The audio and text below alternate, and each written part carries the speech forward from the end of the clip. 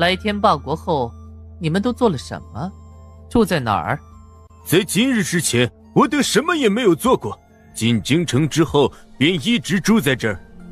那你们如何进的京城啊？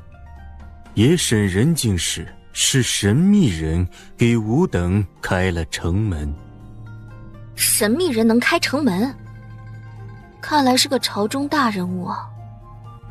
又是谁给你们安排在这儿？住进来之后，谁给你们送饭？说到这个问题，西域人的脸上明显有了些许纠结犹豫。我要听实话。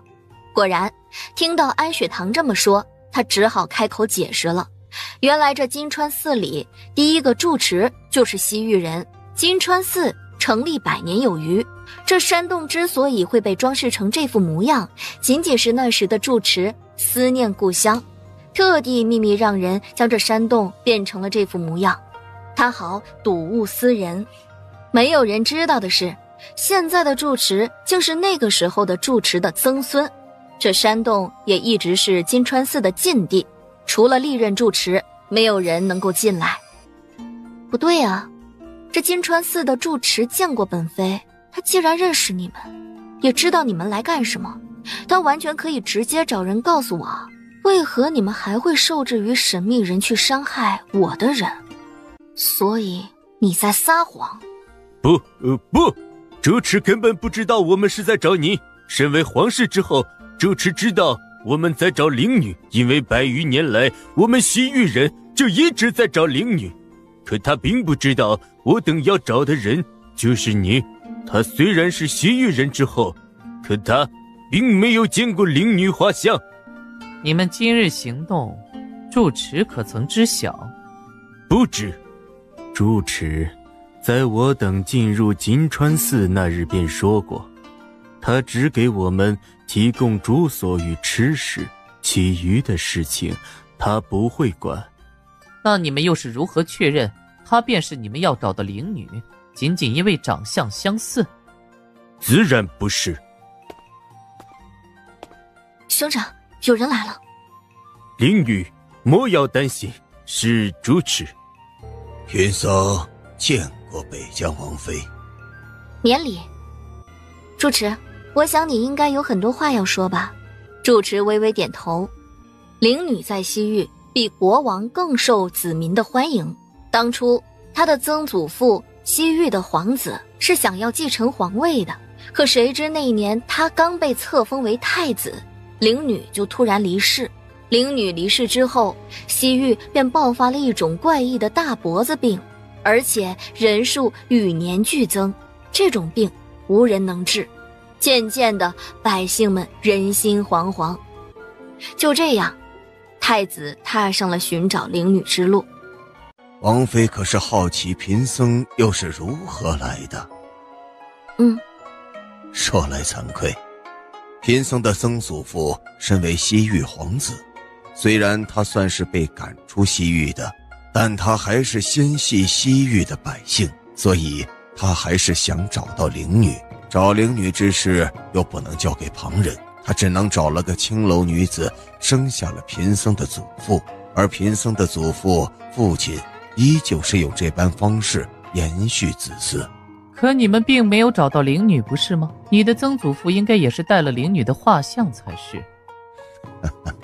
在这山洞装饰成这般模样之前，画像便被烧毁。那时贫僧的曾祖父遇到了一位得道高僧，是那人告诉贫僧的曾祖父，只要我们坚守在此，天会随人愿。怎么又是所谓的高僧？领主，贫僧以西域人的身份恳求领主回西域救救西域子民。回西域？回什么西域啊？我又不是西域人，说什么回去那是不可能的。不过好像知道他们刚才说的大脖子病到底是什么病了。我想问一下，那病具体如何？你们可以给我细细的描述一下吗？回灵女，患此怪异病之人，脖子会变粗，之后还会出现呼吸困难、吞咽困难等特征。此外，脖子越发肿之后，还会出现声音变哑的情况。听他这形容，这不是甲亢吗？说完之后，他拉下了自己的衣领，原来他也是患病的人。此时他的脖子已经开始粗大了。安雪堂仔细观察，他现在已经有了初步的判断，没错，这就是甲亢。住持，你也知道我的身份，跟你们回去根本不可能。安雪堂此话一出，住持和那听懂中原话的西域人都愣了，眼底露出了隐隐的担忧。不过你们西域的这种程度的怪病，我还是有法子医治的。王妃此话当真？我只能说有极大的把握，但不敢完全向你们保证。眼下这不是还有一个现成的患者吗？我可以给他医治，若是治好了，那就说明我有正确的医治方式，只是我是不会轻易的给人治病的。王妃有何条件？这样好了，我在医治这个人的期间，这帮西域人都要听命于我，为我办事。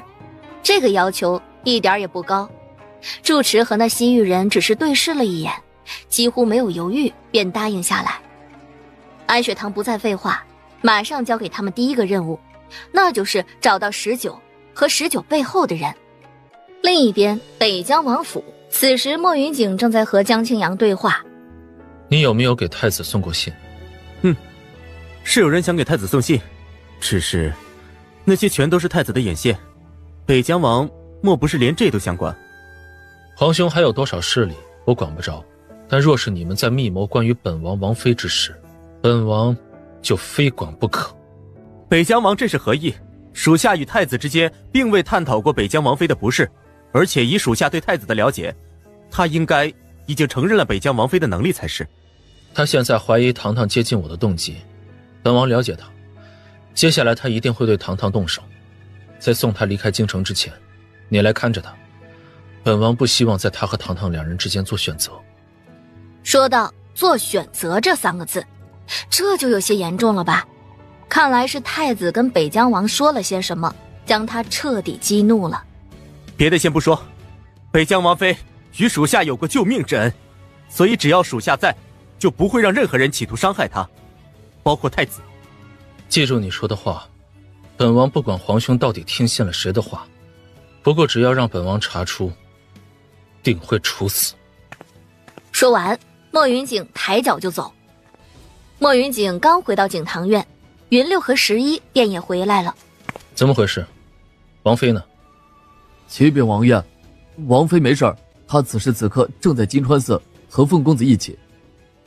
这时宁儿和荀洛回到了院子，看到连这2个人都回来了，安雪堂和凤鸣居然没有回来，莫云景意识到了事情不对劲。宁儿，你帮云六处理伤口，今夜你和荀洛配合云六。是。我从未给人缝合过伤口。王妃不是教了你吗？教是教了，可是我从未做过，所以你真的敢让我上手？难得你还有这般不自信的时候。没关系，我这皮糙肉厚的，你随意弄，死不了就成。听云六这么一说，宁儿便不再废话，他给云六掌心涂上了麻药，紧接着全神贯注地给云六缝合伤口。听见门外许洛走近的声音，宁儿把手抽了回来。云六，我们可以当兄弟。你一个女子竟然想跟我一个大老爷们做兄弟，这都什么事儿啊？宁儿，你是不是有什么苦衷啊？那天之后你……过去的事情不必再提，只是云六，我明白你的心思，只是我不配，我也不能，我更不想。不配，不能，不想，这3个字将云六本想说的话成功的堵了回去。看来那日他让媒婆上门之后，宁儿之后真的是出了什么事儿了。如何？处理好了吗？好了。宁儿此刻已经恢复了没有一丝感情的面孔。今晚我们到底要干什么？我们谷主和你们王爷到底说了什么？别着急，晚上就见分晓了。灵女，您想要怎么做？将这个人放了，我有话要问他。你们要杀妖瓜，尽管来吧。19，北疆王府北疆王可曾亏待过你？没有。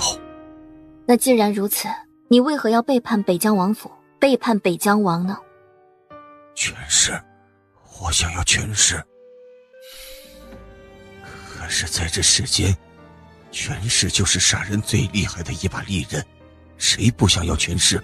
先前王爷出事，我们这帮人不就差点出事？因为没有权势，所以差点被人弄死。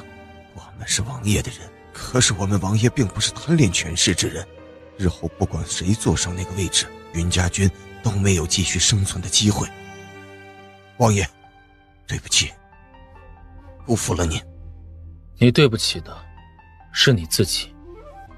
说，是谁？是四王爷，他和白光宫的白风联手了。果然如此。莫云泽许了你什么好处？若是他当了皇帝，我便能当御林军的统领。哼，19，莫云泽的话你也敢相信？首先，你怎么知道莫云泽有这个能力当皇帝呢？其次，你跟在阿景身边也不是1日2日了，你跟在他身边至少有了7、8年吧？他手中有什么能耐，你不知道吗？好，就算你不相信阿景的能力，那我制作的东西呢？你不是很清楚吗？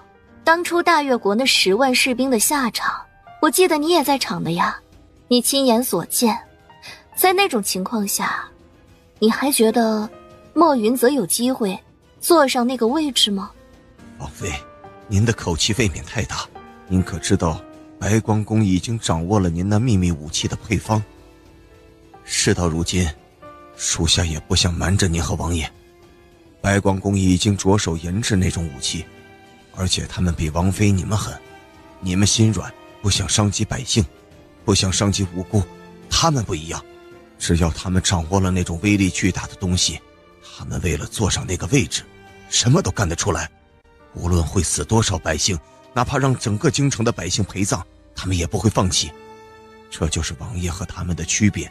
王爷看似冷漠，可他有自己的底线，他从未想过伤害百姓。可四王爷不一样，为了那个位置，四王爷什么都做得出来。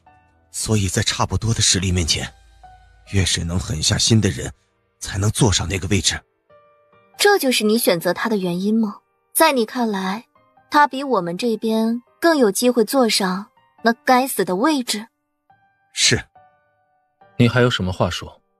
王爷，当年19被抬进王府，第一口水便是你喂给我的，是你给了19一个安稳的家，这个恩情19下辈子定会偿还。安雪堂想着，不然把19的武功给废了吧，让他当个普通人。可19的话刚说完，下一秒便自裁了。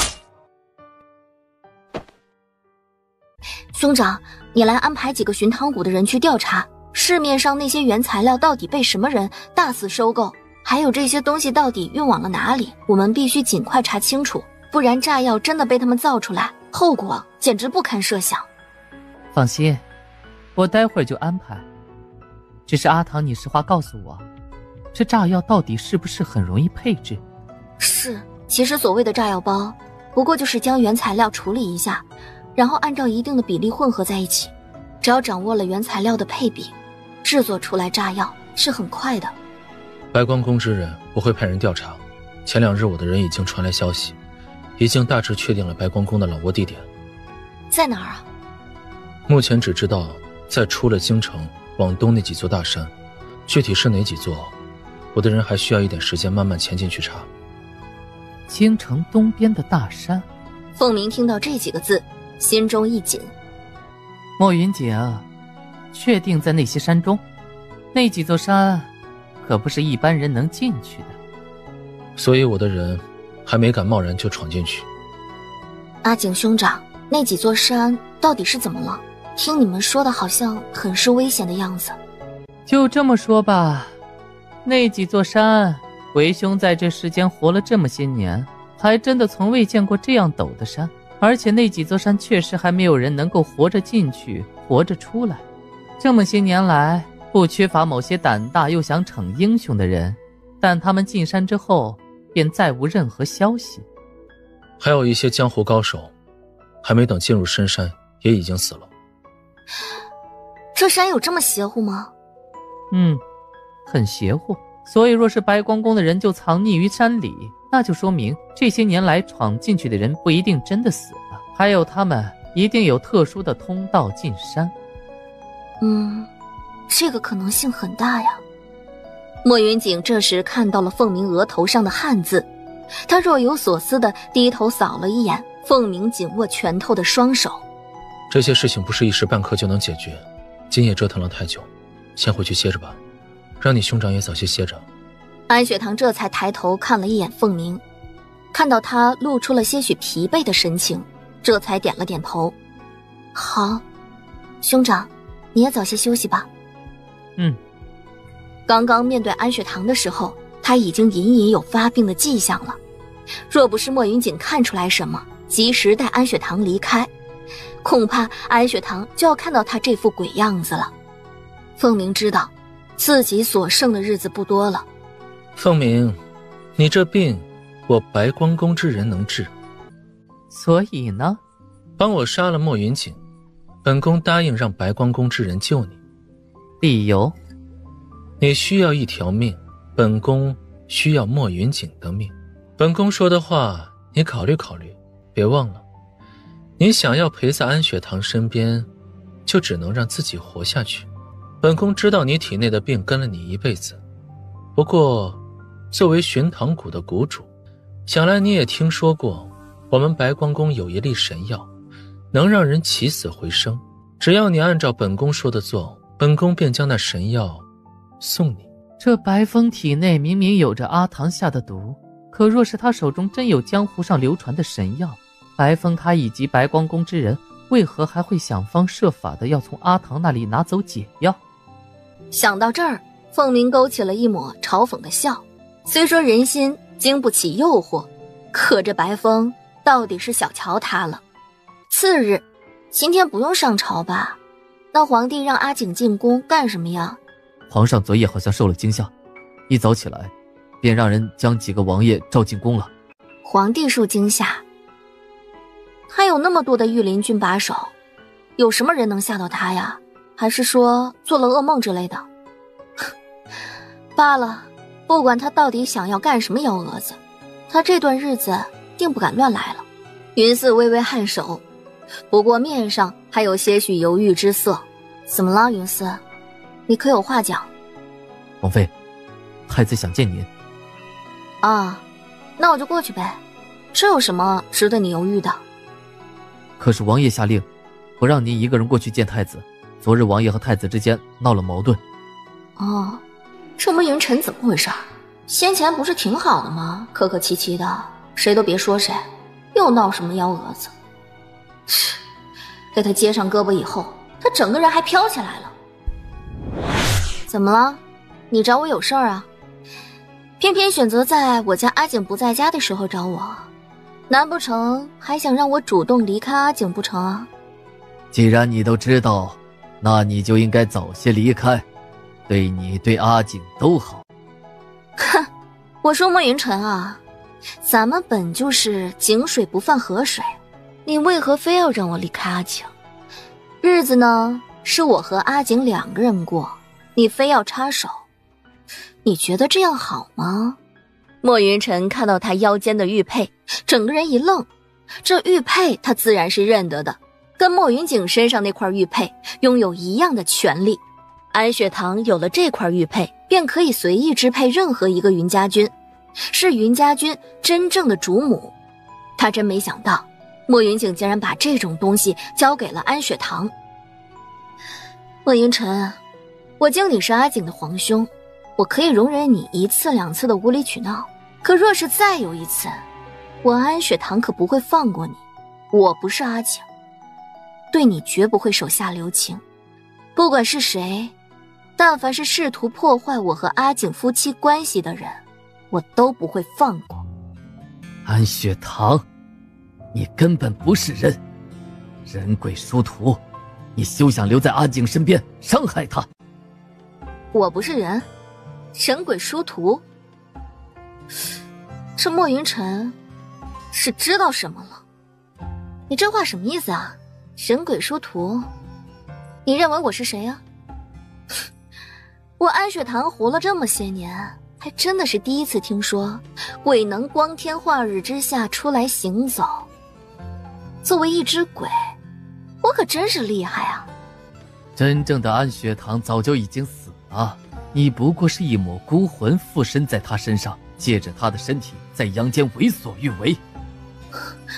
不得不说，安雪堂被这番话彻底给震惊到了。不过他表面上还是没有露出任何破绽。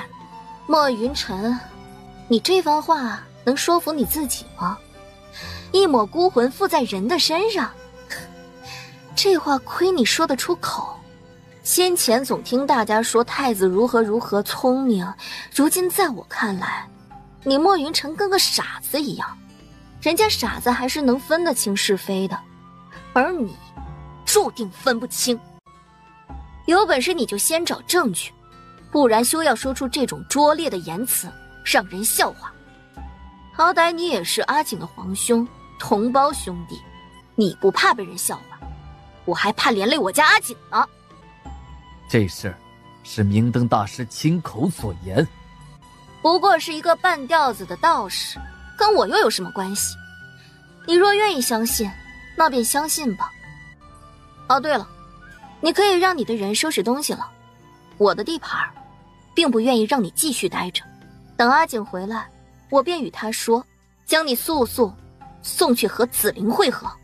莫云晨幽深复杂的眸子盯着安雪堂离去的背影，直到看不见，他才收回了目光。前几日他收到了眼线的信，信中是明灯大师最新的消息。明灯大师亲口告诉他，安雪堂并不属于这个世界。阿唐，在想什么呀？兄长，你来了。听说莫云锦入宫了，云寺有没有说是什么事？这皇帝也不知道怎么想的，据说是昨晚做了个噩梦，今天一早便让几个王爷进了宫，谁知道他想干什么。再说了，我倒是希望他像之前一样，别对阿景那么上心，不然还会给阿景和我带来巨大的麻烦。这皇帝就是典型的坏事做尽，如今内心充满恐惧，生怕一不小心就会被仇人所杀。皇宫戒备森严，一般人也进不去啊，他到底在害怕什么？而且咱们又不是傻子，他这段时间以来对阿景的态度有变，一定是有求于阿景的。阿唐，你自己也说了，一般人进不去，可若不是一般人呢？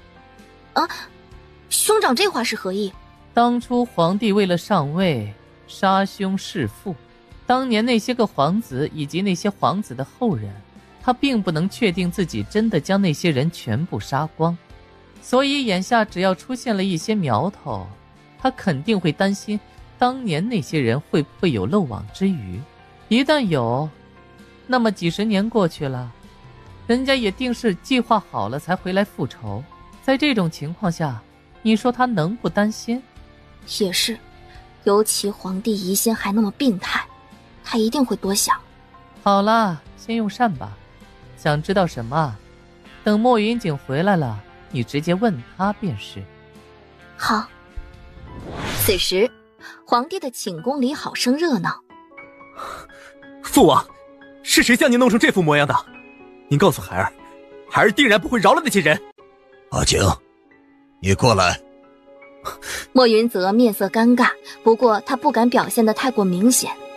父王有什么话不妨直说。阿景，父王知道你的云家军甚是厉害，如今宫内时不时发生事情，父王希望你能派些你的云家军进宫来守着。什么？父王竟然要求莫云锦派云家军进宫？可是现在我听到了什么？父王他竟然主动要求莫云锦派云家军进宫，这意味着什么？意味着他现在很是信任莫云锦，也不怕他的人会不会在这里里应外合逼宫。到底发生了什么，竟然让父王的态度变得如此的异常？明明他最不相信的人是莫云锦，这到底发生了什么事情？让他变得如此依赖莫云锦。阿景，你不说话是不是不愿意？父王现在需要你的帮助，你难道不想帮忙？他有人，我也有人，为何父皇不找我，偏偏要一而再再而三的问这个明显就不乐意的莫云锦？想到这儿，他赶紧说道：父皇，孩儿也担心父皇您的安危，不如让孩儿派人守在您的寝宫外。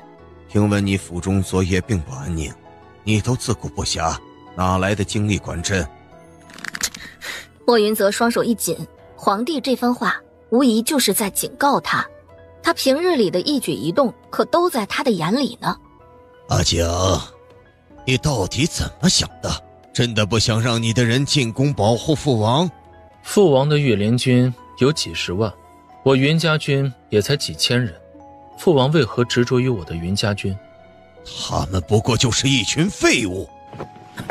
皇上，是奴才昨日失职，不过奴才是真的不知道那人是如何出现的，他那般无声无息，奴才是真的一点也没有察觉呀。皇上，北疆王此人的功夫真的是极高，他能在不惊动任何御林军的情况下混进宫，而且皇上寝宫外昨夜一共有上百个精兵守着，可他们一个也没有发现异常，说明那人的功夫都在他们之上。如此情况下，皇上的处境真的特别危险，所以奴才恳求北疆王将您的云家军派些进宫守着，保护皇上。本王的云家军也不过如此，如果连御林军都不能阻止，本王也无能为力。莫云景，你当真不愿意帮朕？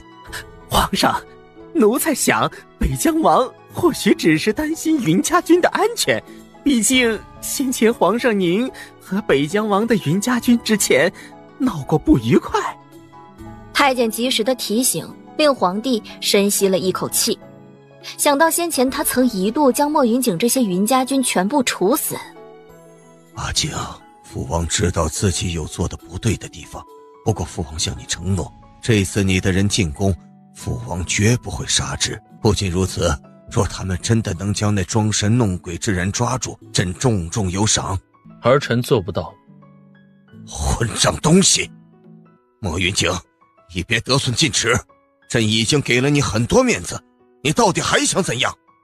父王与其在这儿跟儿臣要人，不如让大理寺的人赶紧将昨夜的事情查清楚。那人孤身一人闯皇宫，还能准确地找到父王您的寝宫，还能知道父王您什么时候会独处，这样的人想来已经盯着父王已久。父王有时间跟儿臣在这里发火，不如赶紧让大理寺来查案，早日解决这个隐患。当然，父王若是想让儿臣的人配合大理寺，儿臣不会拒绝，但让儿臣的人进宫，不可能。既然你不愿意，父王也不强求你。这样好了，这件事就交给你和阿泽，你们两人跟大理寺配合，一起查这件事儿。朕给你们2日之后，交给朕一个满意的结果。对于皇帝的这个要求，莫云景没有拒绝，他知道见好就收，不想彻底惹怒皇帝。宫里的事情是不是你的人做的？你是不是想让父皇更加的依赖你？你有证据？我是没有证据，可京城中谁人不知道你的人武功高强，你的暗卫更是擅长轻功，所以到底是不是你指使的？四王爷，请让路。怎么，你不过是一个下贱的奴才，难不成也想给本王一个下马威？怎么，你不过是一个下贱的奴才，难不成也想给本王一个下马威？听到莫云泽说这话，莫云景突然一掌击中了他的胸膛。莫云泽的胸膛昨夜刚受了伤，如今又被莫云景这么打了一掌，瞬间露出了痛苦的表情，后退连连。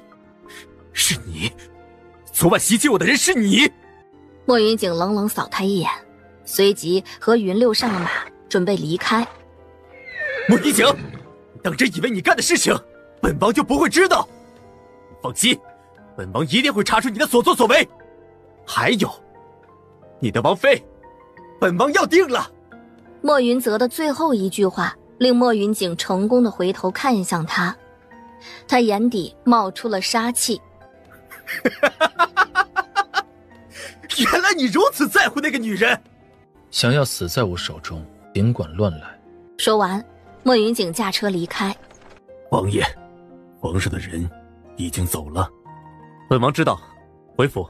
这下他便达到了自己的目的，皇帝的眼线也一定会回去禀明，只要皇帝从安雪堂下手，便能轻易拿捏住莫云锦了。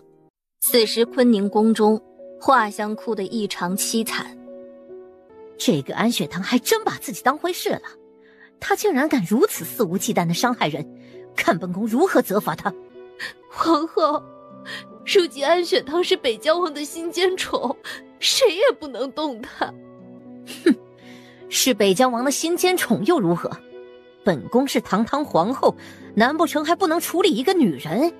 皇后早就想除掉安雪堂了，可之前皇帝在大殿上已经把安雪堂伤害三公主的事儿翻篇了，她也没有找到适合的借口。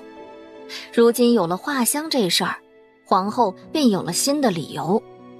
传本宫命令，让安雪堂入宫，本宫有话要问他。是。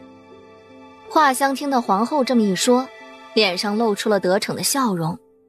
只要让安雪堂入宫，到时候他就不可能再活着出去了。阿景，你回来了。说话间，他起身向莫云锦走了过去。阿唐，身为女子，要学会矜持。矜持能当饭吃吗？矜持能吃到我家阿景的豆腐吗？你这般主动，男人是不会珍惜你的。堂堂有话跟我说。啊，对，阿景，我想跟你谈谈皇兄的事儿。是不是皇兄跟你说了什么？他还能说什么呀？我第一次遇到这种过河拆桥的人，而且还如此的理直气壮的过河拆桥。对不起。你干嘛道歉啊？又不是你的错。莫云锦，你皇兄的手臂已经被阿唐接上，他还这般看不上我家阿唐，你说本座能不能容忍他呀？兄长放心，这次阿景心中有数的。阿景，你说呢？皇兄三番两次的想让我离开北疆王府，对于此事你怎么看？今日我安排一下，让人将他送去北疆。送走他可以，不过你皇兄这人容易受人挑拨离间，你确定要送他去北疆？兄长，这是阿景和莫云晨的事情，咱们不要管了。唉，罢了，你们心中有数就行，本座不管了。反正本座也管不了，本座去找人聊天喝茶去。兄长，你记得帮我向阁主问好。你怎么知道为兄是去找他？哼，兄长，你在京城除了他，还能有人愿意跟你聊天喝茶呢？就你聪明。凤鸣嘴角一抽，说完他便走了。安雪堂笑了笑，扭头发现莫云锦正在盯着他，给他吓了一跳。阿景，你这般看我干什么？皇兄可有对你说了不好听的话？那倒没有，不过我从他嘴里又听到了一个人，让我极其不舒服。谁？明灯大师。又是这个人。阿景，我怀疑这个明灯大师知道点什么东西，而且我有种感觉，他和金川寺的化缘大师有关系。为何这么说？或许这就是女人的第六感。反正呢，我就是感觉这化缘大师和那个明灯大师都不是什么好东西。要不改天咱们去金川寺住几天？也不知道为何，我总感觉那个金川寺存在着猫腻儿。母妃的那幅画像我看了好几回，也看不出有什么不妥，所以我想着去金川寺再看看。启禀王爷王妃，皇后派人来接王妃入宫。皇后派人接阿唐进宫。听到这个消息，莫云锦和安雪堂震惊了。这个时候皇后传安雪堂入宫，明显就是不怀好意。回绝，说王妃今日没空。等等。莫云锦看着他，只见安雪堂微微地勾起了嘴角。阿景，皇后懿旨，我们这般不放在眼里，好像不大好吧？昨夜皇帝遇袭，你现在进宫不合适。皇帝遇袭？那他此时此刻如何了？受了伤，还死不了。阿景，你怀疑那个伤了皇帝的人还在皇宫？所以你现在进宫不安全。可是不进宫就是抗旨，而且我猜测今日皇后宣我进宫，想必是因为画香吧，一定是她到皇后那里告状去了。先前我那般对付三公主，这皇后身为三公主的母后，一定是想找机会替她报仇的。既然你能想到这儿，应该就能猜到今日进宫一定有危险。我可不怕危险，而且我安雪堂不是任由欺负的人，画香这人留着也没什么用啊。今日我就将他解决了吧。你想怎么做？先不告诉你，稍后你便知道了。这宫非要入？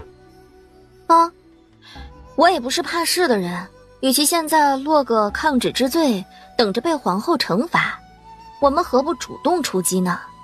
阿景莫要忘了，此番我是进皇宫，带不了那么多人进去，侍女也只能带2个，那便让宁儿和寿儿跟着我，康儿和13他们在宫外候着就行了。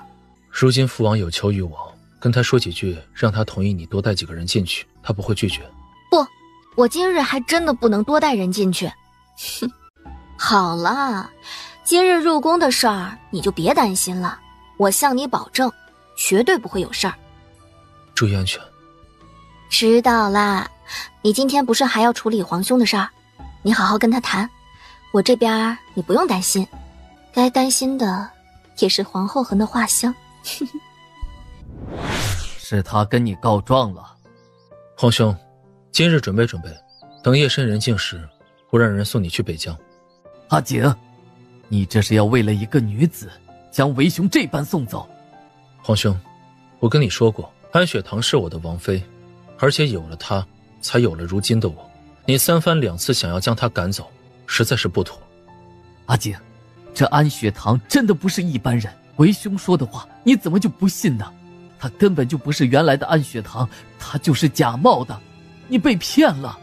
不管他是不是原来的安雪堂，我只知道他是救了你我的安雪堂，是那个将身中剧毒、奄奄一息的我救回来的那个女子，是那个亲自帮你接上断臂的女子，是那个帮紫菱解了毒的女子，是那个将大越国一夜之间灭国的女子，是那个在大殿上和父王据理力争将你救下来的女子。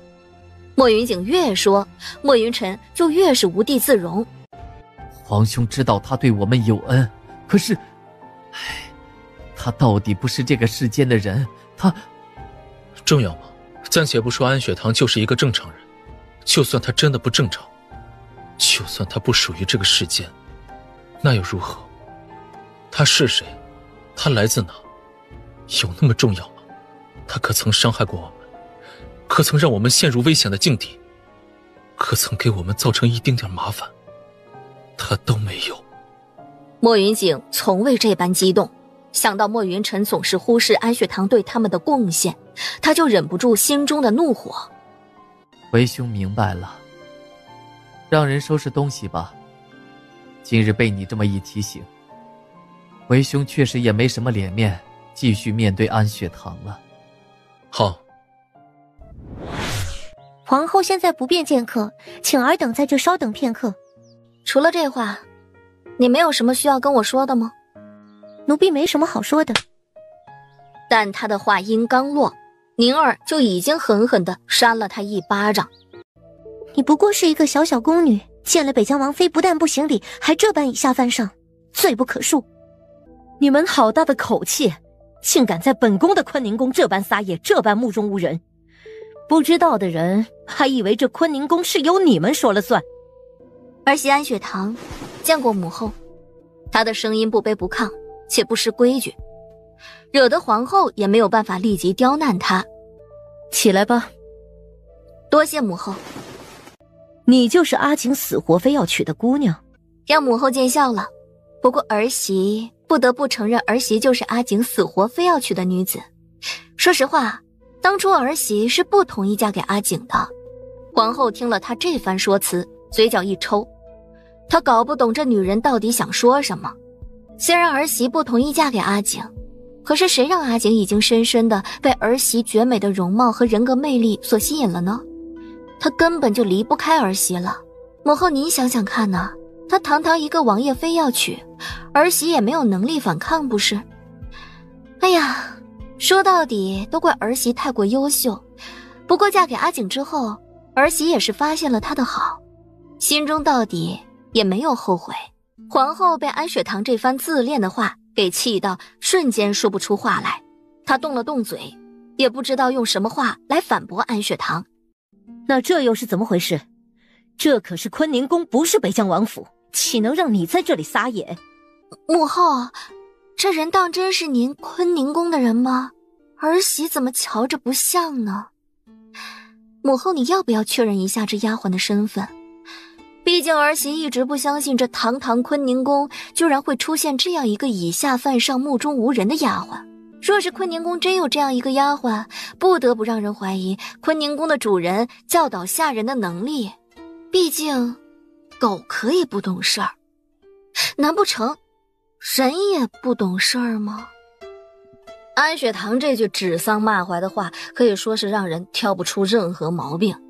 现在只要皇后承认这宫女是她坤宁宫的人，那皇后不就成了安雪堂口中不懂事儿的人吗？皇后最终还是看了一眼旁边的嬷嬷，嬷嬷跟在皇后身边很久，自然是知道皇后这眼神是怎么回事了。她走到了宫女的身旁，抬脚就狠狠地踹了她一下。你是何人？为何会出现在坤宁宫？你是何人？为何会出现在坤宁宫？居然还敢对北疆王妃无礼，罪该万死！宫女显然没想到这嬷嬷会说出如此的话，愣了片刻，不过很快她便知道自己是被牺牲了，如果不想死，便只能顺着嬷嬷的话承认下去。皇后看着安雪堂的眼睛，总觉得他那双眼睛洞察了一切，让他无处遁形。既然来了，那便进去吧。是。就是你将我害成这样。华香这个人可一点也不长记性，先前用手指着安雪堂那么多次，哪一次不受伤？今日怎么还敢指呢？他抬起的手还没来得及放下，谁也不知道发生了什么事情，就见华香突然捂着手臂倒在地上滚来滚去。皇后的脸唰的一下沉了下来，她恶狠狠地看了一眼安雪堂。你做了什么？母后，你眼睛是怎么了？难不成您看到儿媳做了什么？可是儿媳并没有做什么呀，我一直这样一动不动地站在这里，从未动过手。还是说母后您今日让我来就是为了污蔑我的吗？安雪堂咄咄逼人，皇后的脸阴沉了下去，她看了一眼安雪堂身后的两个婢女，说道：你们两个下去。宁儿和寿儿可不听皇后的命令，两个人一动不动的。你们这是不将本宫放在眼里？母后这话可就说错了。从进入坤宁宫到现在，我们主仆三人可有做什么动作？母后您这般不分青红皂白的就污蔑人，可真不是个好习惯呢。还有啊，他们是我的人，所以只能听我的话。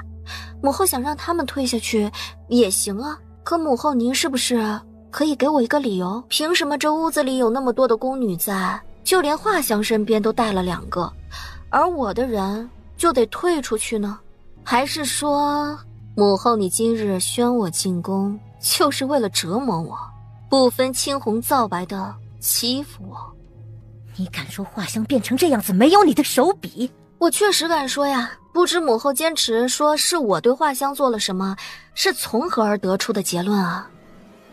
哼，这里除了你还有谁能这般对他？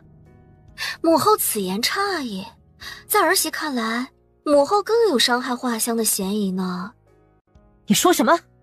母后你先别激动嘛，儿媳也只是说了些猜测罢了。就像母后猜测儿媳最有可能伤害华香，儿媳也有权利猜测母后想要借儿媳的手杀了华香，你说对不对啊？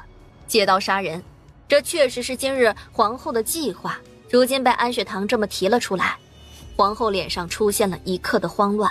安雪堂，你莫要胡说，画香于本宫而言是女儿，本宫怎么可能会迫害自己的女儿？母后这话说的，有血缘关系的亲兄弟还会自相残杀呢，更何况母后和画香之间真正算起来可一点关系都没有呢。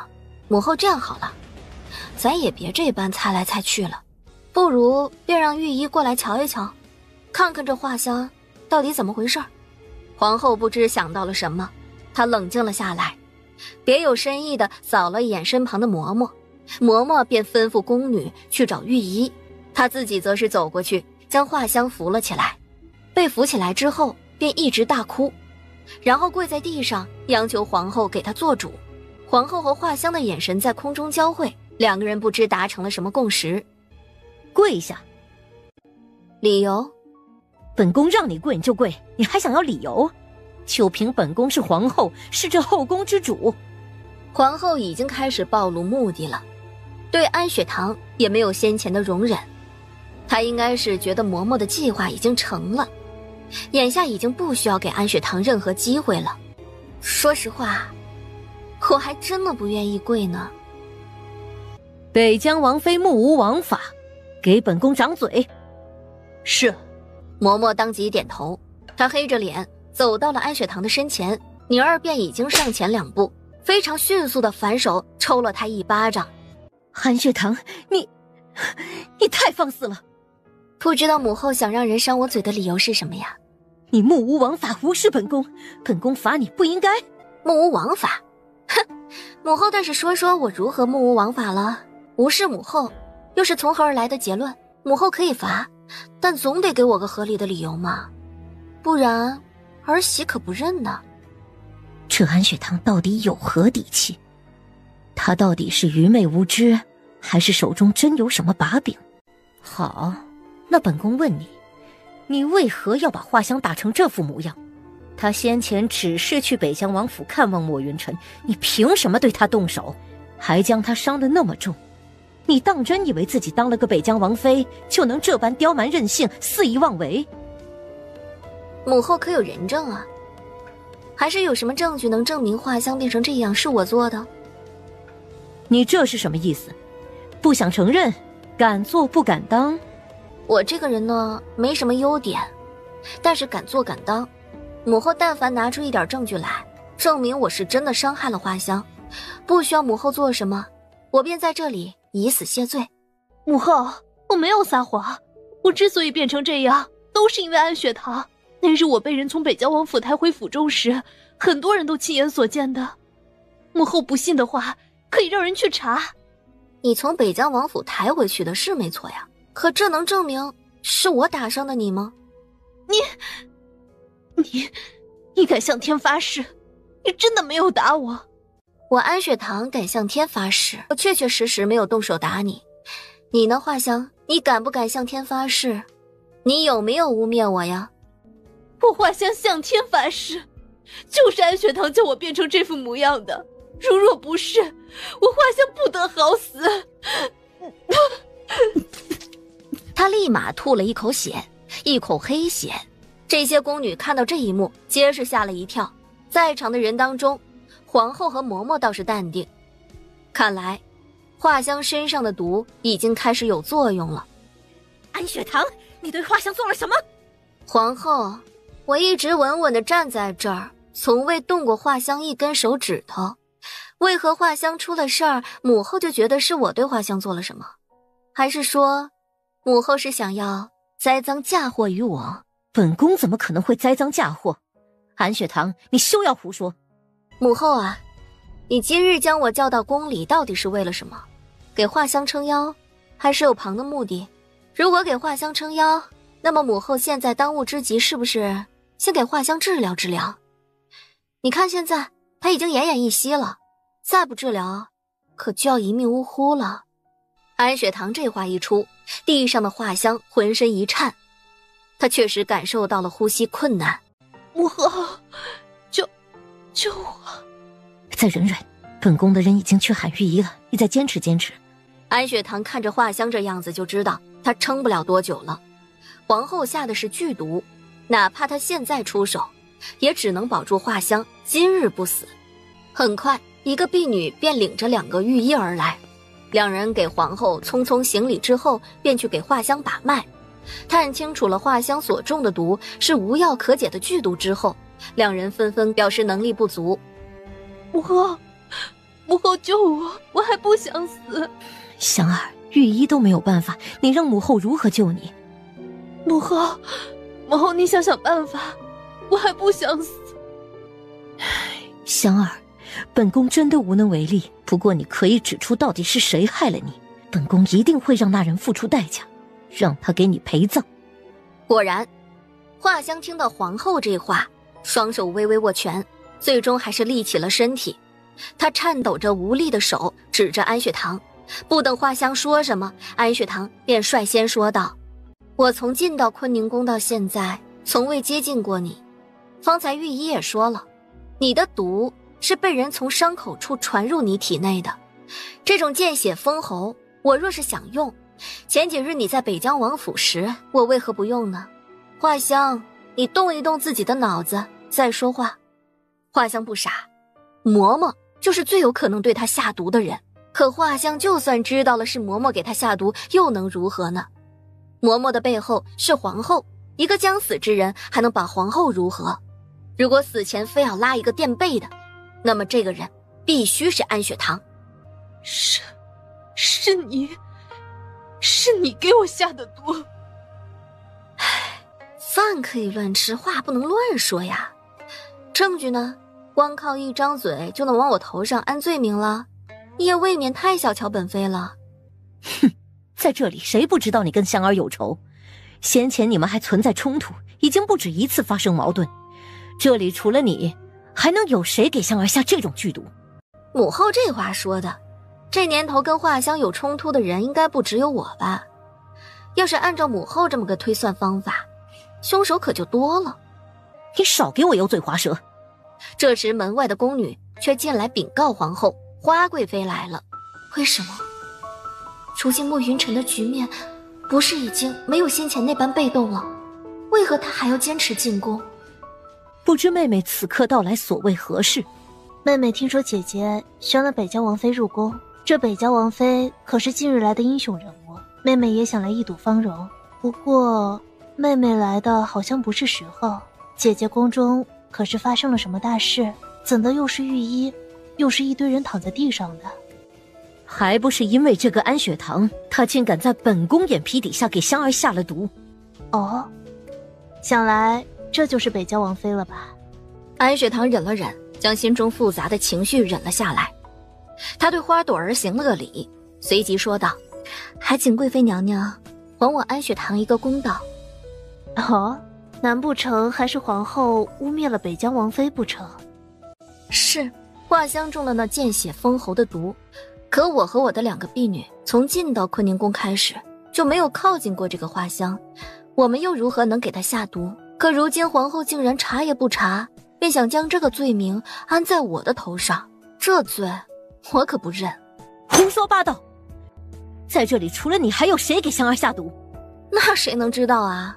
画香在别的地方都没有出事，如今却在坤宁宫出了事，谁知道这坤宁宫是不是有人想要他的命啊？姐姐，您口口声声说是北疆王妃下的毒，不知道您有什么证据呢？皇后一下就停顿了，她还能有什么证据啊？本来皇后和嬷嬷商量着，让嬷嬷把剩余的毒不声不响地转移到安雪堂的身上，到时候一搜身，安雪堂便百口莫辩了。谁知安雪堂和她身边的2个婢女如此警惕，还如此大胆，当着皇后的面便把自己给踹飞了。嬷嬷根本就没有靠近安雪堂，那如今剩下的毒就还在她的身上。现在她唯一能做的就是利用画香的口供。想到这儿，皇后逼迫自己冷静下来。画香不过是将死之人，其言也善，他都到了这个时候，怎么可能会污蔑安雪堂？所以姐姐，你只是仅凭口头上的话就要给北疆王妃定罪，这会不会不妥？这要是让北疆王知道了，恐怕他不会善罢甘休。所以妹妹这是要为安雪堂脱罪了？不，妹妹今日只是一个看戏的，不想为谁说话，不过妹妹只是提醒姐姐，北疆王对这个北疆王妃宠得很。若是让北疆王妃在这里受了罪，她会不会发火？本宫还怕她发火不成？她区北疆王见了本宫，还得给本宫行礼，喊本宫一声母后，本宫还能怕她不成？皇后这话说的确实硬气，可她刚说完，门外的宫女又急迫的大喊：“北疆王到！”听到这声儿，皇后眼底闪过了些许慌乱。安雪堂甚是奇怪，这个时候莫云景怎么会来？所有人的目光都看向了门口。听说你想把罪名安在本王的王妃头上。莫云景这质问的语气让皇后非常的不满，可她并不能发怒。本宫只是就事论事，没有针对安雪堂的意思。朱大人，这是一场谋杀案，既然你在这儿，本王便交给你来查。这个朱大人是大理寺的朱兴，他本来就是奉皇上的命来查昨晚皇帝寝宫潜入贼人的事儿，可如今却被北疆王带来这里。这北疆王是要朱兴还北疆王妃一个公道吗？同时还要给皇后一个下马威。朱兴明白这其中的含义，拱了拱手：“请北疆王放心，下官定当全力以赴，还原事实真相。”大理寺卿命人控制那些宫女，挨个问话。这个时候皇后可就慌了：“朱大人，这里可是本宫的寝宫，谁给你的胆子在这里肆意妄为？”皇后得罪了，这里既然发生了命案，那么这里便是命案现场，下官也只是依法办事，请皇后谅解。说完这话，朱兴就继续干他的事儿了，完全不管皇后发怒的事儿。很快朱兴便查清楚了事情的来龙去脉，毫无疑问，皇后身边的嬷嬷便是凶手。皇后自然不会傻的要保住这个嬷嬷，她只是假装心痛，她不敢相信呢。这嬷嬷既然是凶手，那就应该让朱兴的人押她去大牢关着，择日砍首。可莫云景却突然出声，让人将嬷嬷拉下去，当即杖毙。人死后，莫云景还让人将嬷嬷血淋淋的尸体扔到了皇后的面前。看着如此惊心动魄的场面，胆小的皇后当即两眼一翻，晕了过去。这场闹剧就这么解决了。安雪堂看了一眼已经死透的画香还有嬷嬷，微微摇头：“好好活着不好吗？非要自己像个小丑一样跳出来作死。你是如何进宫的？是阿景帮了你吗？”“没有，北疆王并不知道我入宫之事。”“那你一个人是如何进来的？皇帝这个人我虽然不了解，可也知道他是不会轻易相信任何人的。”“阿唐，都过去了，我如今已经成功进来了，不是吗？短短几日，我已经成了贵妃，那就说明我还是有办法取得皇帝的信任。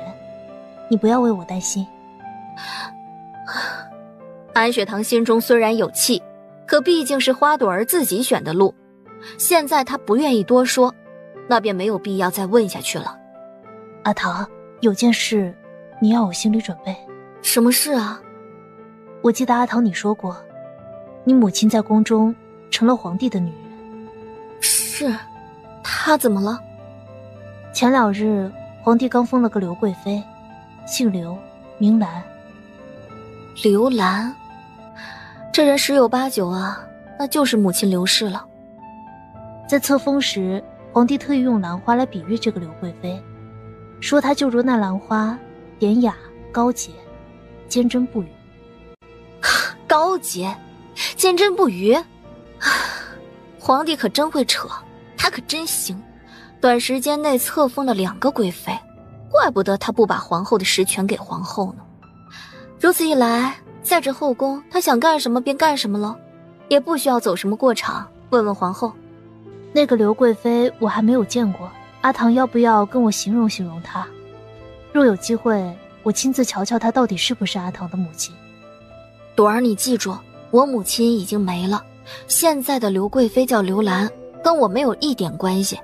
她现在的身份想来是皇帝给她捏造的，不过这也侧面说明了一个问题，皇帝还是很重视她。不然不可能将她册封为贵妃。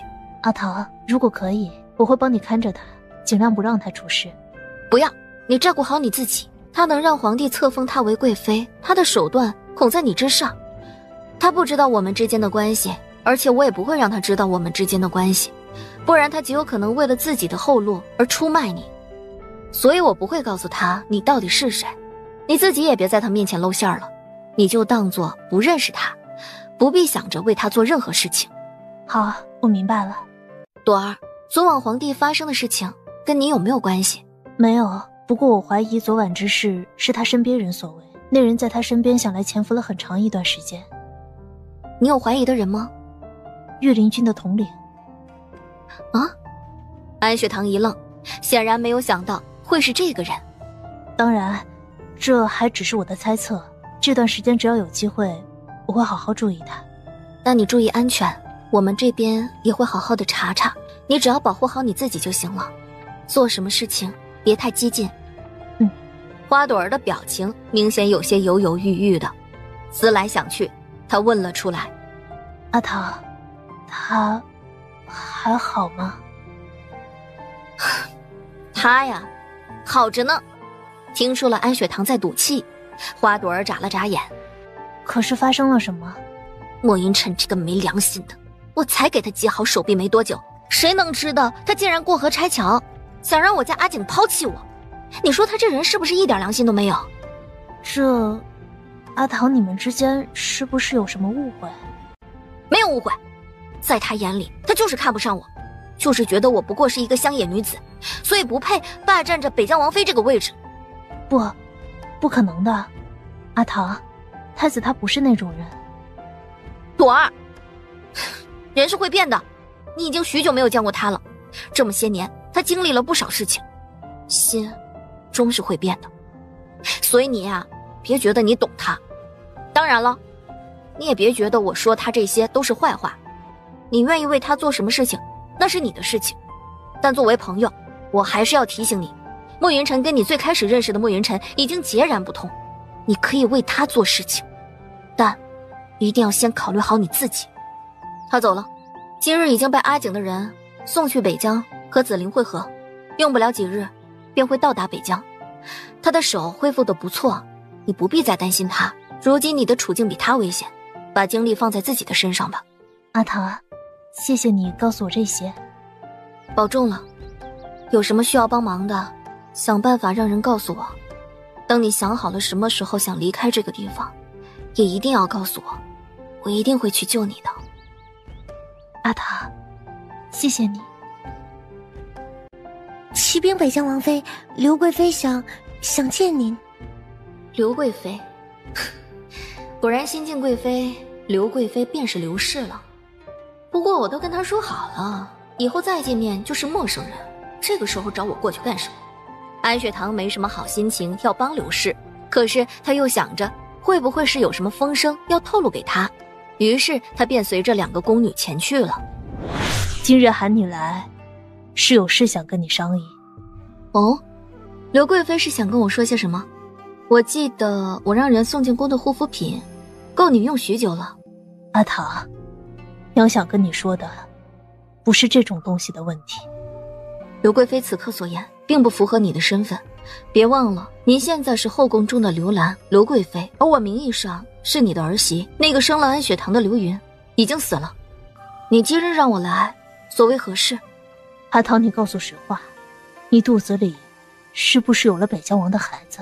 啊？为何会这么问？你方才说肚子饿走不动路了，为娘就在想，你是不是肚子里已经怀了北疆王的孩子？当初为娘怀你时也是这般，非常容易饿。啊，并没有，我们还没有打算要孩子呢。听到安雪堂这么说，刘兰瞬间松了一口气，脸上出现了些许庆幸之色。我没有要孩子，你好像很开心。是，你现在没有孩子是最好的，不然你想要离开北疆王会变得不容易。我为何要离开我的夫君呢？阿桃，你就当帮帮娘，离开北疆王吧，好不好？刘贵妃这话说的首先，你如今是高高在上的刘贵妃，在我面前你还真的不能自称娘了，不然被有心的人听了去，你恐怕没有好果子吃吧。其次，我这辈子只会嫁一个人，那人便是北疆王，外力不可能将我们分开，哪怕是天皇老子来了，我只要不愿意，也不能让我离开莫云锦。你如今竟然开口让我离开，说句伤人的话，你未免把自己看得太重了。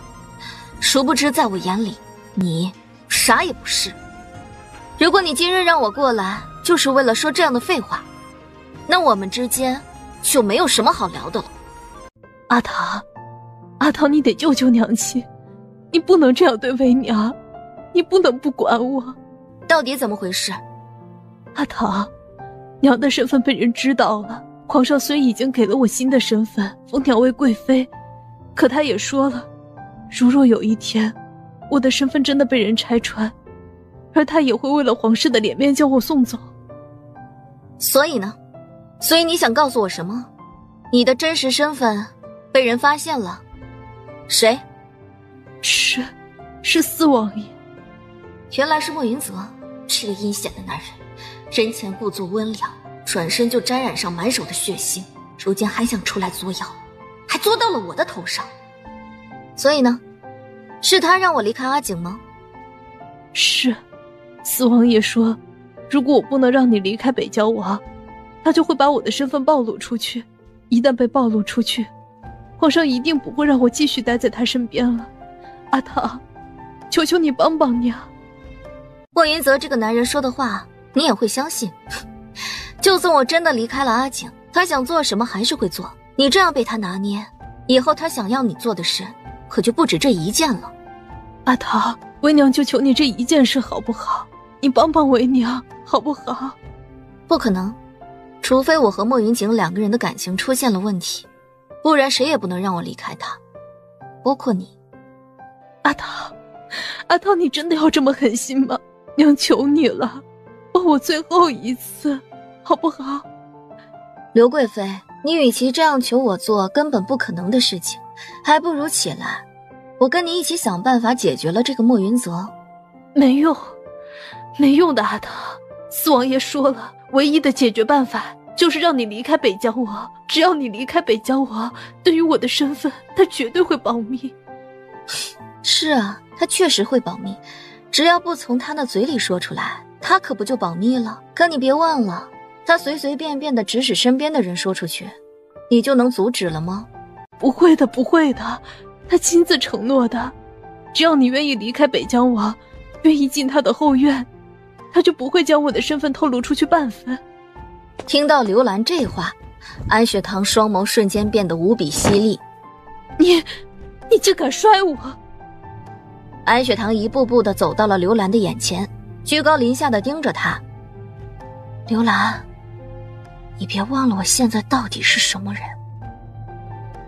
要不是看在你生了安雪堂一场，你早就死了。安雪堂眸子里充满了嗜血般的杀气，刘兰瞬间被吓得失声，就只能这么愣愣地盯着安雪堂，心生恐惧。你给我记住了，下次再让我听到你说这些混蛋话，我不能保证自己能够忍住不杀你。你真的不能帮我一次吗？我好不容易得到的位置，好不容易才过上的好日子，你忍心看我就这般失去吗？阿唐，我知道你已经不是我的阿唐了，可你能不能看在你用了我女儿身体的份上，帮我最后一次，就当是还了我女儿的恩情，好不好？还恩情？刘云，啊，不是刘兰。你或许还不知道你女儿到底是怎么死的吧？刘兰瞪着双眼，就这么盯着安雪堂，等她的下文。你女儿当初被你灌下的那一碗猛药一命呜呼，说白了，你才是那个亲手杀了你女儿的凶手。现如今你居然跟我说要恩情，若不是看在你和她相依为命，看在她往年那般护你爱你的份上，你觉得我会将你留在现在吗？你到底知不知道什么是一命抵一命？我需要还的最大恩情，难道不是杀了那个让他死的人吗？你想干什么？你别乱来！我我若是真想杀了你，为他报仇，你还能活到现在吗？我帮你一次又一次，该还的恩情已经还清了。如果你非要这么不知足，休怪我不客气。看到了安雪堂如此恐怖的一面，他瞬间被吓得浑身发抖。他感觉一旦自己再继续说下去，安雪堂便一定会杀了他。莫云泽这个人说什么你都不要相信。可是没什么好可是的，莫云泽此人阴险狡诈，看着还不错的皮囊里栖宿着魔鬼的灵魂，你根本就玩不过他。他想要拆穿你，就算我真的离开了北疆王，他还是会拆穿你的。那怎么办？你目前还是皇上宠爱的人，有皇上在，你怕什么？直接将他威胁你的事情告诉皇上，不就一切都解决了吗？不能告诉皇上。为何不能告诉皇上？目前能让莫云泽忌惮的人只有那皇帝了，而且皇帝一直都知道你的真实身份，你又不是说怕他知道什么不该知道的事情。而且有皇帝在，只要他还想让你留在宫中，他就一定会私自教训那莫云泽，也不会将此事宣扬出去。毕竟一旦说出去，有影响的是皇室，皇帝不会让莫云泽说出这样的话来的，你尽管放心好了。不行，不能告诉皇上。你是不是有事情还没有告诉我？没有。真当我是个傻子？这都看不出来。除了身份的事情莫云泽能够威胁到刘兰，但还有什么能威胁到刘兰的呢？想着想着，安雪堂忽而看到刘兰耳朵上的红色痕迹，都是过来人了，这样的痕迹极有可能是什么？安雪堂还是知道的。莫云泽、皇帝、刘兰，将他们放在一个画面里，仔细再揣摩一下刘兰的奇奇怪怪的神情。你，接下来的话，安雪堂都觉得恶心，他根本说不出口。看得刘兰是更加的心慌了，安雪堂的这双眼睛仿佛已经看透了一切。到了此时此刻，你到底要不要跟我说实话？阿桃，你到底在说什么？你和莫云泽到底发生了什么？刘兰瞪大了双眸，她没想到安雪堂会直接问出口这样的话，而且她是怎么知道的？眼下她和莫云泽的事儿，连她这宫里的太监和宫女都不知道的。看到刘兰的表情，安雪堂还有什么不明白的？这个刘兰竟然真的和莫云泽发生了那样的苟且之事。想到这儿，他是真的犯恶心了。阿桃，你听我说，我不是故意的，停！我并不想知道具体的事情，你就直接告诉我，你现在到底想怎么样？你不敢告诉皇帝，是不是莫云泽拿你们苟且的事儿威胁你了？现在被安雪堂拆穿之后，刘兰不再隐瞒，只能委实道来。其实信什么的都是假的，莫云泽是亲口跟他说的。他确实查清了刘兰的身份，刘兰知道如今安雪堂的脾气，知道不可能说服安雪堂离开北疆王。在莫云泽提出来的时候，他便拒绝了。没想到莫云泽为了制造把柄，强行的将他给那什么了。不仅如此，他还扬言刘兰若是在皇帝面前说些什么，他便将两个人发生过的什么事情都告诉皇帝，到时候就说是他勾引了莫云泽，看看皇帝到底是要保一个女人，还是保有血缘关系的儿子。想到前2日还跟他你侬我侬的皇帝，不过2日就又新喜欢上了更年轻貌美的姑娘，于是刘兰妥协了，并承诺有机会见到安雪堂，一定会好好劝劝他。你落得今日这个被人威胁的下场，完全是咎由自取。阿桃，我知道错了，如今就只有你能救我了。我救你，你也不动动脑子，那莫云泽怎么可能把这件事情捅给皇帝？他自己干了什么？怎么可能会让皇帝知道？也不知道你这脑子是如何长的。他这话你也敢相信？你尽管放心好了，这事儿我会找办法去堵住莫云泽的嘴，你的真实身份也绝对不会从他的嘴里出来。而且他对你估计还没有玩够吧。说完，安雪堂转身就走，跟刘兰这样的人待在一起，他真的嫌恶心。王妃，莫云泽在前面，像是在等您。这莫云泽竟然还敢出现，哼，我正好有话要跟他说，你们想办法联系王爷，双双那边需要他帮忙。寿儿轻轻点头，悄悄从安雪堂身边消失，宁儿则是陪着安雪堂往前走。哼，美人脸若银盘，眼似水杏，唇不点而红，眉不画而翠，果真是本王的最爱。莫云泽，你干的那些事儿，你说要是让皇上知道了，他会怎样做呀？美人儿，这些事儿你敢让父皇知道吗？哼，莫云泽，想要威胁我安雪堂，你还是嫩了点儿。反正此刻就在宫中，不如我就亲自去把这件事告诉皇帝，让他来看看他这个好儿子都给他戴了什么绿帽子。宁儿，咱们现在就去找皇帝说道说道，而且不知道在这个节骨眼上，皇帝知道了某个人能随意进宫，会作何感想？美人儿，你当真不会在意那刘贵妃的死活？要不你猜一猜，看看在我安雪堂的心里，是她刘贵妃的命重要，还是我家阿景比较重要啊？安雪堂，你可要想好了，里头的女人可是生你养你的母亲。虽然在这世间是百善孝为先，不过对于像我们这般冷血无情的人，能够束缚住我们，莫云泽，答案你很清楚啊，并不能。你可以为了那把龙椅杀了你的手足，可以为了那个位置要了皇帝的命，我为何就不能为了我的男人，不能为了我的王妃之位而放弃刘贵妃呢？她都成了刘贵妃了，你觉得我和她之间能有几个感情啊？安雪堂，难道就不怕我把你的真实身份说出去？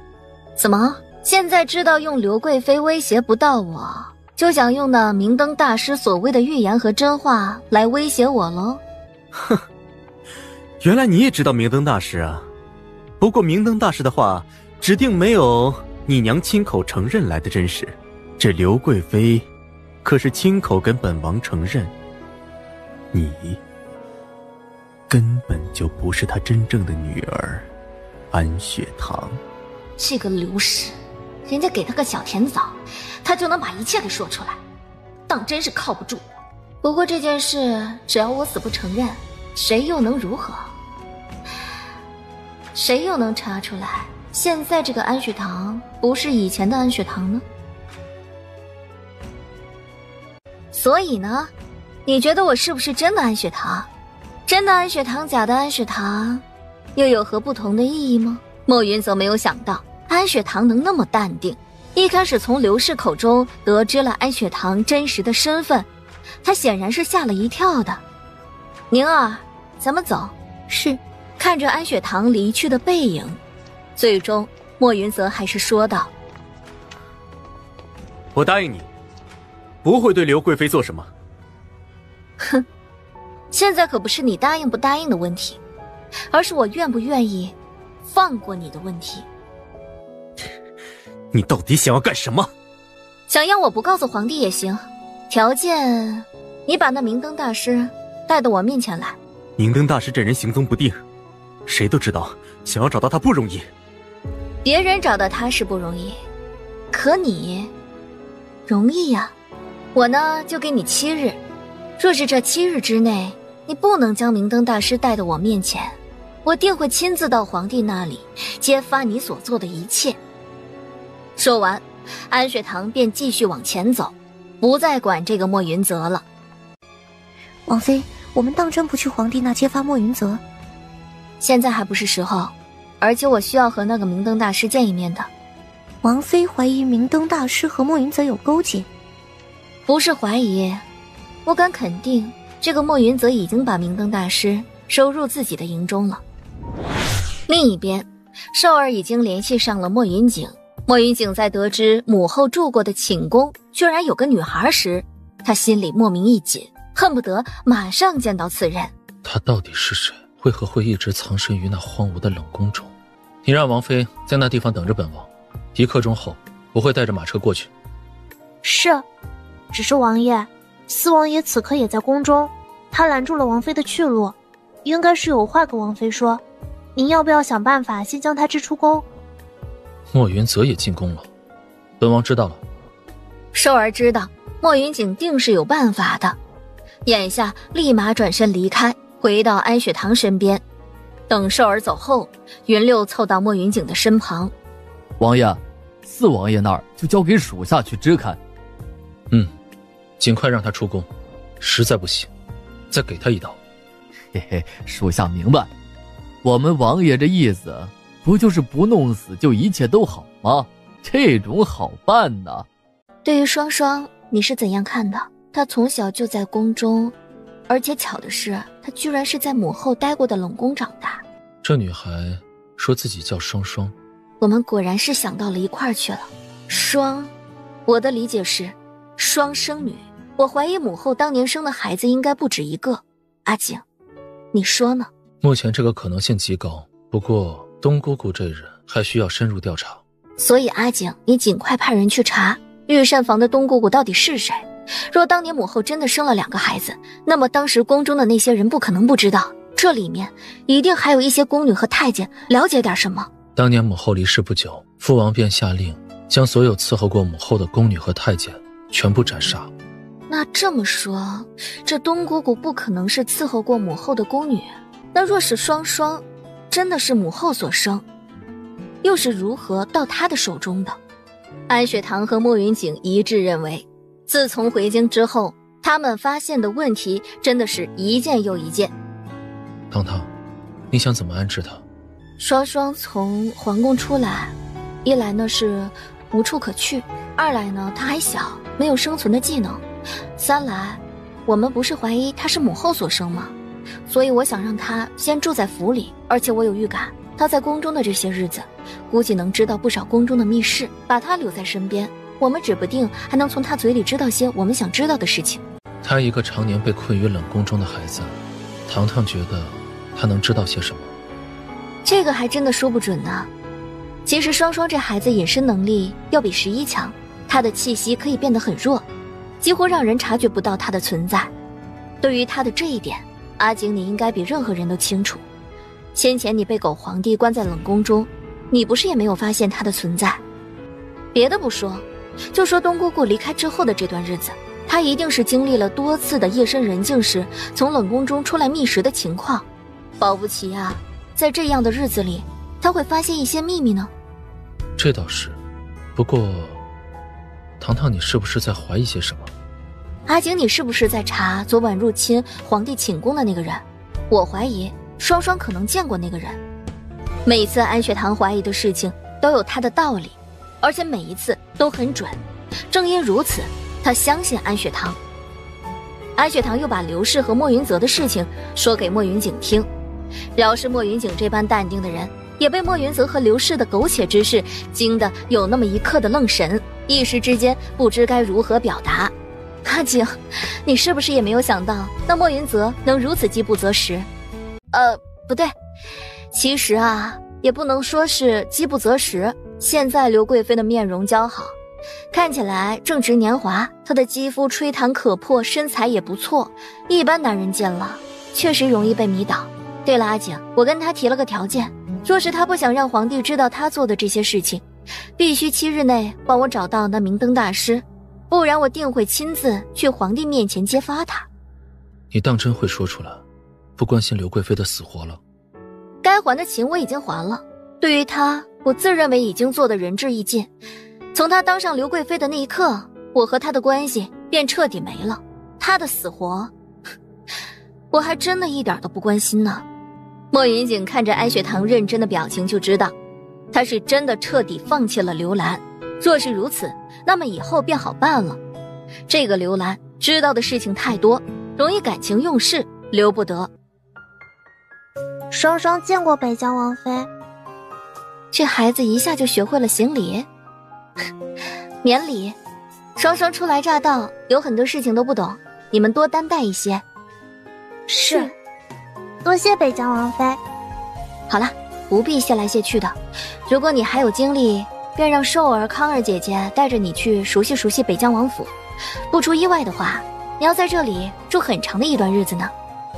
王妃，双双不能卖身为奴，若是……想什么呢？我让你住在北疆王府，可不是为了让你在我府中当个丫鬟。再说了，我偌大的北疆王府还能缺得了一个丫鬟？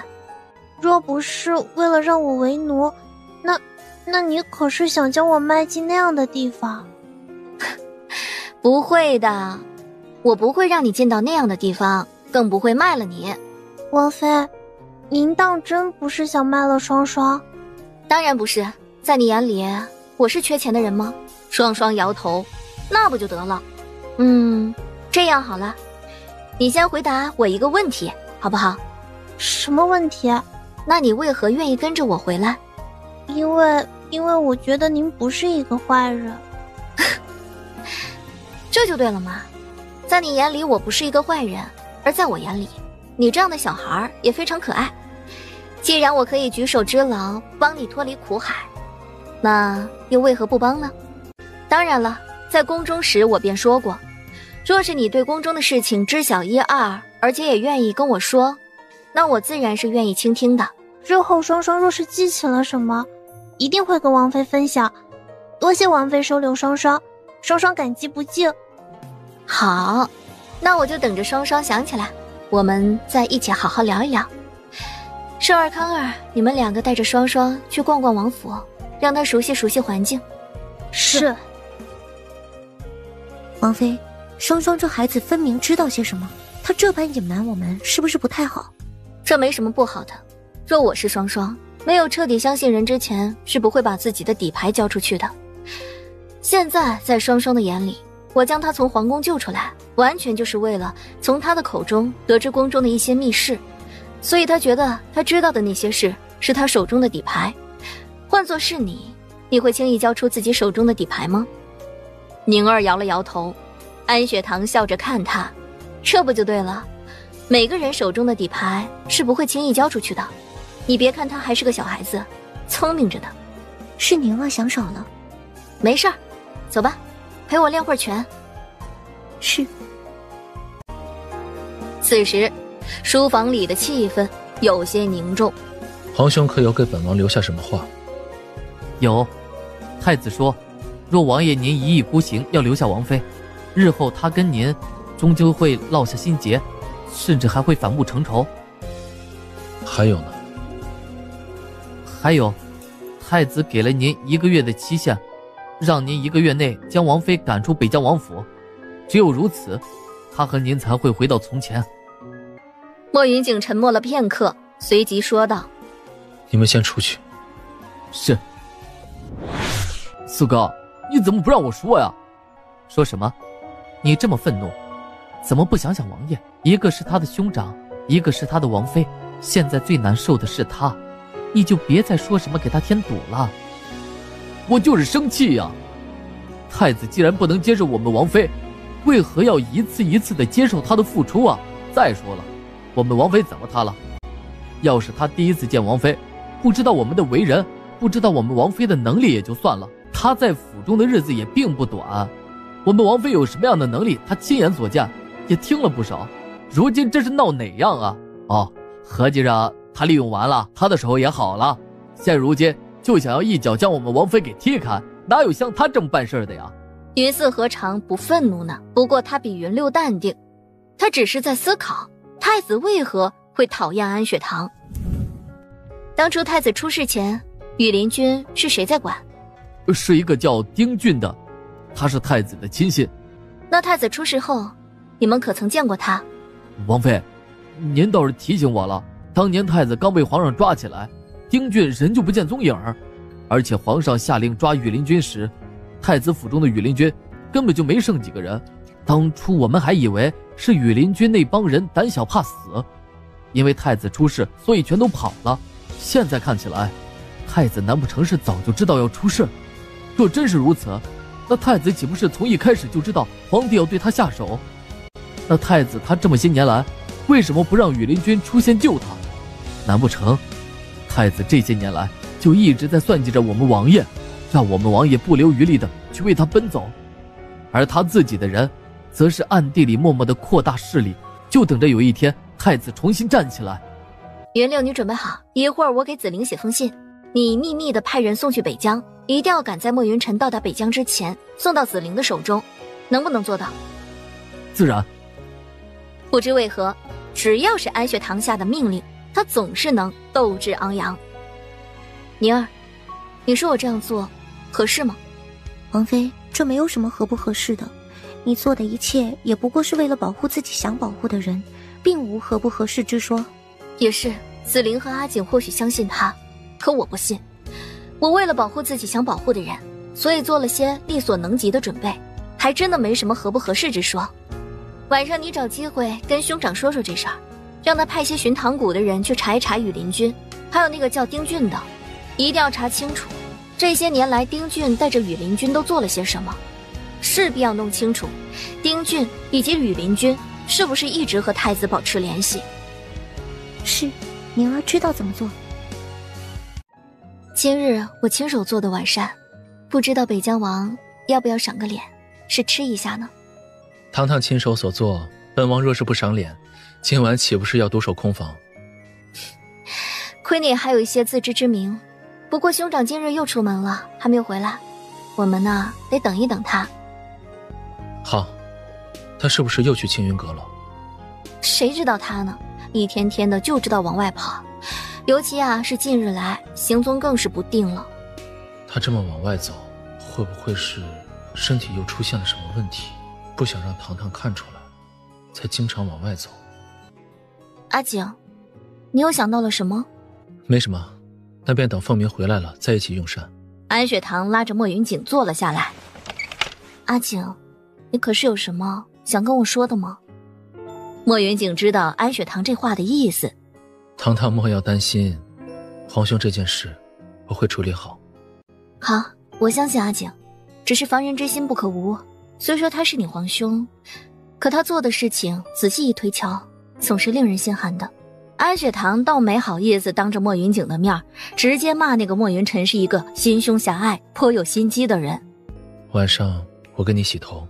阿景给我洗头？认真的？认真的。当初住在灵水村，你不是喜欢使唤我给你洗头？怎么，堂堂不愿意让我给你洗头了？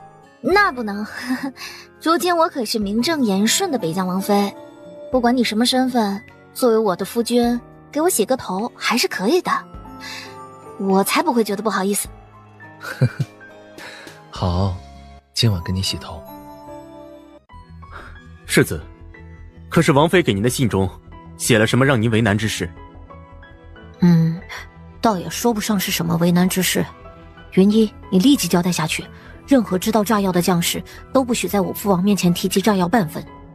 若是我父王问起来，你便说那些武器掌握在我娘亲的巡堂谷手中，北疆大军对此毫不知情，也根本不知道那秘密武器到底是何物。听着莫俊逸的话，云一的脸渐渐变得凝重。云一，你可记住了？世子，莫不是王妃和太子殿下之间有些摩擦？属下今日接到王爷的信，王爷并没有交代什么，尤其是防备太子之事。武叔一直觉得是他亏欠了我父王，所以无论我父王生出什么想法，他都不会阻止。可我娘亲也不是无中生有之人，她既然特意给我来信，让我一定要嘱咐营中做这件事，自然有她的道理，我们听她的就是。莫君逸还算人间清醒，也不觉得安雪堂对他父王过分。在他看来，这北疆本就是武叔的封地，父王想过来做主，那显然不太合适。云一，这件事你也别告诉我武叔，我娘亲担心什么我很清楚，我也不会让她失望。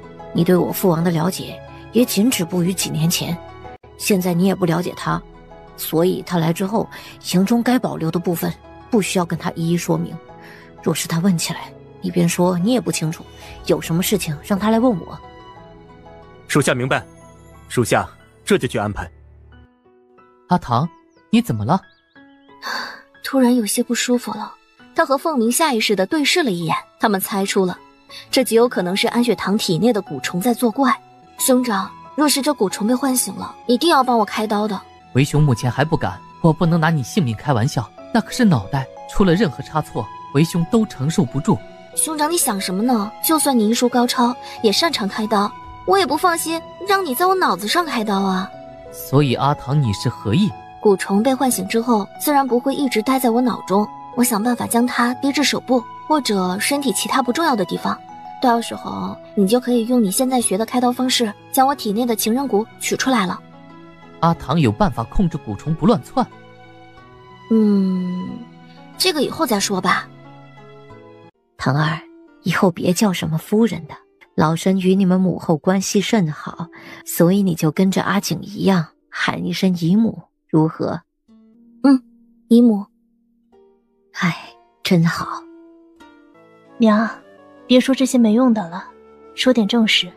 再不说，一会儿北疆王该回来了，他一回来，我们还能有什么机会说事？唐儿，阿景这一生啊不容易，你一定不要对不起他。姨母知道他很在乎你，所以你千万不要伤害他。姨母，唐儿有些不明白您的意思。萧夫人看了一眼萧琴，萧琴眸光闪了闪，脸色更差。看到这母女俩的眼神交汇，安雪堂瞬间就明白了。姨母，我明白了，是不是晴儿妹妹跟你说我和旁的男人之间有牵扯？唐儿，姨母知道你肯定不是那样的女子，你也不会对不起阿景，只是姨母作为过来人一定要告诉你，阿景与常人不同，他这人啊从小就没拥有过什么，他好像也不想拥有什么，而你是他此生唯一想要拥有的女子。你就算没有真正的对不起他，可你若是和旁的男子走得近，阿锦也是会伤心难过的。唉，这孩子苦了大半辈子，姨母不希望你这个枕边人再伤害了他，那他就真的过得太苦了。姨母，我安雪堂此生不会做对不起阿景的事儿，所以你完全不必担心。今日我便在这里起誓，若是我安雪堂日后真做了什么对不起莫云锦的事儿，那就让我不得好死。哎呀，要不得，你这孩子怎可发这种毒誓？不能作数。姨母，没事的，不过有件事儿我还是得跟姨母以及晴儿妹妹说清楚的。其实上次我就想跟晴儿妹妹解释了，不过她当时情绪有些激动，所以我便没有机会解释。今日你们来的正好给了我解释的机会，免得我会被晴儿妹妹一直误会下去。当安雪堂解释完之后，萧夫人就清醒过来，事关江清扬，她这个女儿一定会失去理智。哎呀，唐儿，实在是抱歉，是姨母没搞清楚，真的非常抱歉。若是你跟他没什么关系，那他为何会把免死令牌赠予你？你说的是这个？你还说自己跟他没什么关系？当初这块令牌我跟他要了这么多次，他都不舍得给我，可是他却赠予了你，这难道还不能说明什么吗？安雪堂还没表示什么，萧夫人倒是发了火，只见她抬起了手，毫不犹豫地扇了萧琴一巴掌。萧夫人还没有打尽兴，又要抬手。姨母，不要打了。唐儿，你放开，你让我打，我今日一定要把这丫头打醒，我一定要让她明白她自己是个什么身份。唐儿，你放开，你让我打，我今日一定要把这丫头打醒，我一定要让她明白她自己是个什么身份。姨母，不能再打了，晴儿妹妹也没有做错什么，她只是问了个问题罢了，不碍事的。她，哎呀，唐儿，你不明白，她不能想着江清扬，不能，绝对不能。果然如此吗？只是安雪堂不明白，江清扬和萧琴男未婚女未嫁，江清扬的父亲好歹也是个尚书，娶安乐侯的女儿也不算什么高攀，毕竟安乐侯府只不过是霸占着侯爷的头衔，实际上一点权利也没有。娘，别叫我娘，我没有你这样大逆不道的女儿。萧夫人说着，自己也流了泪，被萧琴气得全身颤抖。母女俩就这么在安雪堂面前哭着。萧夫人又擦了擦眼角的泪，此时的她已经冷静下来。堂儿，今日之事，姨母向你道歉，不过请容许姨母厚脸皮地祈求你件事。姨母请说。关于江清扬之事，还望堂儿替姨母保密，替琴儿保密，千万不能让任何人知道江清扬和琴儿见过面之事。姨母，恕堂儿直言，这江公子和琴儿郎才女貌，您为何要这般阻止？看得出来，琴儿中意那江公子。据我上次的观察，那江公子貌似也看上了琴儿的。堂儿莫要说这些，不能，琴儿和那江清扬绝对不可能。宁儿，你找人先送萧夫人回府吧。萧夫人和萧琴听到这话，皆是一愣。姨母，我明白你的意思了，我来劝劝琴儿妹妹，你莫要生气。萧夫人想了想，还是听从了安雪堂的话，先一步回了府。你想干什么？你想干什么？我要是想对你做什么，你能阻止吗？所以你想怎么样？你误会了，我并不想怎么样。这块令牌你想要？他为什么要将令牌送给你？你还说你们之间没什么，谁信？我家阿景信就行了，别人信不信我从来都不在乎。不过念在你这么关心的份上，我也可以给你解释。当初那江清扬被人追杀，逃到我们灵水村的后山，他当时已经身受重伤，是我救了他，所以这块令牌是他给我的谢礼。我自认为救命之恩用区区一块令牌来谢恩，这生意他并不亏。那你知走我娘是为何？你想跟我说什么？你和江清扬之间到底怎么回事？这跟你没关系。哟呵，脾气还挺大。说不说在于你，不过在我看来，你和江清扬之间郎有情妾有意，你们两个理应结合，可为何不行？你若是愿意跟我说说，或许我还能愿意帮你想想办法。当然帮你的前提是你承认了我这个嫂嫂。你若是愿意跟我说说，或许我还能愿意帮你想想办法。当然帮你的前提是你承认了我这个嫂嫂。犹豫了片刻，萧琴到底还是选择不说。他不愿意说，安雪堂也不打算逼问，他指了指萧琴手中的免死令牌。话还没说出口，萧琴便着急说道：你能不能让我多摸一会儿？你不用这般紧张，这块免死令牌本就对我没有什么用，我正想说送给你。当真？当真。不过你应该知道，这令牌对于我们这等身份的人来说并无作用。我们这等身份能处死我们的只有皇帝，若皇帝有心处死一个人，你觉得区区一个免死令牌能顶什么事儿？这令牌对于当初还是一介平民的我还是有些用的，但对于现在的我们，它是一点用处也没有了。所以我想，当时你问江清扬讨要的时候，这就是他没有给你的原因。你也莫要想有了这块免死令牌就可以做些事情。这令牌在京城，尤其是在皇帝动了杀心的时候，一点儿也不顶用。萧琴收下了令牌，知道自己误会了安雪堂，临走前还是由衷的对安雪堂道了歉。安雪堂其实明白那种感觉，吃醋嘛，所以他并没有为难萧琴，特意让寿儿送他回了安乐侯府。回来了，他回来了，他真的回来了。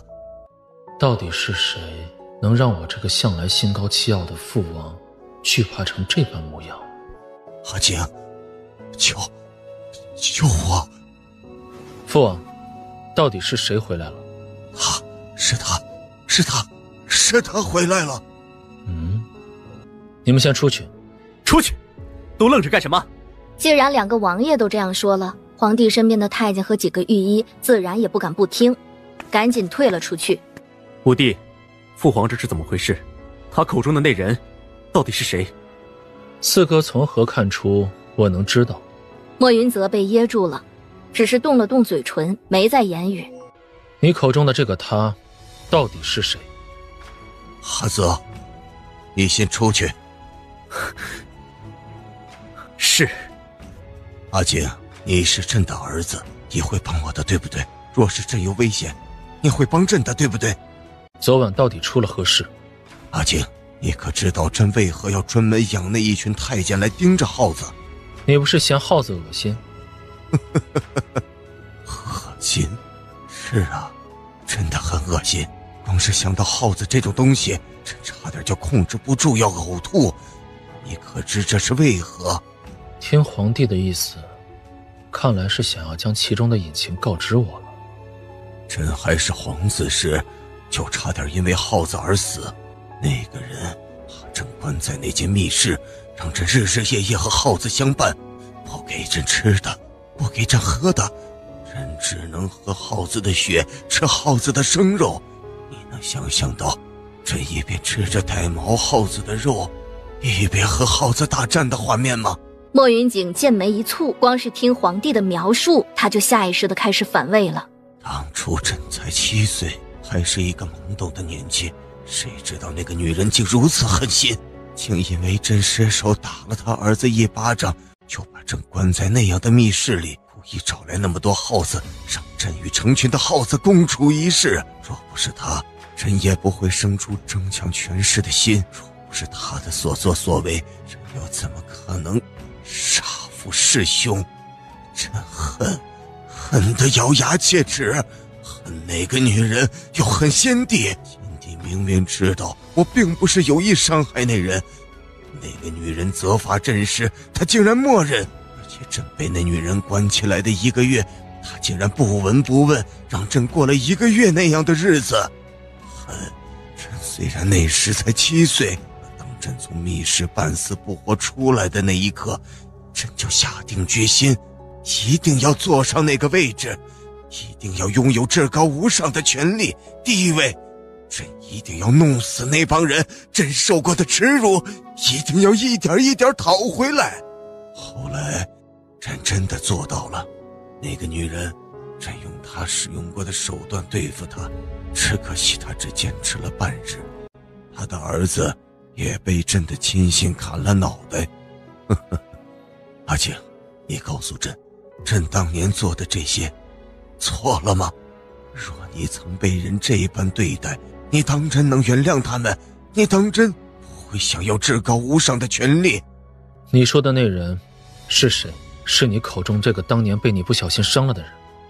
不是他，那对母子是朕亲自查验的尸体，不可能是他们。那是谁？当年除了太子，他才是最有可能上位的皇子。朕夺权后还没来得及对他下手，他便在府中自杀。你没有见到他的尸体？见到了，只是那时他的脸已经被毁。现在想起来，朕当时取得胜利后过于自负，竟没想过他的死有猫腻。所以你怀疑现在是他回来了，想找你复仇？是，知道朕惧怕耗子的人，除了那对母子就是他，而且他还是先帝宠爱的人。先帝的那支骑兵恐怕就在他手中。这么多年过去，以他的能力，他一定已经做好了万全准备。他此次回来，定会掀起腥风血雨。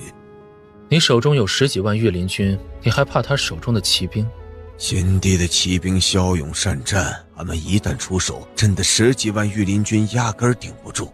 再说，阿景你又不是不知道，他3番2次让人进宫给朕下马威，这是在跟朕下战书。他是在想方设法地告诉朕，他回来了。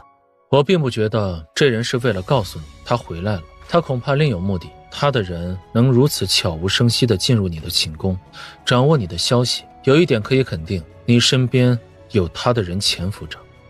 你说什么？谁？会是谁？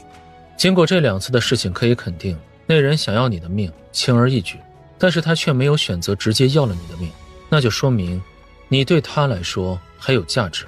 换句话说，那人在监视你，想要得到一些东西，可是这么多年过去，他并没有得到他想要的，所以现在开始对你出手。你说他想要什么？不成是传国玉玺？不对，如果他已经统领了先帝的骑兵，那就说明他已经得到了真正的传国玉玺，所以他不可能在我身边找玉玺。那么他到底想要找什么？还有，既然手中掌握了真正的传国玉玺，还拥有了先帝的骑兵，那为何这么多年来他竟然没有出现，也没有回来抢夺皇位？他想要什么，如果你都不清楚，我又从何得知？事到如今，你还不想告诉我某些真相？皇帝一愣，盯着莫云景想了想，最终还是妥协了。传国玉玺是假的，还有先帝的骑兵，这一切的一切，他先前不能透露出半分的，最后还是选择告诉了莫云景。阿景，你有什么看法？你之所以会这么怕，是因为他手中的传国玉玺可以直接命令天霸国的士兵，包括御林军。拥有这个传国玉玺的皇家之人，能凭借玉玺命令所有天霸国的将士。宫中的御林军跟了朕这么多年，或许传国玉玺已经对他们没有用。当然还有北疆大军，北疆大军目前只听你的，所以就算他拿着玉玺出现，北疆大军也不是能被他控制。原来如此，莫云景这下彻底明白了，皇帝之所以对他态度大变，竟是为了北疆大军。四哥也能帮你，二哥如今虽被断了双腿双脚，可他的势力不容小觑，为何不告诉他们？这俩人恨不得朕现在就去死，他们好能得到这个皇位。如若朕把骑兵和传国玉玺的事情告知他们，这俩人指不定要给朕造成什么不可挽留的麻烦。所以你不怕我也对你造成麻烦？你是朕的儿子里唯一一个不在乎这个位置的，朕信你。你不会，你是朕的儿子里唯一一个不在乎这个位置的，朕信你。你不会。面对皇帝如今的信赖，莫云景只觉得好笑。他莫不是忘了，如今被他唯一信赖的儿子，曾经好几次差点被他给弄死啊。不过莫云景也不是翻旧账的人，跟面前这个人翻旧账也没什么用。他在你身边安插了人，那人潜伏的时日并不短。如果不想再出现昨晚的情况，我的建议是换掉你身边的人。全部？皇帝眉头一皱，这几乎是不可能的事情。他身边培养了这么多人，让他一下子换掉。最重要的一点是，换掉之后呢，他该信任谁呀？那人我会尽快调查，不过他们还没有得到自己想要的，所以也不会要了你的命。充其量就是折磨折磨你，所以你不如好好想想，自己还有什么值得被人惦记，让人潜伏了这么久，也非要找到。莫云景说完了，就直接转身离开了。你去哪？回家。我就知道你来我这儿指定没那么简单。说吧，这次想要我们青云阁做点什么？帮本座查一查白光宫少公主白风的近况。近况？我记得我已经告诉过你们了，白风目前在京中。这我们知道，本座对于她现在在哪儿并不关心，不过本座倒是关心她身体的健康。派人去查，尽快得到消息。是。看来你对这个北疆王妃很满意，今日一见感觉如何啊？外界传闻北疆王妃野蛮无理，可当真是如此？她若如传闻所言，你觉得我还会如此满意？也不知到底是谁传出来的假消息，传得让人信以为真。在见到阿唐之前，我又何尝不是信了几分？好在我亲自去见了他，也知道了传闻不可信的道理。所以夫人对这北疆王妃印象如何啊？哎呀，远而望之，皎若太阳升朝霞；破而察之，灼若芙蕖出绿波。原来是这样，怪不得向来不近女色的北疆王也能被征服，就是可惜了刑部侍郎程永英的女儿程如儿。皇上一直以来就准备将程如儿赐给北疆王，北疆王拒绝，抗旨了这么多次，如今他府中还有那么一个完美的王妃，他自然更不会接受那程如儿了。那陈家千金可比不过阿唐，别看阿唐出身不佳，可依我看，这世间也唯有他才能有资格站在阿景身边。此时被人夸赞的安雪堂正在听宁儿给他讲江清扬和萧琴的事儿。其实事实并不是像安雪堂想的那般，江家和安乐侯府有什么恩怨。恰恰相反，江家和安乐侯府的关系非常好。可这关系就在萧琴及笄之后彻底发生了变化。那天江家人已经出发赶往安乐侯府提亲了，因为已经提前跟安乐侯府的人打过招呼，安乐侯府的人也高高兴兴地准备迎接。可是谁能料到呢，他们率先迎接的不是江家人，而是皇帝的圣旨。皇帝故意的在江家人到达安乐侯府前下了一道圣旨，还是一道赐婚的圣旨，自作主张的将萧琴和另外一名男子给配对了。跟着皇帝圣旨一起来的还有那家人的大公子叶小明。叶家是医学世家，当家人也是宫中太医院的副院士。叶家的叶小明继承了他父亲的衣钵，那时是刚进太医院。在旁人看来，叶小明娶安乐侯的萧琴郡主，那完全就是门当户对呀。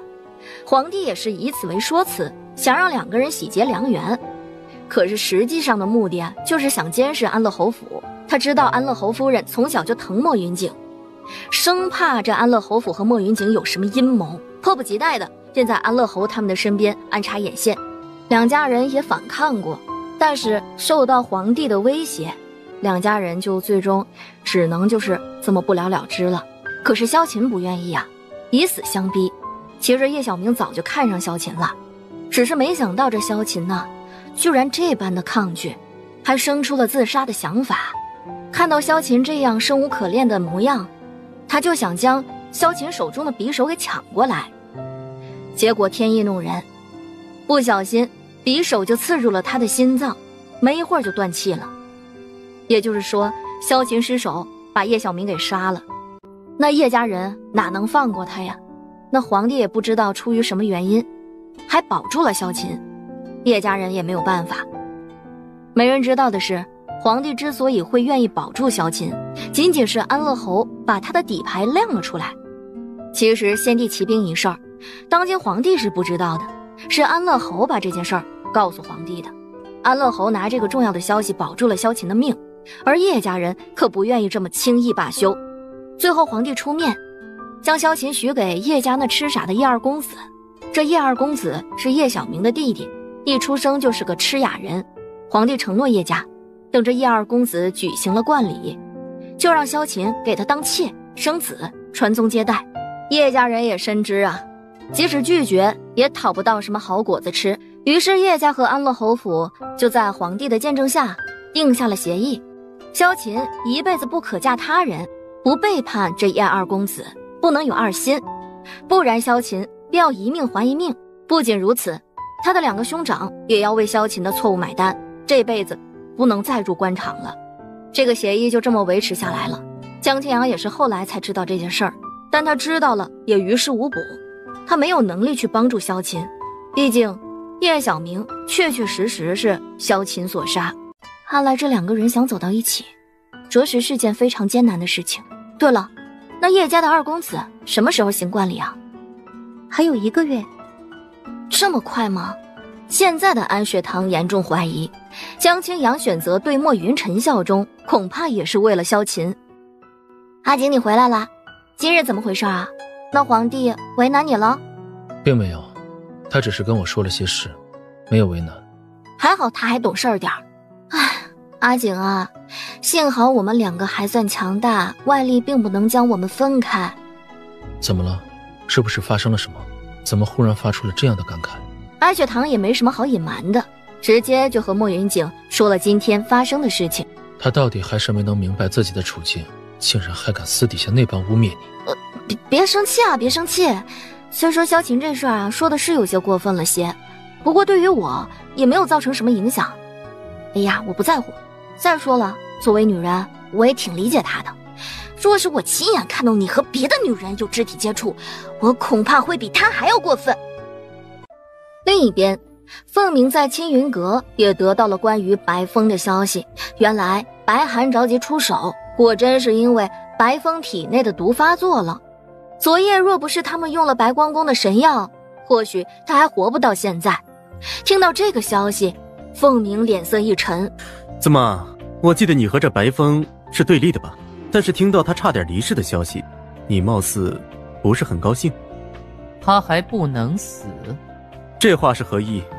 他对你还有用处？用处倒是没有，不过他确实还不能死。他的生死关系到我妹妹的生死。该不会他和北疆王妃之间受到蛊虫的牵制？见凤鸣点头承认，韩云眉头更加紧锁了。那你们想怎么样？可是想到了解决的办法？解决办法是有，只是会对阿唐的身体造成伤害，很严重，弄不好会丢命。凤鸣，你可想过用牺牲一个人的方式？蛊虫是可以转移的，这你可知道？研究蛊虫多年的我怎么可能不知道？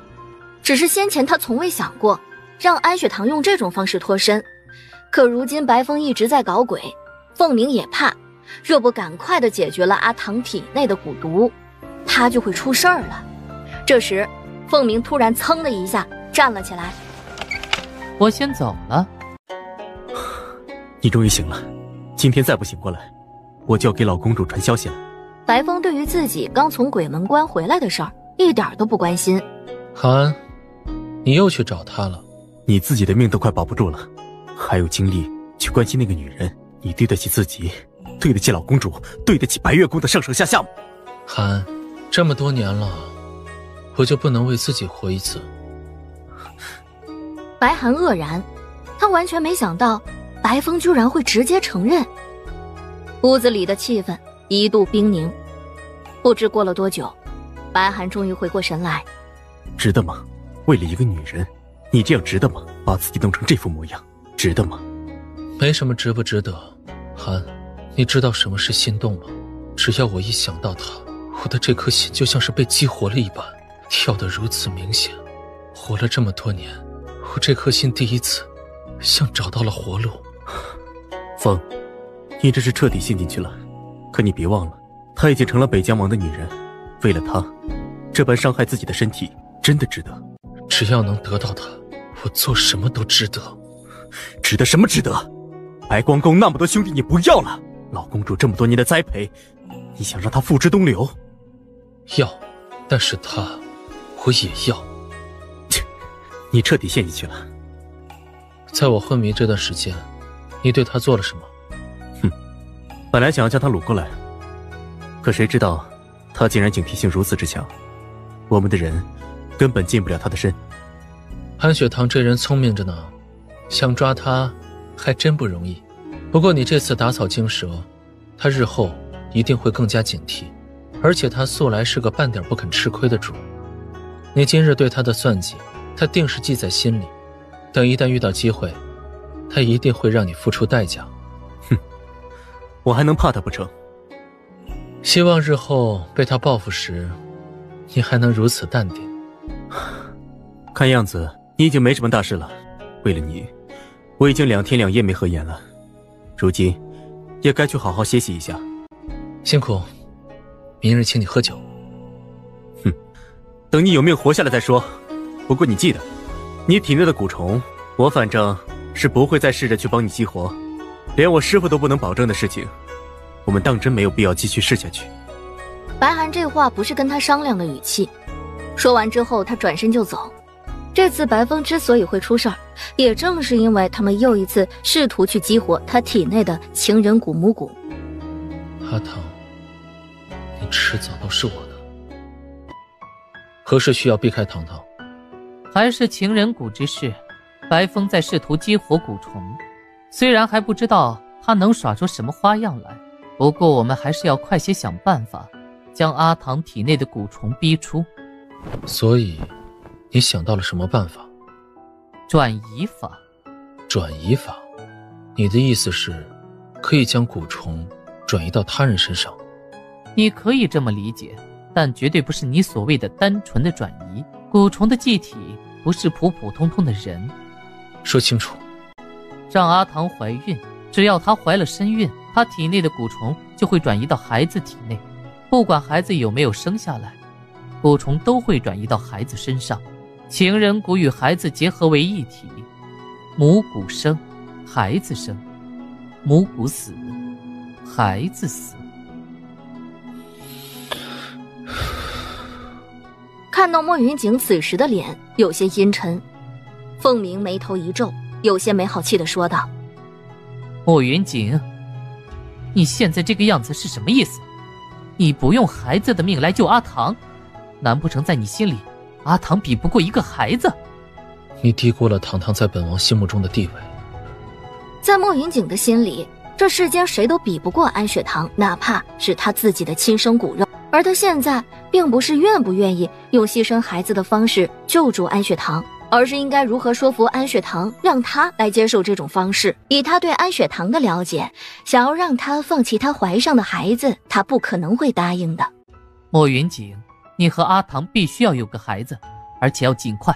我知道你腹部受了伤，还没好全，若是你不行，本座给你些神药，你一定要停。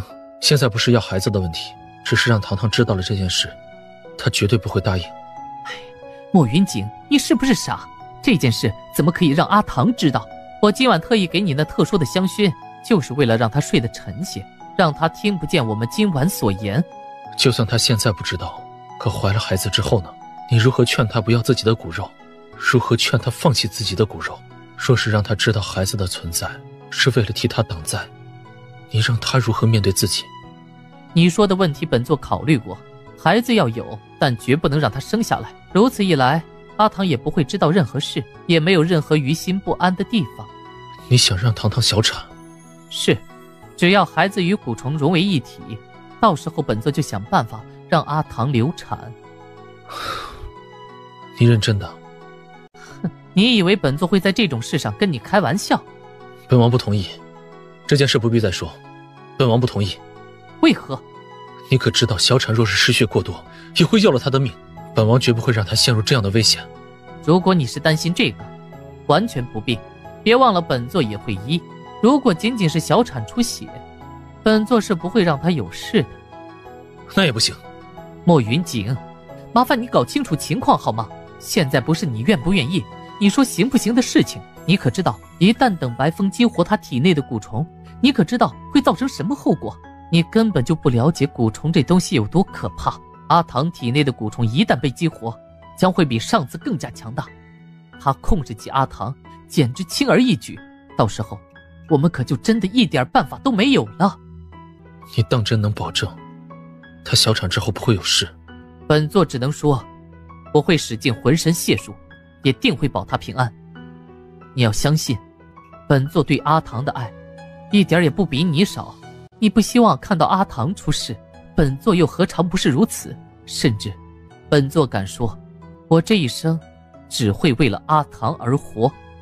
莫云锦皱起了眉头，如今让安雪堂摆脱情人蛊的控制之事迫在眉睫。怀上多久，蛊虫才能成功转移？脉象上能诊断出来即可。你来准备药物，势必要让她安全。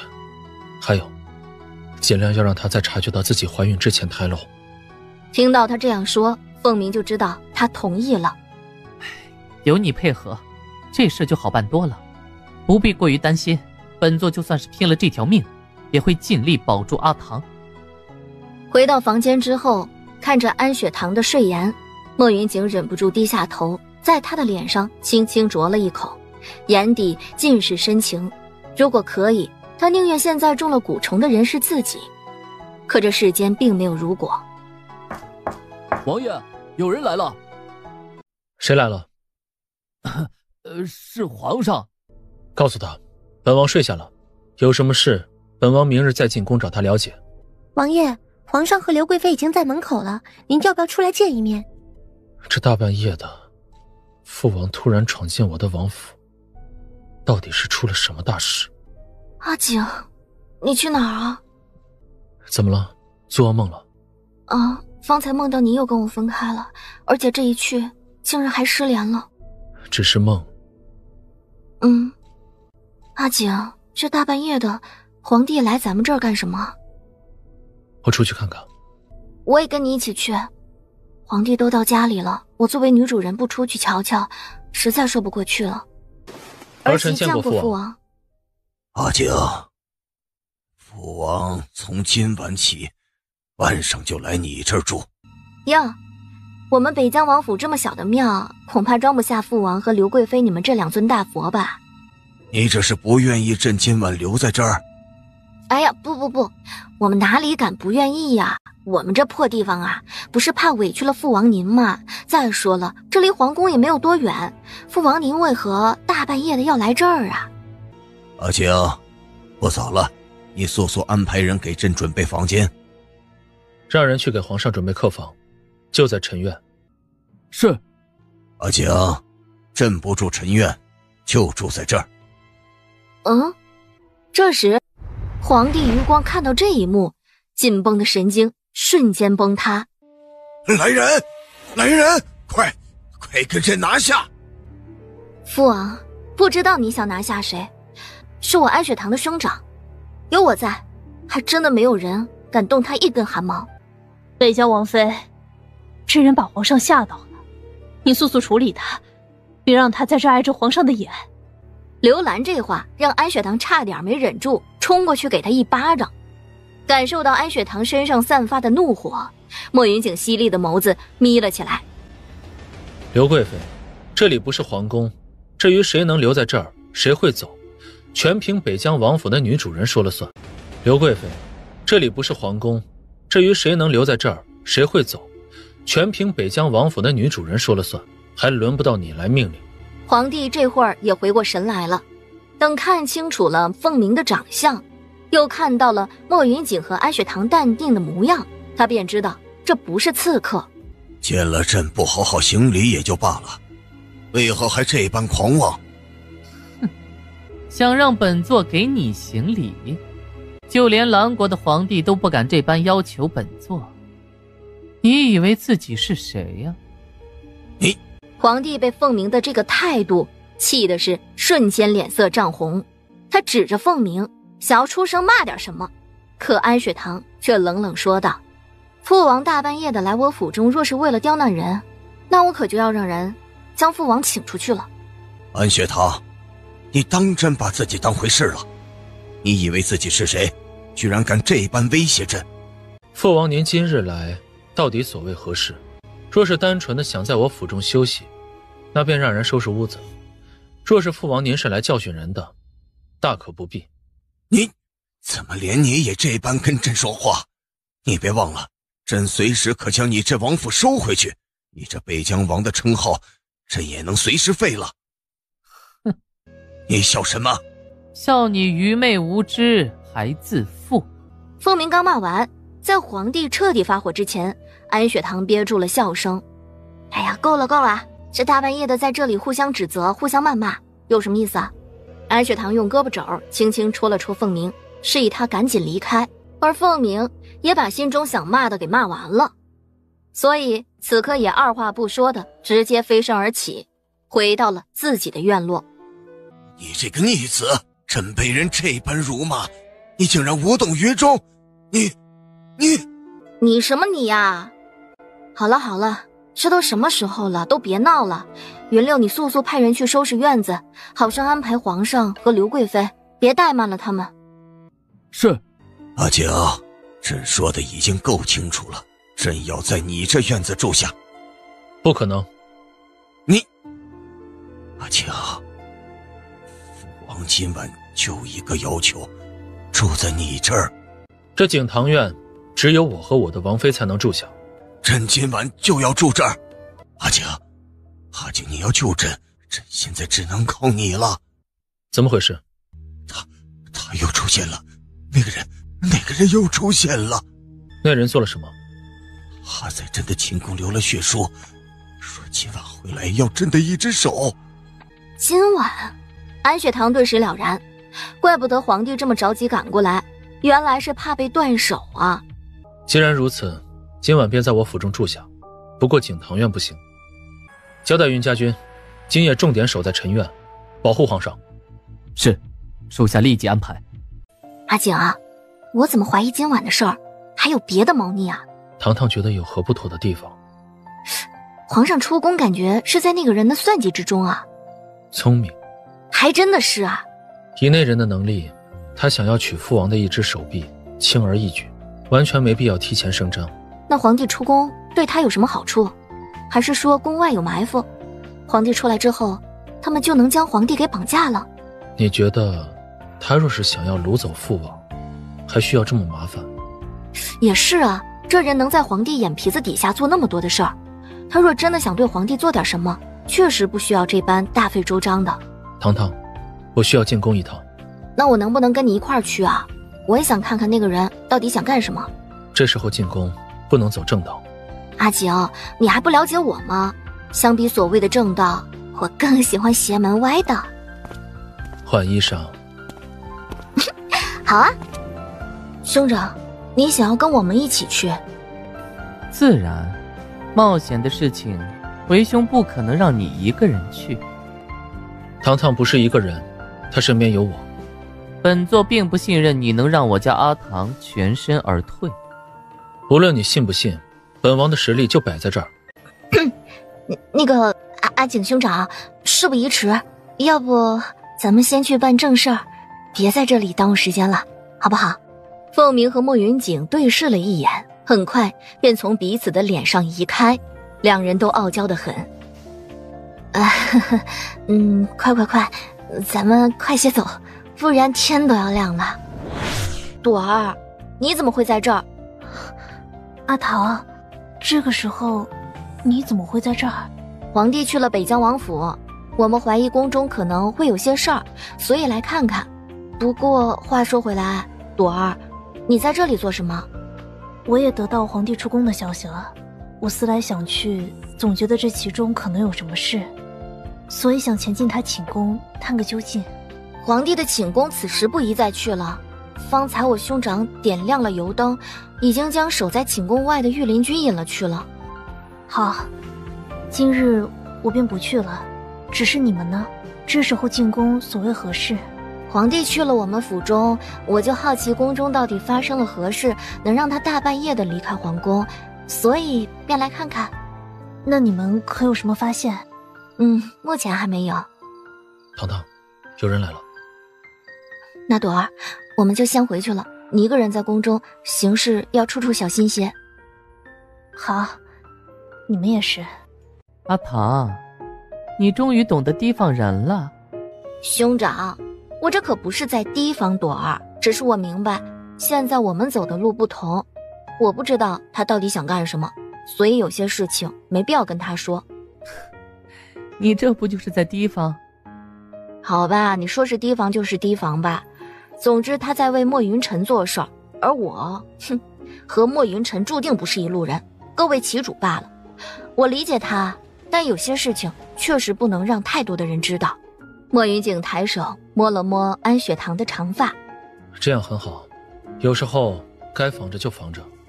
凤鸣看到两个人又要腻歪，赶紧打了个哈欠，伸了个懒腰。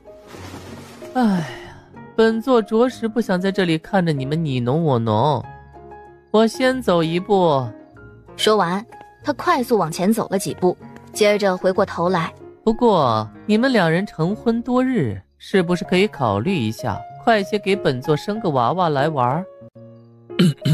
莫云景知道凤鸣是在提醒他用孩子来转移蛊虫之事。兄长，说什么呢？哟，我家阿唐居然也会害羞啊，为兄还真的是活久见呢。凤鸣说完，哈哈大笑几声，不给安雪堂任何反驳的机会，径直离开。那个阿景啊，你别在乎兄长说的话，他就是在开玩笑呢。孩子的事儿，咱们不着急哈。当真不着急？阿景这话什么意思啊？莫云景笑了笑，突然一把将安雪堂抱了起来。长兄如父，对于兄长的话，堂堂我们还是要听的，你说呢？阿晴，你这话什么意思啊？听着莫云景的话，安雪堂就像傻眼一般，眼睛瞪大，愣愣地盯着他。虽然他可能听出了是那个意思，可他也不敢确认。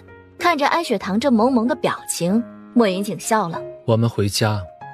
阿晴，你……安雪堂的话都还没有说完，莫云景已经迅速压了过来。他张开的嘴恰好给了他可乘之机，那未尽的语声淹没在莫云景满是情意的吻里。前些日子莫云景身体受了伤，两个人着实很久没有亲密接触了，红背翻浪，这注定是一个不平凡的夜晚，连月色都别具特色。莫云景三人突然进宫，你有何看法？那狗皇帝不是住进了北疆王府？莫云景选择这时候进宫，想来也只是想探个究竟。说完，白风沉默了片刻。我们的人怎么说？宫里可是出了什么事？除了皇帝被整蛊这事儿，并无旁的大事发生。不对，还有一件事。何事？安雪堂的朋友花朵儿，她成了狗皇帝的贵妃。花朵儿进了宫，哼，看来这宫中即将迎来不少热闹事，我们且等着。你找我有何事啊？阿唐，你这里又没有外人，你我不必装陌生人。刘贵妃，您这记性属实有些不太好。我记得我已经说过很多次了，在你决定留在宫中，留在皇帝身边的那一刻，我们之间就已经没有任何关系了。说是陌生人也不为过。阿唐，我知道你还在因为娘不听你的话而生气，可娘当时真的不知道还有留在皇上身边更好的办法去保护我自己，我也是怕了。阿唐，你根本就不知道，进京后娘几次三番被那柳燕儿母女欺负，你根本不知道他们多次想要了娘的命。那时候你还没进京，你那爹又是刘家的上门女婿，他根本帮不了娘，不仅帮不了娘，还眼睁睁地看着娘被欺负。你说娘好不容易得到了皇帝的恩宠，娘当时怎么可能舍得放弃？说完了。阿桃，你这是什么意思？刘贵妃，说实话啊，您的演技也就骗骗皇上，在我面前不管用的。你先听我说，你方才所言，当真以为那会儿我人不在京中就不了解情况了？当初在你进京前，我已经给足了你足够防身的用品。王氏和崔氏等人身体内有我下的毒，他们想要活下去，只能依靠你手中的解药。进京之后，你利用这一点，让王氏和崔氏站在你这边，你们几个人一起给刘燕母女制造麻烦。那刘燕确实是刁钻跋扈，可每当她要欺负你的时候，王氏和崔氏都会出现，替你挨下刘燕的怒火。你更是让王氏以婆婆的头衔，时不时去给刘燕找事儿，刁难刘燕。而当刘燕分不开身去找你麻烦的时候，你和我那父亲安南林又在他的书房里你侬我侬。这一切的一切，难不成就是你口中的被人欺负？恕我愚昧啊，我还真的不知道刘贵妃您口中的欺负原来是这么定义的呀。你当真要这么不讲情面？你我之间还有什么情面可讲的吗？别废话了，直接说出你的目的，找我到底什么事儿？不说正事儿，那我可就赶人了。所以你也见了，连皇帝我都能赶，你这贵妃之位对我还当真一点威慑力都没有。安雪堂，你别太过分！见有人敢凶安雪堂，他瞬间散发出了杀气，猛然间就冲到了刘兰的跟前，二话不说掐起了刘兰的脖子，阴冷的说了2个字：道歉。安雪堂并不着急让宁儿松开，他就看着刘兰挣扎了片刻。宁儿，先放开他吧。是。得到自由的刘兰大口的呼吸着，他还以为自己今天会死在宁儿的手中呢。说吧，今日找我到底是为了什么？还是说是莫云泽让你来的？阿桃，其实四王爷他真的比北郊王更适合你。我给了莫云泽7日的期限，让他把那所谓的明灯大师带到我这里来。如今他让你过来当说客，这是摆明了不想让我见到那明灯大师了。他说自己也找不到你想要见的那个人。阿唐，你莫要为难他好不好？这就护上了，看来你对他还真是动了情啊。告诉他，期限一到，我要是没有见到那个人，接下来会发生什么事情，你们可要有点准备。阿唐，你难道就不怕我把你的真实身份说出去吗？你看我会像是怕的样子吗？我可是安雪堂娘亲，由我亲自拆穿你，你以为会没人信吗？谁信谁不信，又与我有什么关系？我是谁，重要吗？说完，安雪堂转身离开，彻底无视了刘兰的哀求。刚回到景堂院，安雪堂就发现白风站在房顶上，他双目含笑地看着他。美人儿，你终于回来了。很意外啊，原来你还没有死啊。美人儿，你就这么迫不及待的要跟我共赴黄泉路当鸳鸯？不过本宫这辈子还没跟你过够，所以阿唐你期待的共赴黄泉得需要再等等。你的存在倒是让我深刻的意识到，有些人天生就是属黄瓜的。欠拍！话落，安雪堂便拿出银针，直接朝着白风扔了过去。安雪堂没有内力，隔着这么远扔过去的银针，轻而易举的就被白风给避开。不过白风也没有准备继续留在这里，他也不知从哪里拿出来的铁海棠，朝着安雪堂这头便扔了下来。铁海棠扔下去的那一瞬，白风就快速转身飞走了。看着康儿和寿儿要追上去，安雪堂赶紧出声阻止：“别追了，他这身功夫，你们追了也是白追，别浪费精力了。”是。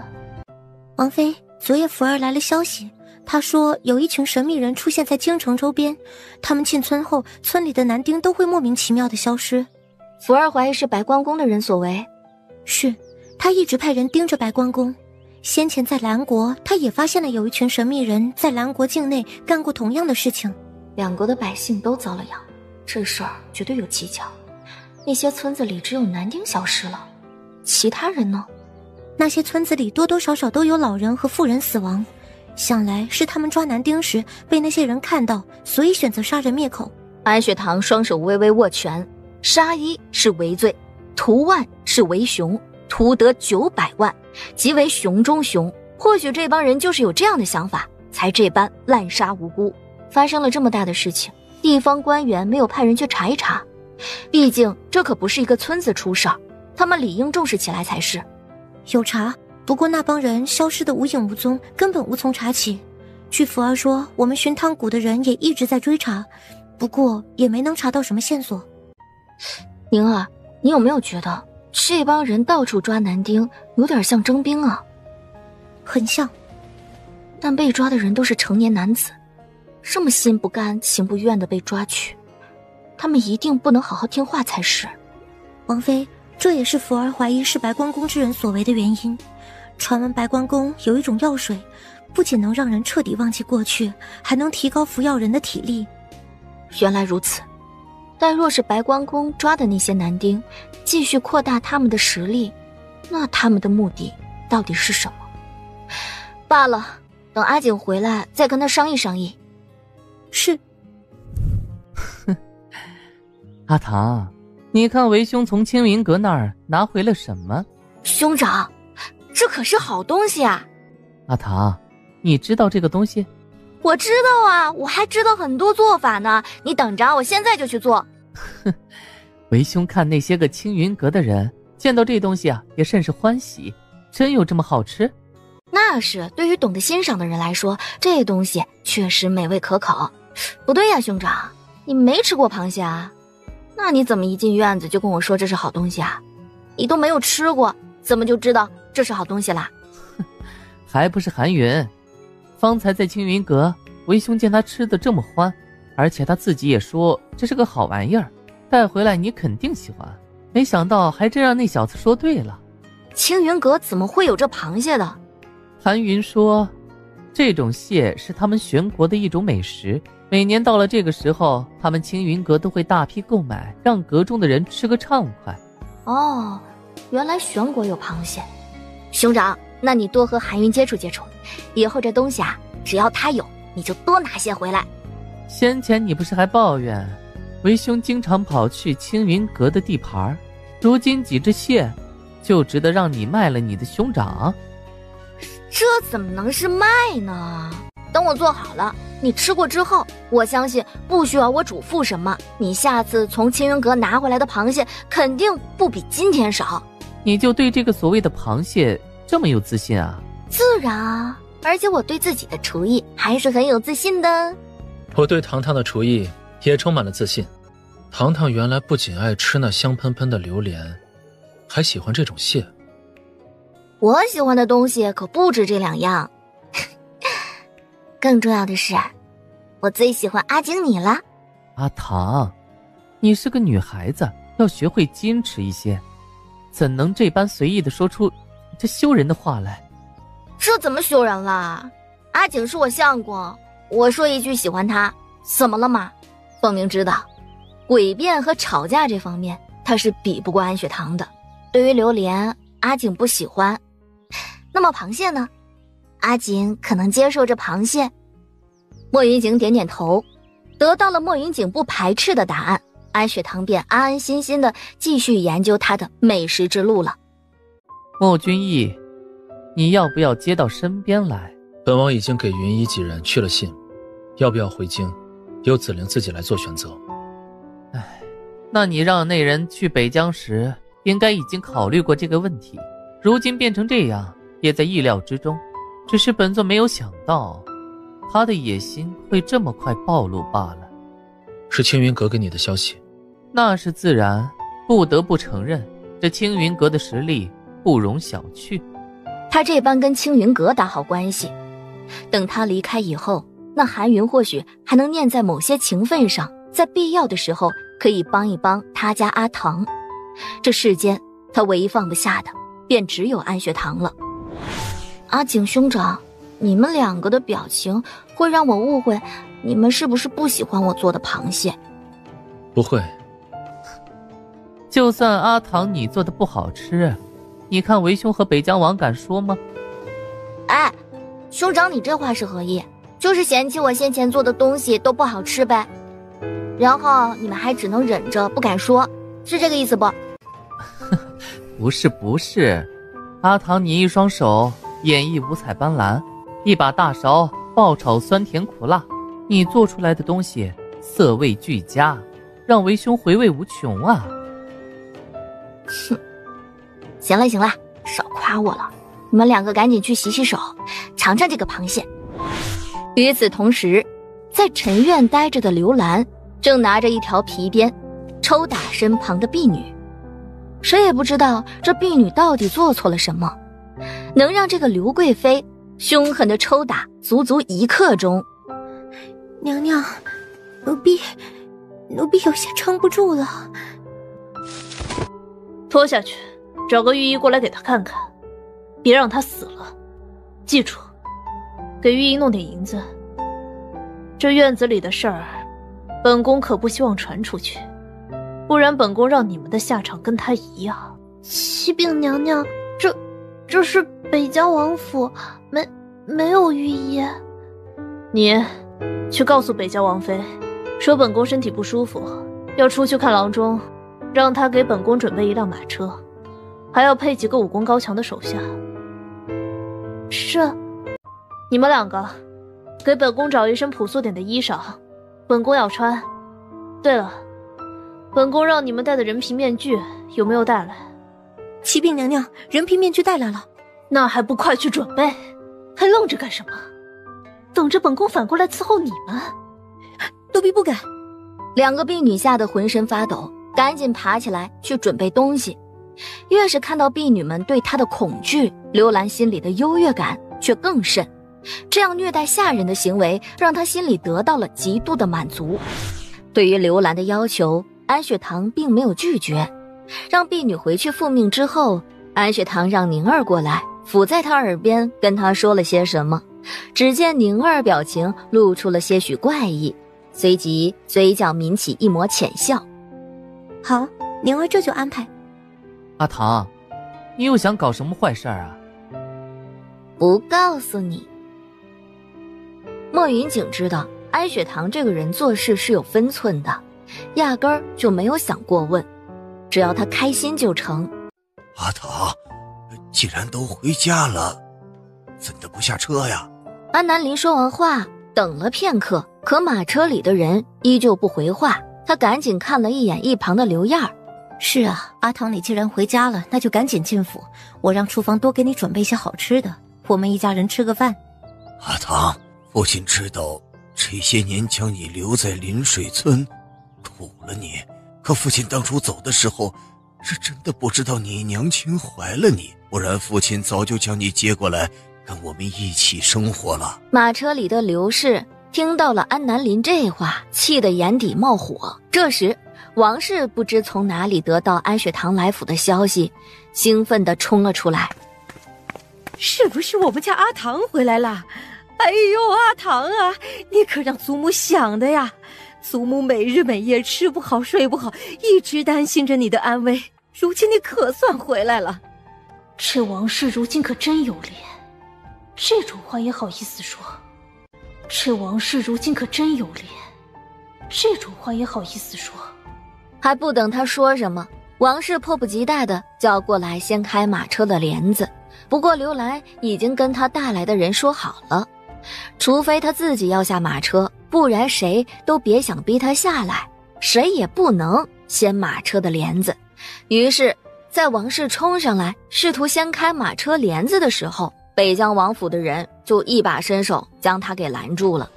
王氏这把年纪自然不能扛得住被一个壮汉这么一推，他直接坐在了地上，疼得龇牙咧嘴的。依照王氏的性子，肯定是要大哭大闹的。可刘燕儿猜出了他的意图。管家，速速扶着老夫人回屋歇着，这里人多，稍有不慎，老夫人被伤了就不好了。是，不想被夫人过后教训，最好别吵别闹。听管家这么一提醒，被刘燕儿和她女儿欺负的画面瞬间就浮现出来了。王氏也是怕刘燕儿的，毕竟刘燕儿的父亲可是当朝丞相，他倒是想惹，可他知道自己惹不起。阿唐，你祖母也是太过想你，不仅你祖母，你弟弟妹妹们也很想你。你快些下来，我们先到家里坐下来聊。听着安南林和刘燕儿他们放低姿态的语气，刘兰心理上得到了极度的满足。见差不多了，她清了清嗓子。北疆王府的人立马上前将帘子掀开，扶着刘兰慢慢走了下来。看清来人竟然是刘氏，安南林和刘燕儿先是惊愕了一下。你原来没事儿？那你怎么都不回家呢？这些天来我……安南林，你进京后就抛妻弃女，搭上丞相的女儿就把我们母女扔在乡下，如今你居然还敢说什么回家？我的家在哪儿？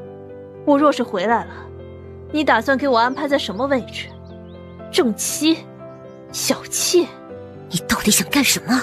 刘兰呵呵一笑，紧接着她往刘燕儿跟前走了一步。你知不知道我是谁？我爹是当朝丞相，你竟敢对我动手动脚，手还想不想要了？刘燕儿，你闹够了没有？安南林，你这是什么意思？你现在是什么意思？刘燕儿，要闹尽府闹，你是不是想让全京城的百姓看你笑话？你敢不敢进去说？进去？哼，不知道你想我以什么身份进去？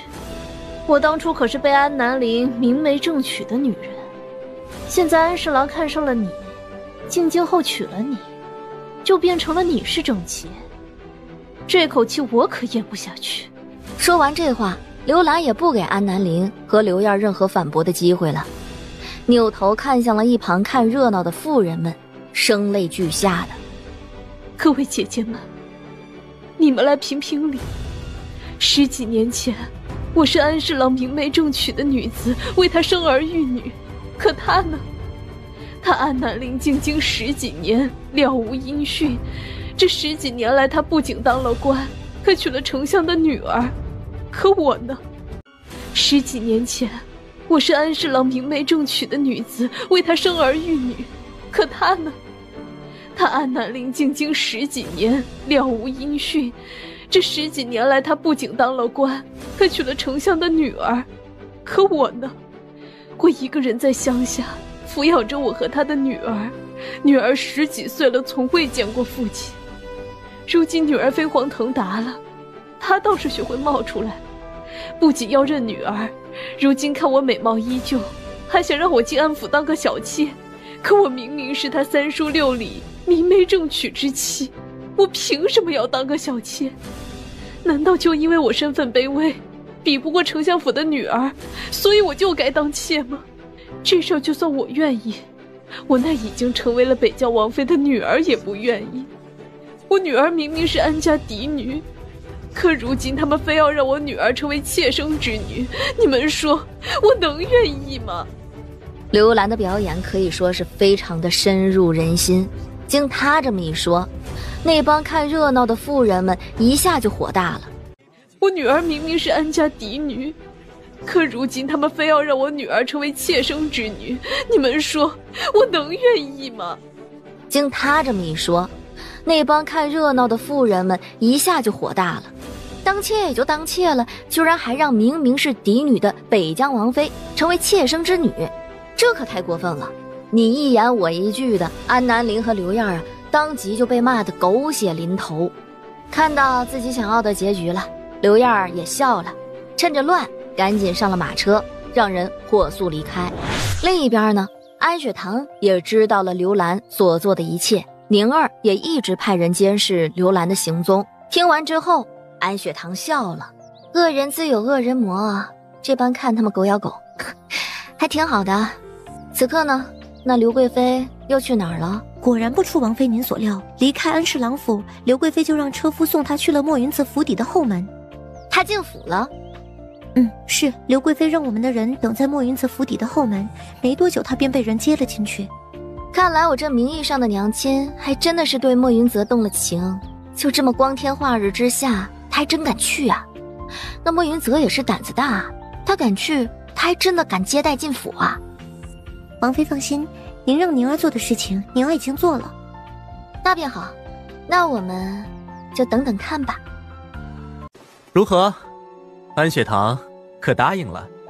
阿泽，你下次可不可以先问问我的近况？每每见面，你第一句话就是问及阿唐，我心里也是会不舒服的。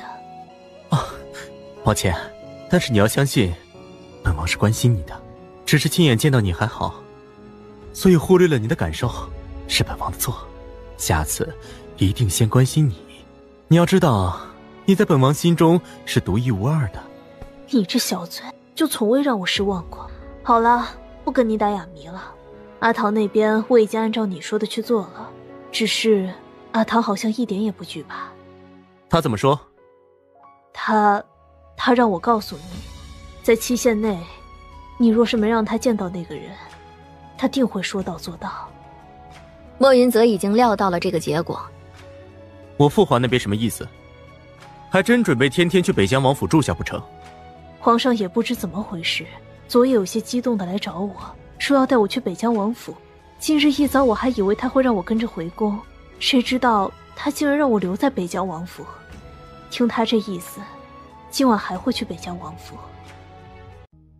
我父皇这段日子到底怎么了？以前他那么讨厌莫云锦，恨不得把莫云锦给弄死。这1-2个月来到底是出了何事，莫云泽不知道，不然他父皇不可能突然对莫云锦变了态度啊。这几天你会继续住在北疆王府？依皇上的意思，应该是。若你能在北疆王府继续待着，那接下来的事儿就好办了。这是何意？什么事？本王手中有种好东西，能让人乖乖听话。若是能让安雪堂服用，那日后我们就好办了。这万一被他和北疆王发现了，我会不会有什么危险？放心，这种东西无色无味，他不会发现是你下的毒，而且服用之后，他不会立刻出现症状，他们根本不会发现异常。而且，就算被他和莫云景发现了又如何？你现在可是本王的人，本王一定会救你的，这你还不放心吗？虽然刘兰有些犹豫，但架不住莫云泽给她灌迷魂汤，刘兰到底还是点了点头。书房里，莫云泽和刘兰两个人就干柴烈火了一番。过了不知道多久，书房外面突然传来了打斗的动静。你们是谁？你们不能进去！莫云泽还想发火，莫云仁却突然推门进来。看到莫云仁的那一刻，莫云泽只觉得脑瓜子嗡嗡的，心中升起了不安。皇兄这是何意？莫云仁已经看到了地上女人的衣裳，这衣裳虽然看起来朴素，可这料子他可是看得清清楚楚。这料子只有后宫的那些女人才能拥有。怎么，四弟藏着的美人儿就不能让皇兄一睹芳容？莫云泽知道他一定是冲着他和刘兰来的，只是不知莫云仁到底知不知道藏在桌子那头的人是新晋的刘贵妃呀。并不能，皇兄突然到访，可是有事找我谈。倒也没什么大事，就是许久不见四弟，甚是想念，所以过来瞧瞧。只是不巧，本王来的好像不是时候。既然皇兄都知道不是时候，不妨我们改日再谈，今日就先行离开，可好？离开？四弟觉得本王会这么轻易的离开？你到底想要干什么？你说呢？贵妃娘娘，本王来都来了，您不出来让本王行个礼？听到莫云仁提及贵妃二字，桌子底下的刘兰已经浑身颤抖了。皇兄，说出你的条件。四弟的胆子可真是越来越大了，连父王的宠妃都敢碰，不得不承认，皇兄我甚是佩服。其实莫云仁还真的不知道桌子底下的人是刘兰，之所以会猜是一个贵妃，那是知道父皇只会把这种制作衣裳的上等布料赐给贵妃。直接说你的条件，直接说你的条件，想要本王干什么？为兄现在什么也不缺，但还挺缺一支军队的。听闻四弟你在城东养了一支精兵，不得不承认，为兄甚是眼馋呢。他是如何知晓我在城东秘密培养了那一支上千人的精兵，个个武功高强，都是我这些年花重金花了时间精力去培养出来的。现在莫于人想要直接拿走？哈，皇兄是在哪儿听到的？我怎么可能有秘密培养的精兵？父皇这些年来不让我们培养自己的死士，皇兄可是知道的。怎么，四弟到了这个时候还想要瞒着为兄吗？要不要为兄派人领着四弟去城东瞧瞧？那上千人日日夜夜在那练功之事，为兄可是一清二楚啊。皇兄，莫要忘了你现在做的事情，若是让父皇知道了，你私底下联系了赤国，准备和赤国的皇帝合作进攻京城，你说父皇会如何对待你？四弟就算不想给，也得找个真的是能威胁到为兄的理由啊。本王四肢被废，那个位置彻底与为兄无缘，为兄为何要这么做？就算四弟你告到父王那儿去，父王也不会信，文武百官更不会信。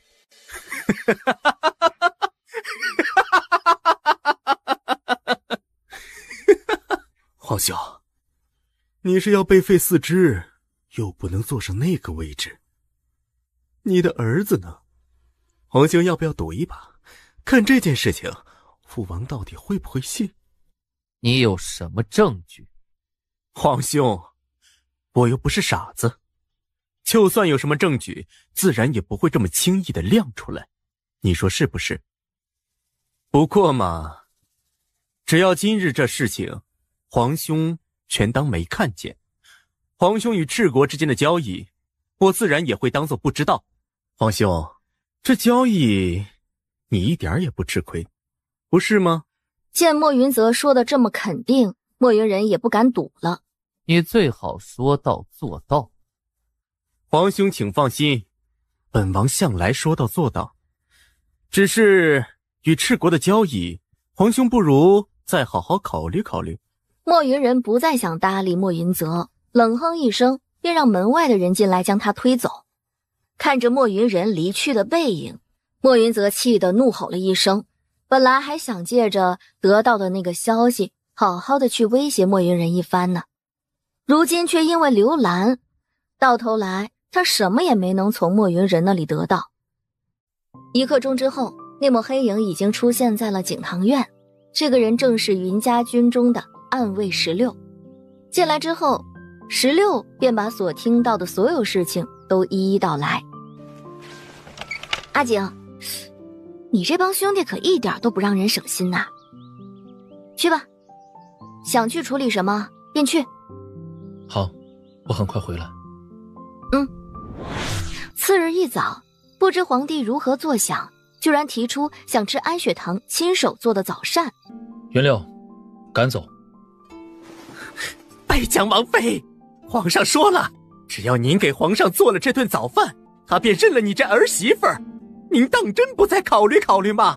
您只需要再给皇上做一顿早膳，皇上便承认了您败将王妃的地位。这等好事儿，您当真不愿意吗？云六将军，请让老奴……哎呦，轻点儿，轻点儿！老奴这身板真扛不住云六将军您这么扔。听闻太监的声音渐渐远去，莫云景阴沉的脸色才渐渐地缓和了一些。安雪堂已经被那老太监的声音给彻底吵醒了。皇帝今日怎么了？突然想吃我做的东西，我有多讨厌他，他心里没点数啊！当真不怕我在饭菜里下毒啊？不必管他，继续睡会儿。说实话，安雪堂累得不行，昨晚被莫云景这么一折腾，现在是一点也不想动他了。阿景，你实话告诉我，若是白风死了，我是不是也活不成了？怎么突然这般问？你先回答我，到底是不是？是，无论是何种蛊毒，母蛊和子蛊都是互相牵制、互相影响的。若是白风死了，你的身体势必也会受到影响。这白风耍的阴招可当真是后劲十足啊！不必担心，这件事总会有解决办法。往安雪堂的脑袋上开刀，还是怀个孩子，这两种方法对安雪堂的身体伤害都非常的大。可若必须选其一的话，莫云景还是选择了凤鸣所提出的提议，转移蛊虫的方式。阿景，你这2日是不是有事儿瞒着我？糖糖为何会觉得为夫有事瞒着你？你也不知想到了什么，安雪堂两颊红了红。你这2日跟先前可一点都不一样，而且这2日过后，你也没让宁儿给我端来药了，这是为何？糖糖先前不是不想喝药吗？先前我不想喝药，是因为想顺其自然的怀上你的孩子吗？可后来我觉得阿景你考虑的对啊，我们没有将身边的危险完全铲除，这个时候要孩子确实有些不太合适。如今父王变了态度，也并非要置我们于死地，所以我们还是顺其自然。安雪堂显然没有想到莫云景现在会说这个，眼底有些惊讶。沉默片刻之后，他还想问，可院子里却突然响起了太监鬼哭狼嚎的声音：王爷，王爷，救命啊！王爷，您快去救皇上！皇上他，皇上他！两人匆匆穿上上衣冲了出去。当太监看到2个人的时候，硬撑着的一口气瞬间没了，整个人瘫倒在地，晕了过去。将他扶下去，不让他死了。是。王爷，王妃，是属下的错，属下一时没看住大子，让他跑到这来，吓到了皇上。原来如此，是大子惹的祸啊。王爷，皇上他被大子吓晕了过去，要不要属下先派人去找御医？不必这么麻烦，这皇帝不过就是晕过去罢了，本座有办法将他弄醒。兄长，你跟我说实话，是不是你故意指使大子过来的？一大早，皇帝身边的那奴才在景堂院提的要求，为兄可是听见了。皇帝居然还想命令你给他做饭，他真当自己是根葱了？为兄不教训教训他，我怕他以后更不知好歹。安雪堂掩嘴失笑，他就知道大子怎么会无缘无故地跑到陈院来，还把皇帝给吓晕了。果然这其中就他兄长的手笔。来人，来人！堂堂天霸国皇帝居然被一只老虎吓晕了过去，这要是说出去啊，不得让人笑掉大牙呀。凤鸣冷嘲热讽的话让皇帝稍微回了神。需不需要给你找御医？朕没事，只不过那只畜生到底如何了？朕要他不得好死。看到安雪堂这个复杂的眼神，凤鸣瞬间明了了他的意思，只见他渐渐地退了出去。皇帝还不知道接下来会发生什么呢，这会儿还一口一个畜生的骂着。莫云锦和安雪堂都没出声，就这么听他骂着。忽而大子凶神恶煞地冲了进来，可把皇帝给吓了一跳。大子，回来！是你要迫害朕？父皇冤枉人的话还真是张口就来。朕怎么冤枉你了？你和这畜生！皇帝，你再敢骂他一句畜生，信不信他今日就能把你当成他的餐食？阿景，你就这般看着你父王被人欺辱？父王是被谁欺辱？从头到尾，这里除了你突然的大喊大叫，可有人对你做了什么？你个逆子！安雪堂轻轻拍了拍大子的背，示意他先行离开。方才那是我的宠物，它叫大子，平日里脾气好，不会伤人。不过他能听得懂畜生2个字，更不喜欢被人称呼他这2个字，不然他会发火的。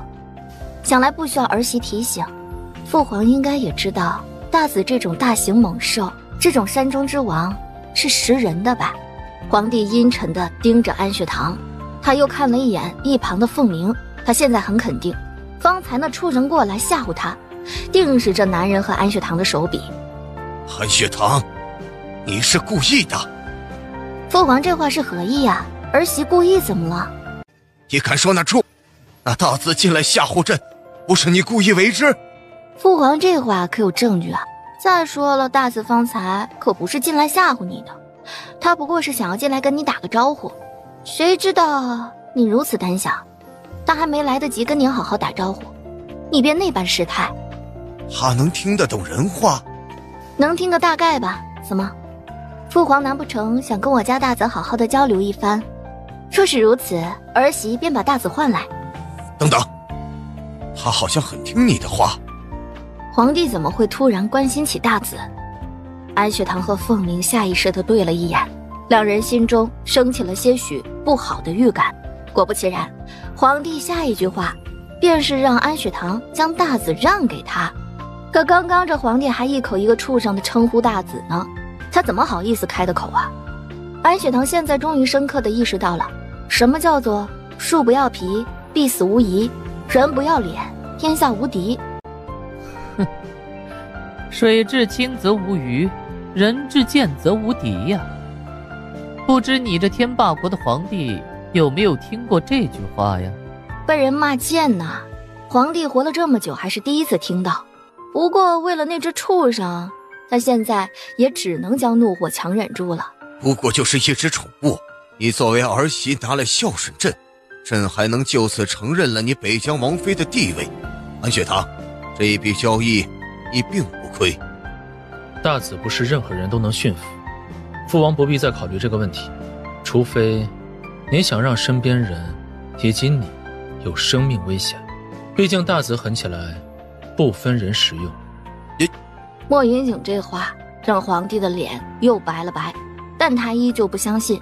毕竟在皇帝看来，安雪堂一介女子都能控制住那畜生，他就不相信了。御林军如此多的习武之人，就没有一个能控制住他的。朕相信10万御林军中总会找到能驯服他之人。现在朕就要你们一句话，这大子你们到底是要不要交出来？父皇，儿媳看你确实不太在乎自己的性命，既然如此，那大子就送给你了，只要你有办法让他乖乖听话。安雪堂的话刚说完，大子猛然地冲了进来，他这一次不仅是直接冲到了皇帝跟前，将他吓得哇哇大叫，还直接在皇帝的手臂上咬了一口。皇帝痛得死去活来，嘴里喊着救命，可全屋的人全当看不见。大子将他手臂咬得血肉模糊之后，安雪堂便将他换了回来。此时皇帝已经晕了过去了。你向来有你做事的方式，不必这般看我。无论你做什么，都影响不到你我之间的感情。有了莫云景这话，安雪堂倒是松了一口气。宁儿，拿我的医药箱过来。是。阿唐啊，剩下的就交给你了。为兄困得不行，就先回去歇着了。好，这里我和阿锦会处理的。兄长，你先回去歇着吧。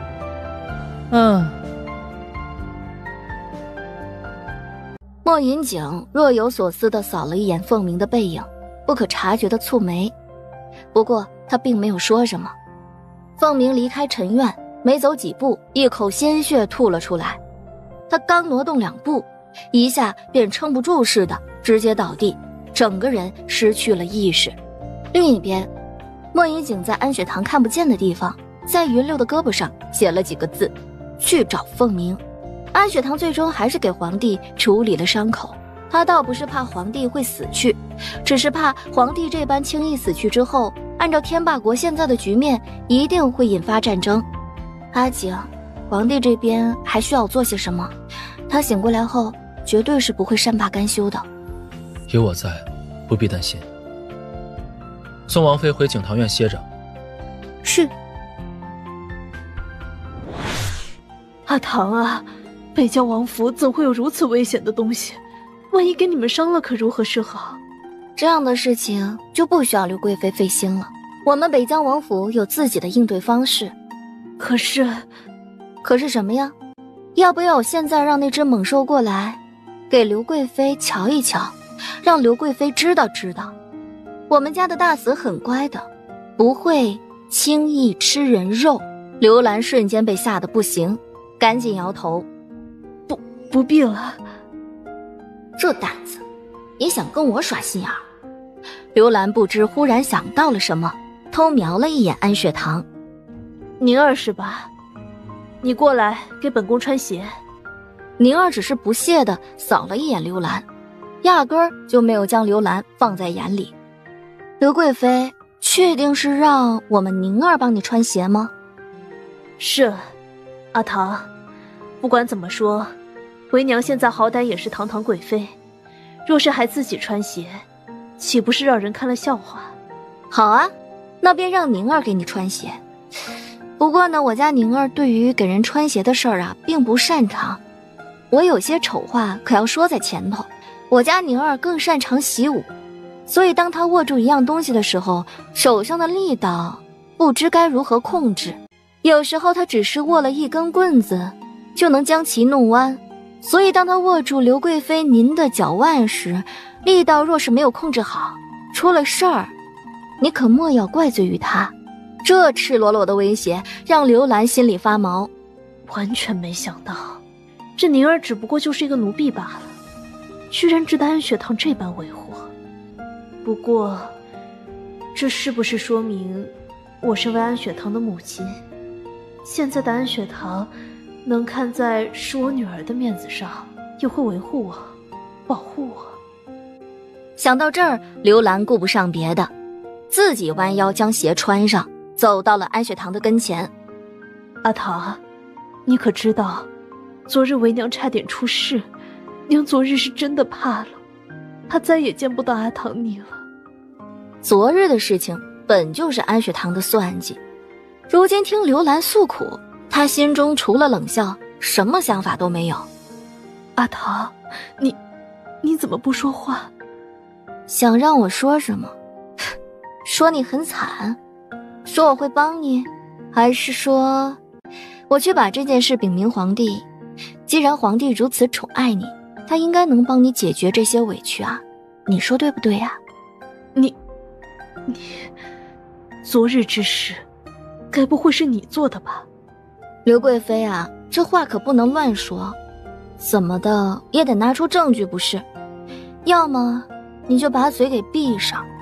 阿唐，你是不是真的不把我当你娘亲了？你本来就不是我的娘亲，不是吗？好，那我们今日就喝杯断亲茶，喝完我们就彻底断了联系。你说的断亲茶是不是我喝了，日后你就不会再来烦扰我了？是。好，那便喝吧。宁儿，去准备茶水。不要。话说出口之后，他或许也意识到自己是有些激动了。今日我们喝的茶可是断亲茶，这茶不必让外人来准备，我亲自准备。你来准备？这恐怕不太好。刚才你也说了，现在你的身份是堂堂的贵妃，让你去准备茶水，属实不应该啊。话虽这么说，但此刻到底是不一样的，所以这茶我还是要亲自准备。那行，你若愿意准备，那便让你准备吧。宁儿，带刘贵妃去我们的小厨房。是。阿唐，你虽不是我女儿，可你毕竟用着我女儿的身体。既然你现在不想再认我这个娘亲，那这断亲茶，你我是非喝不可了。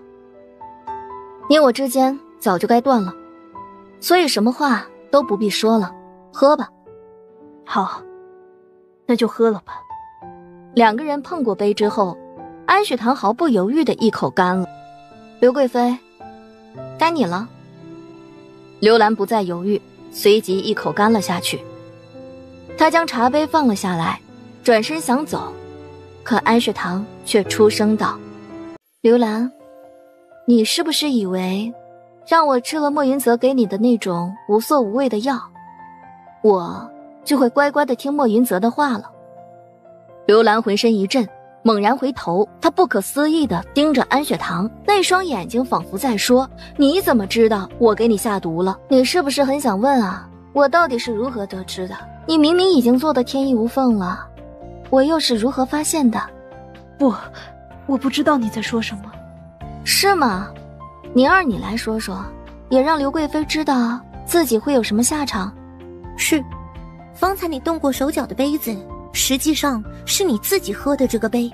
不可能，怎么可能？这东西是不是你想给我们王妃下的毒？刘兰抬头一看，看见宁儿手中的瓷瓶，愣了愣，不过下一秒竟然出手抢了过来。她打开一看，里头的药水还是满的。我没下毒。想到这儿，刘兰觉得自己还没有下毒，那就是没中毒了。很快她露出了微笑的表情。这是你的毒药，所以你有没有想过，你往杯子里倒的药水到底是什么呀？你给我下毒？刘兰瞬间瞪大了双眼，气得发抖。你让这贱人算计我，所以方才在厨房，你故意靠近我那一刻，就是为了将我腰间的毒药调换。你们到底给我下了什么毒？宁儿，张嘴。是。宁儿，他太吵了。宁儿明白。宁儿当即点了刘兰的哑穴，继续打，打到他脸肿成猪头为止。是。宁儿下手很重，刘兰的脸很快肿了起来。继续打下去，恐怕刘兰的脸会被打破。于是安雪堂直接叫停。刘贵妃，你身上的这种毒药，只有我能够解。安雪堂，你到底想怎么样？这句话不应该是我问你吗？你到底想如何呀？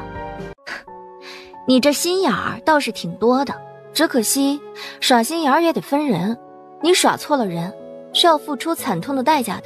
当然了，你我之间选择的路不同，我也不要求你必须跟我走一条路，可你选了别的路，现在又要因为别人来害我，这就是你的不对了。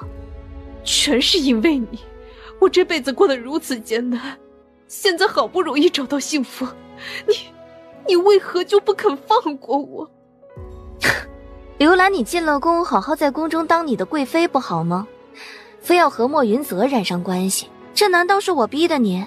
还有，若不是你想要给我下毒，你现在何至于这般模样？安雪堂，你给我解毒，我怎么说都是你这具身体的母亲，你不能这么对我。我前半生的日子，为了将你抚养成人，已经那般难过了，你不能这样对我。刘贵妃，你放心，日后你一定会明白，关关难过关关过，今日不过不要难过，因为明天一样不会过。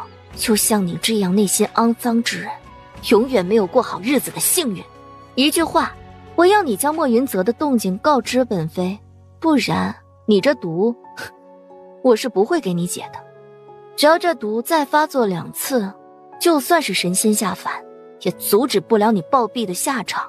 这个毒呢，每半个月发作1次，下次发作前你若是不能拿出关于莫云泽的消息来汇报于我，那你就等着毒发身亡而死了。舒尔康儿将刘贵妃抬回皇帝身边。不，安雪堂，你不能这样对我，给我解药，快给我解药！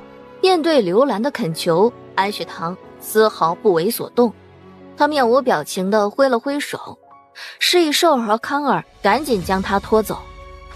宁儿，这几日你帮我盯着点兄长，他若是要出去，你一定要告知于我，马上就要到月圆之夜了。是，王妃。皇帝醒过来之后，整张脸阴云密布的，他想要下旨杀了安雪堂和凤鸣。父王觉得，就凭你手上那些御林军，就能杀得了寻塘谷的谷主和堂堂北疆王妃。寻塘谷的谷主？哼，就算他是寻塘谷的谷主又如何？朕手中10几万御林军，不成还怕他区区一个江湖帮派的领头？若是普通的江湖帮派，父王不放在眼里也正常。可父王，你当真要不把寻塘谷放在眼里？父王莫不是忘了，北疆王妃带领区区上千个寻塘谷之人，就能灭了那大越国之事。你这话是何意？儿臣到底是何意，父王心中有数。别的话儿臣不想多说，但父王这期间面临如此多的问题，为了你的安全，为了你的皇位，听儿臣一句，莫要跟凤鸣和安雪堂作对。说完，莫云锦转身就走。皇帝也不是傻子，有些话并不需要他提醒太过明显，只要能镇住他就行了。王爷，属下并没有找到凤公子。青云阁找过了。是，找过了。属下得到您的命令后，就先回了他的院子找，可他不在。属下又在王府找了一圈，因为属下出来寻他时，他也才刚离开陈院。属下不相信他这么快就离开了王府，但属下将王府的各个角落都找了个遍，还是没能找到他。于是属下便去了青云阁，可青云阁的人说，凤公子今日并没有出现在青云阁。青云阁那边怎么说？青云阁的阁主得知属下找不到凤公子，他说会派人去找，若是有消息就派人来王府通知我们。好，你带上暗卫继续找。今日王爷是怎么了？凤公子是不是出了什么大事啊？快去，想尽一切办法找到他。是。阿景，你回来了。对了，阿景，兄长又出去了，想来他又去找青云阁的韩云了。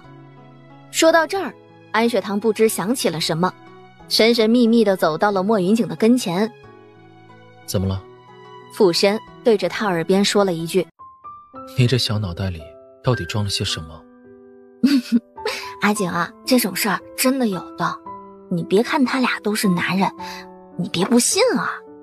就算有，也发生不到你兄长和韩云身上。你怎么这般确定啊？而且兄长看起来柔柔美美的，那个韩云一看就是个颜控的人，万一韩云看上了我的兄长呢？看来我兄长还真的喜欢那个韩云呐。吃饭，有什么事情先吃饱再说。好吧。行了。你怎么在这儿？等你。我怎么了？你消失了一整天。什么？我记得我从陈院出来，头昏昏沉沉，我怕被阿唐发现，就躲在一个角落里。我知道你会想办法让云六来找我，难道你们不是在王府找到的我？云六确实在你刚离开后就出来寻你，不过那时候你已经消失了。消失？没错，确实是消失。云六在府中各个角落找了个遍，没有找到关于你的踪迹。之后他又去了青云阁，青云阁那边也找不到你。韩云得知你失踪的消息，也派了些青云阁的兄弟去寻你。只可惜本王的人和青云阁的人在城中多地都找了个遍，依旧没有找到你。那我最后是怎么回来的？1个时辰前你屋里有动静，十一过来查看，你就躺在床上。你的意思是你们找了我1天都没找到，1个时辰前我就自己出现在这屋里，躺在床上？没错。我消失的一整天去了哪儿？是谁能悄无声息地潜入北疆王府，还能将我带走？带走我之后又到底去了哪儿？这一整天我到底被人动了什么手脚？还有1个时辰前我又是被谁给送回来的？一个一个问题盘旋在凤鸣和莫云景2个人的脑海内。凤鸣下一瞬不知想到了什么，忽而给自己把了个脉。身体可有什么问题？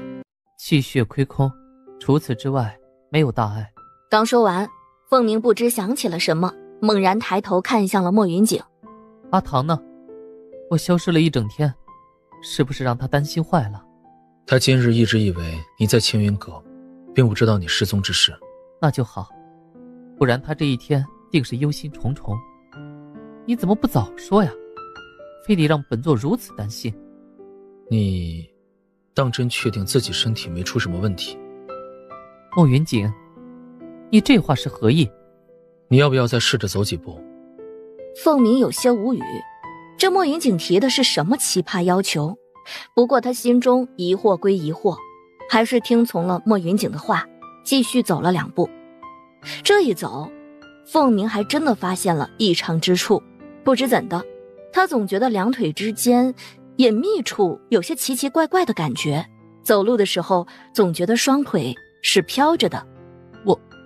我这是怎么了？这本王怎么知道你现在下半身到底是何状态？你是最清楚。你现在下半身到底是何状态？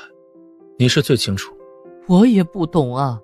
凤鸣无奈了，他是真的不懂，但是就是察觉到了非常的不对劲。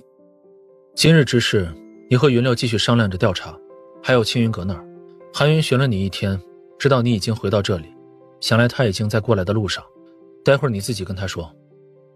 莫云景说完，没必要继续留在这里，径直离开。走到门口，莫云景突然停下了脚步。本王觉得堂堂的医术值得你信任，你这身子继续这样下去也不是办法。本王的建议是你自己跟堂堂提及此事，好好跟他商量。他也不是什么都不明白之人，你身体有些毛病，这使他已经有所怀疑。当然这只是本王的建议，具体怎么做看你自己。建议我将自己的病情告诉阿唐，可是这种事情要让我如何告诉阿唐啊？他体内的病并不是能够医治的病，这病到底是如何而来，凤鸣一清二楚。看你这样子也没出什么事嘛，反而你这个样子给人一种如沐春风的感觉。如沐春风？打住！你可千万别跟本座说这个。哼，今日到底出了何事？我们青云阁第一次在找人这种事上碰壁。你们当真一点痕迹都找不出来？今日青云阁在得到云六送过来的消息后，是不是没有来过北疆王府查看究竟？你是怀疑你今日压根就没有离开北疆王府？本座实在想不出到底有何方神圣能避开如此多的寻唐谷高手和云家军高手前进北疆王府，还能这般神不知鬼不觉地将本座偷出去。听到凤鸣这么说，韩云还真的觉得他说的有道理。正所谓最危险的地方便是最安全的地方，景堂院。两人刚有所猜测，下一秒便直接转身离开房间，往景堂院去了。这木板床上的头发是你的？这就意味着今日凤公子确实没有被人偷出去，而是一直被藏在这里，就这么被人藏在我们眼皮子底下。这样的结果更符合实际。凤鸣不知想到了什么，只见他开始在屋子里找起来，一个角落一个角落地找着。凤公子，你在找什么呀？属下帮你找。另一个人的痕迹。既然今日凤鸣是被人藏在这儿的，那这里除了凤鸣的痕迹，还应该有另一个人的痕迹。属下明白。不必找了，这人很警惕，看样子他离开前已经把痕迹彻底抹去了。云六，你能否告诉我，知道这间屋子用途的人到底多不多？知道的并不多，而且几乎是王爷和王妃身边的亲信才知道这间屋子具体是做什么的。也就是说，那个对你下手之人极有可能是你们身边之人。那个人还清楚地了解景堂院的一切，所以能更加悄无声息地带着你无声无息地前进这个屋子，在天黑之后还能在如此多的眼线之下将你搬回隔壁院子。会是谁能准确地知道我们云家军换岗时辰，还能躲过寻唐谷之人的监视？这人并不简单。等凤鸣回过神之后，不知想到了什么，直接就转身往外走。宁儿和巡逻就在景堂院的院子里，凤鸣将两个人叫走了。三个人进了凤鸣的屋子里谈事情。醒了。阿景，今日你怎么还没有起啊？不用上朝吗？父王昨日被大子所伤，如今在陈院养伤，所以这几日应该都不需要上朝。早知道让大子咬伤皇帝，就能让阿景免了去上朝，我早就让大景咬他了。现在要不要起床？好，对了，阿景，我兄长昨夜回来了吗？阿景，我有些东西要送给兄长，你先洗漱，我待会儿回来洗。安雪堂没有敲门，就直接推开了凤鸣的房间，紧接着屋子里发生的一幕让安雪堂瞬间瞳孔一缩，呼吸一滞，接踵而来的是那异常的心跳加速。安雪堂突然闯进来，也让屋子里的两个人吓了一跳。凤鸣率先回过神来，猛然看向门口的安雪堂，然后用力的把自己已经被韩云脱了一半的外裤提了起来。阿唐，你别误会，我们懂，兄长你什么也别说，我懂。北疆王妃，你误会了，不是你想的那样。韩云和凤鸣越是解释，安雪堂露出的表情就越是意味深长。兄长，韩阁主啊，你们什么也别解释，什么也别说，今日所见的我和宁儿一定会守口如瓶，所以你们千万别担心啊。阿唐，别说，兄长你现在什么也别说，听我说就好了，而且你也别怕我会反对什么的，你就放100个心吧。你妹妹我思想没有那么古板的，对于这种事情我很开放的，无论你们什么样我都能接受，所以你们什么都不需要跟我解释，你们开心就好。凤鸣和韩云两个人都是非常正常的爷们儿，他们听到安雪堂这话也明白他到底是什么意思，两个人突然心里泛起恶心，很不适。阿唐，你给为兄正经一点。好啊，那我就说点正经的。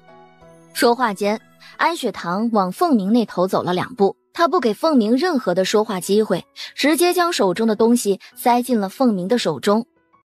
这是何物啊？兄长，这可是我昨日花了整整1日做出来的好东西呢。少说废话，赶紧说清楚，这到底是什么东西？兄长，没想到你们是如此的急不可耐。凤鸣此刻觉得要被这丫头给气疯了，他抬起了手，准备用力敲敲安雪堂的脑袋。好嘛好嘛，我不说了还不行吗？说，你给为兄的到底是什么东西？安雪堂依旧是一本正经，他清了清嗓子，便将凤鸣拉了下来，在他耳边轻轻说了几句。谁也不知道安雪堂到底说了什么话，只见凤鸣的脸像块炭一样黑。安雪堂，你知不知道自己在说什么？你为兄看你是皮痒了，想找打了是不是？兄长，咱有话好好说嘛，千万别动手嘛！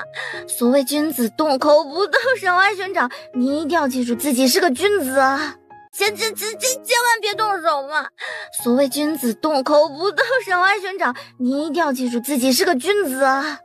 就算安雪堂故意露出了痛苦的表情，凤鸣还是不想轻易的就此放过他。他真的是被安雪堂气得不行，尤其是想到她一个女孩子，还是堂堂的北疆王妃，居然会亲手制作出这种不入流的东西。想到这些，凤鸣恨不得亲手将安雪堂狠狠地教育一顿。可凤鸣还没有来得及做什么，莫云锦就赶来了。安雪堂在看到莫云锦进来的时候，立马就装出了一副可怜兮兮的模样。阿景，兄长欺负我，你快救我！兄长你也疼我了。凤鸣第一次知道，原来他这妹妹竟然如此绿茶。兄长，我都说了不会反对你和韩阁主的，你说你这般恼羞成怒是要做什么呀？此刻，凤鸣和韩云的脸都绿了，莫云景则是挑了挑眉，看了看安雪堂。安雪堂这时才反应过来，莫云锦还不知道发生什么事儿了呢。阿景，你不知道吧？兄长这么些年来不娶妻生子，是因为他不喜欢女人，而是喜欢像韩阁主这样的硬朗男人。莫云景听了他的话，眉头一挑，意味不明的眸子扫向了韩云和凤鸣。韩云和凤鸣2个人就知道莫云景这眼神一定是当真了，2人瞬间急得快要跳脚。阿唐，莫要再这般胡说，不然为兄可就真要出手好好教训教训你了。阿景，你看啊，兄长被我发现之后就开始恼羞成怒了呢。安雪堂，凤鸣咬牙切齿，若不是莫云景将他护在身后，他真的要上前将这个丫头狠狠地打一顿，再让安雪堂这张嘴继续造谣。若让旁人听了去，那一定会是当真的呀。兄长，你脾气大可不代表你有理哦。方才可不是我一个人看见的，灵儿跟我一起进来的，她也看见了，我们一致看见韩云在脱你的裤子，你们现在还不承认，有什么用啊？我们可是亲眼所见。饶是莫云景这般淡定的人，在听到安雪堂这话之后，整个人也是愣住了。北疆王妃可不能再乱说了，方才是凤鸣说她大腿根部有异样，她一下子就痛得差点站不稳了，所以我才想着给她看一看。可谁知道北疆王妃您会在这个时候闯进来，还这么巧的看到我在扒了她裤子这一幕。安雪堂本就关心凤鸣的身体，这会儿听到了韩云的话，哪还顾得上什么感情的事儿啊？听到凤鸣身体有问题，他脸色巨变，猛然冲到他的跟前，二话不说撩起他的手腕给他把脉。你别乱动，给我安分一些。给凤鸣把了脉，安雪堂紧锁起眉头。阿唐，怎么了？没什么，不过兄长，你到底要不要跟我说句实话？你身体到底是有何毛病？兄长你可别忘了，我的医术还可以，有什么问题你可以跟我说，我们一起来想解决的办法，好不好？放心，为兄身体真的没什么问题。阿景，你帮我把兄长控制住，把他的裤子给我扒下来。我倒是要亲眼看看他到底有没有受伤。安雪堂这话让在场的人都额头冒起了黑线，他们还从未见过一个女子能把扒男人裤子的事儿说得如此自然的。不可能！我说你们两个思想能不能干净一点？你们要记住一件事儿，在医生，也就是在大夫的眼中，只有病人，不分男女的。不可能！安雪堂，这种事你别想了，时刻记住自己女子的身份。还有，你可是堂堂的北疆王妃，莫要总是做这些让人惊掉下巴之事。够了，还不赶紧将你妻子扛走？难不成要等着本座亲手教训他？还没等安雪堂做什么，莫云景二话不说便将他扛了起来，径直往外走。喂，阿景，你快放我下来，我还没有跟兄长看病呢。他的身体你不用操心，本王会给他找京中最好的大夫。安雪堂，是不是本王给了你勇气，居然还敢去扒一个男人的裤子？阿景啊，那人可是我兄长，连兄长的醋你也要吃。谁都不行，下次还敢生出这样的想法，本王饶不了你。好嘛，下次听你的。不过你要老实交代了，你是不是知道我兄长身体有问题？你知道多少，本王知道多少。不，我觉得你和我兄长之间一定有事情瞒着我。为了不让我报复，我给你最后一次坦白的机会，速速将自己知道的一五一十的告诉于我，不然，不然堂堂想如何？不然我就罚你3日不准入房门。堂堂，敢这般跟为夫说话，反了不是？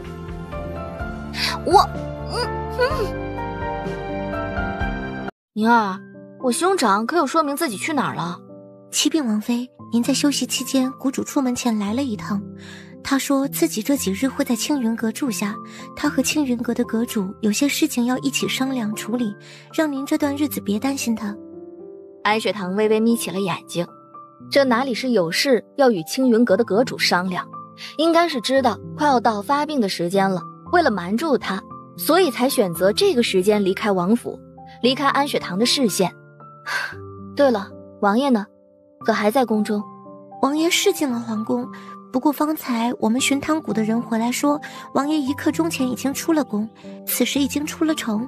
出城？阿景这会儿出城作甚？寻汤谷的人可有跟着去？启禀王妃，王爷出城只带了云六和11，他不仅不让我们寻汤谷的人跟着，也不让云家军的其他卫跟着。不让跟着？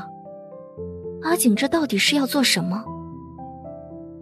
对了，你们这几日有没有见过云武？并没有。奇了怪了，云武确实好几天没有出现了，还有巡逻，我今日也没有见到他的身影。兄长平日里出门不是不带他的吗？难不成今日带他出去了？王妃，巡逻师兄这几日应该都不会出现了，谷主有任务给他。任务啊？回王妃，谷主具体也没说是什么任务，所以……我明白了，这件事我会再和兄长商量。宁儿，你亲自去趟青云阁，确认我兄长确实在那儿。这几日让13跟在他的身边，我要时刻掌握他的动向。是。宁儿刚离开，双双就出现在门口。双双，进来呀。你过来找我，是不是有话要跟我说啊？双双确实有事想告诉王妃。什么话呀？其实我知道云武将军去了哪儿。啊？你知道？我那天晚上就是睡不着，然后跑出院子走了走，我不小心听到了云武将军和云4将军的对话。没关系的，你有话便直说吧。方才我听到王妃您说好几日看不见云武将军了，其实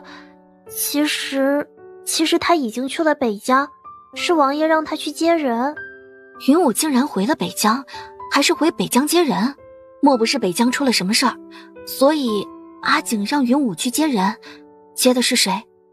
紫菱、云一，莫云晨不是已经到了北疆吗？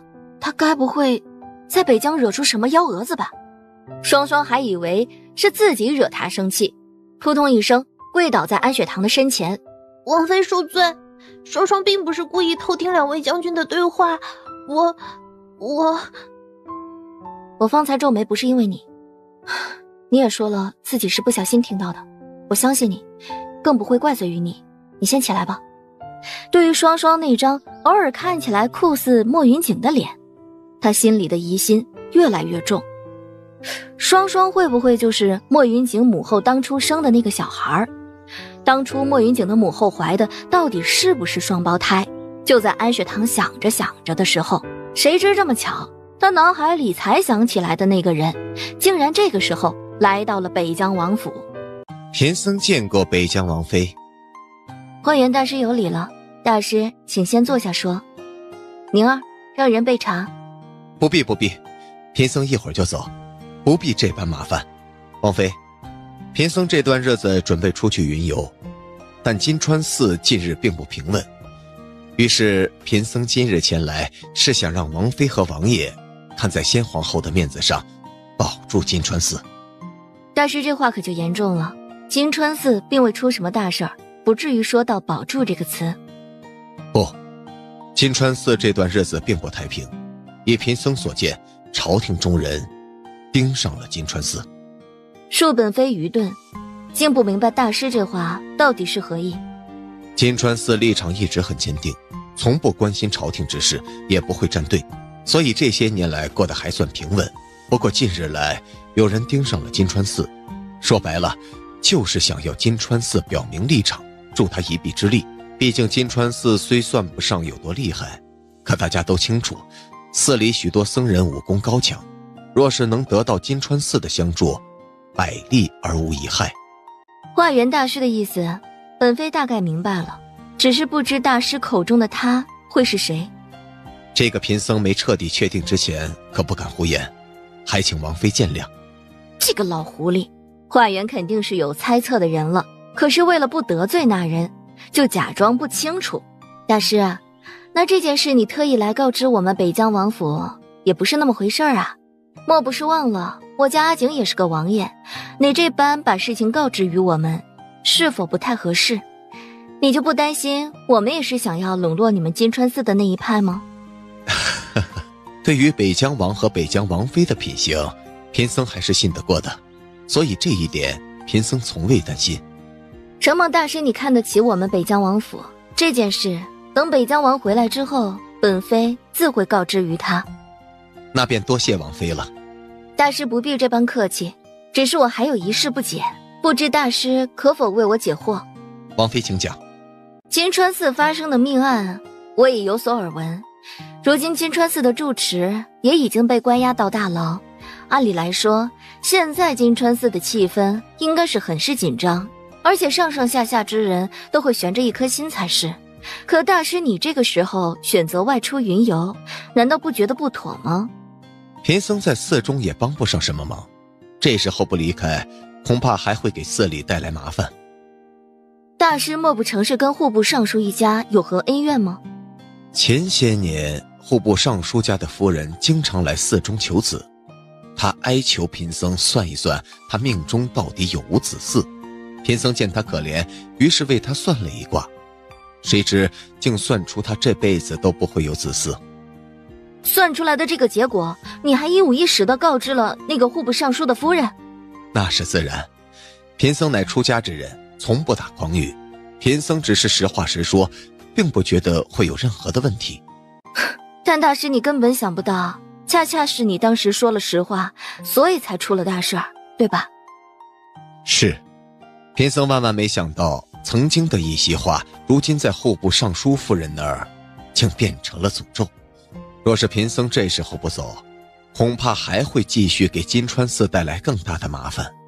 毕竟那户部尚书和他夫人每每见到贫僧，都会觉得是贫僧诅咒了他们的孩子，才导致他们的孩子凄惨离世。就算是这般，大师你也不必非走不可。金川寺如此之大，就算他们一家来找茬，你也可以躲起来啊。没必要这般麻烦，贫僧向来也不管寺中之事，直言贫僧不再继续给寺里带来麻烦。现在金川寺面临的情况，有鉴真师兄在，他会好好处理。既然如此，那我便不多说。大师放心，你担心的问题，我过后定会告知北疆王。贫僧多谢王妃。哦，对了，贫僧还有一事想向北疆王妃求证。何事？何事？方才从王妃院里出去的女孩是何人？大师，不知你口中所说的女孩是何人？王妃府中能有几个女孩？我们王府虽然下人不是特别多，但算起来也不少。而且我们王府的下人大多数都是一家人，他们生的孩子，王府也同意让他们住在他们现在住的地方，所以王府中还真的有几个女孩。不过呢，我为了让他们不那么局促不安和紧张，所以向来不会过问的。王妃就莫要跟贫僧周旋了。那个女孩，我看到了她的背影，她进的那间院子可不像是给下人住的地方。所以大师是真的想见一见她了？这是为何？大师不像是会多管闲事之人。贫僧也不想隐瞒王妃，方才看着女孩的背影，不知为何贫僧总感觉有些熟悉，所以才想要见一见她。若是王妃觉得不方便，贫僧也不会让王妃为难。倒也不至于说不方便，只是那孩子是我从乡下带回来的孩子，胆子小，怕见生人，我也不确定他愿不愿意见到大师。啊，当然了，大师若是愿意等，那我便让宁儿去问一问那孩子的意思，如何？那就多谢王妃了。大师，先前你说自己和我母后关系尚可，那你可了解我们母后入宫之前的事儿？当年贫僧认识先皇后时，她入宫已久，对于她先前的事情，不止贫僧不知，世人皆不知。先皇后入宫之前的事情，为何被人刻意隐藏起来？母后当初想来也是信赖大师，所以才会嘱咐你帮她照顾那孩子。我们母后其实也会跟你提及一些往事的，对吗？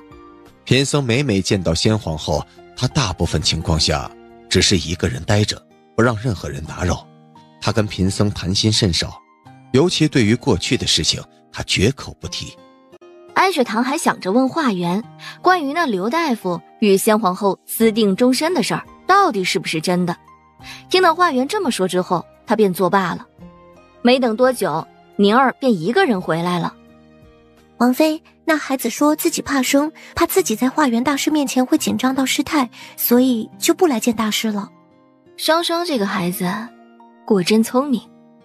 其实安雪堂也并不想让华元见双双，他怀疑双双就是当年先皇后所生的女儿，华元在这其中一定充当了一定的角色。在他看来，没有彻底弄清楚事情之前，他并不想让华元见到双双，也根本不可能让他清楚双双自小活于先皇后生前住过的冷宫。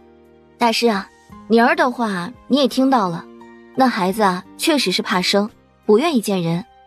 贫僧能理解，既然如此，那贫僧今日便先告辞。好。这么晚了，王爷还没有回来吗？启禀王妃，王爷还没有回城。什么？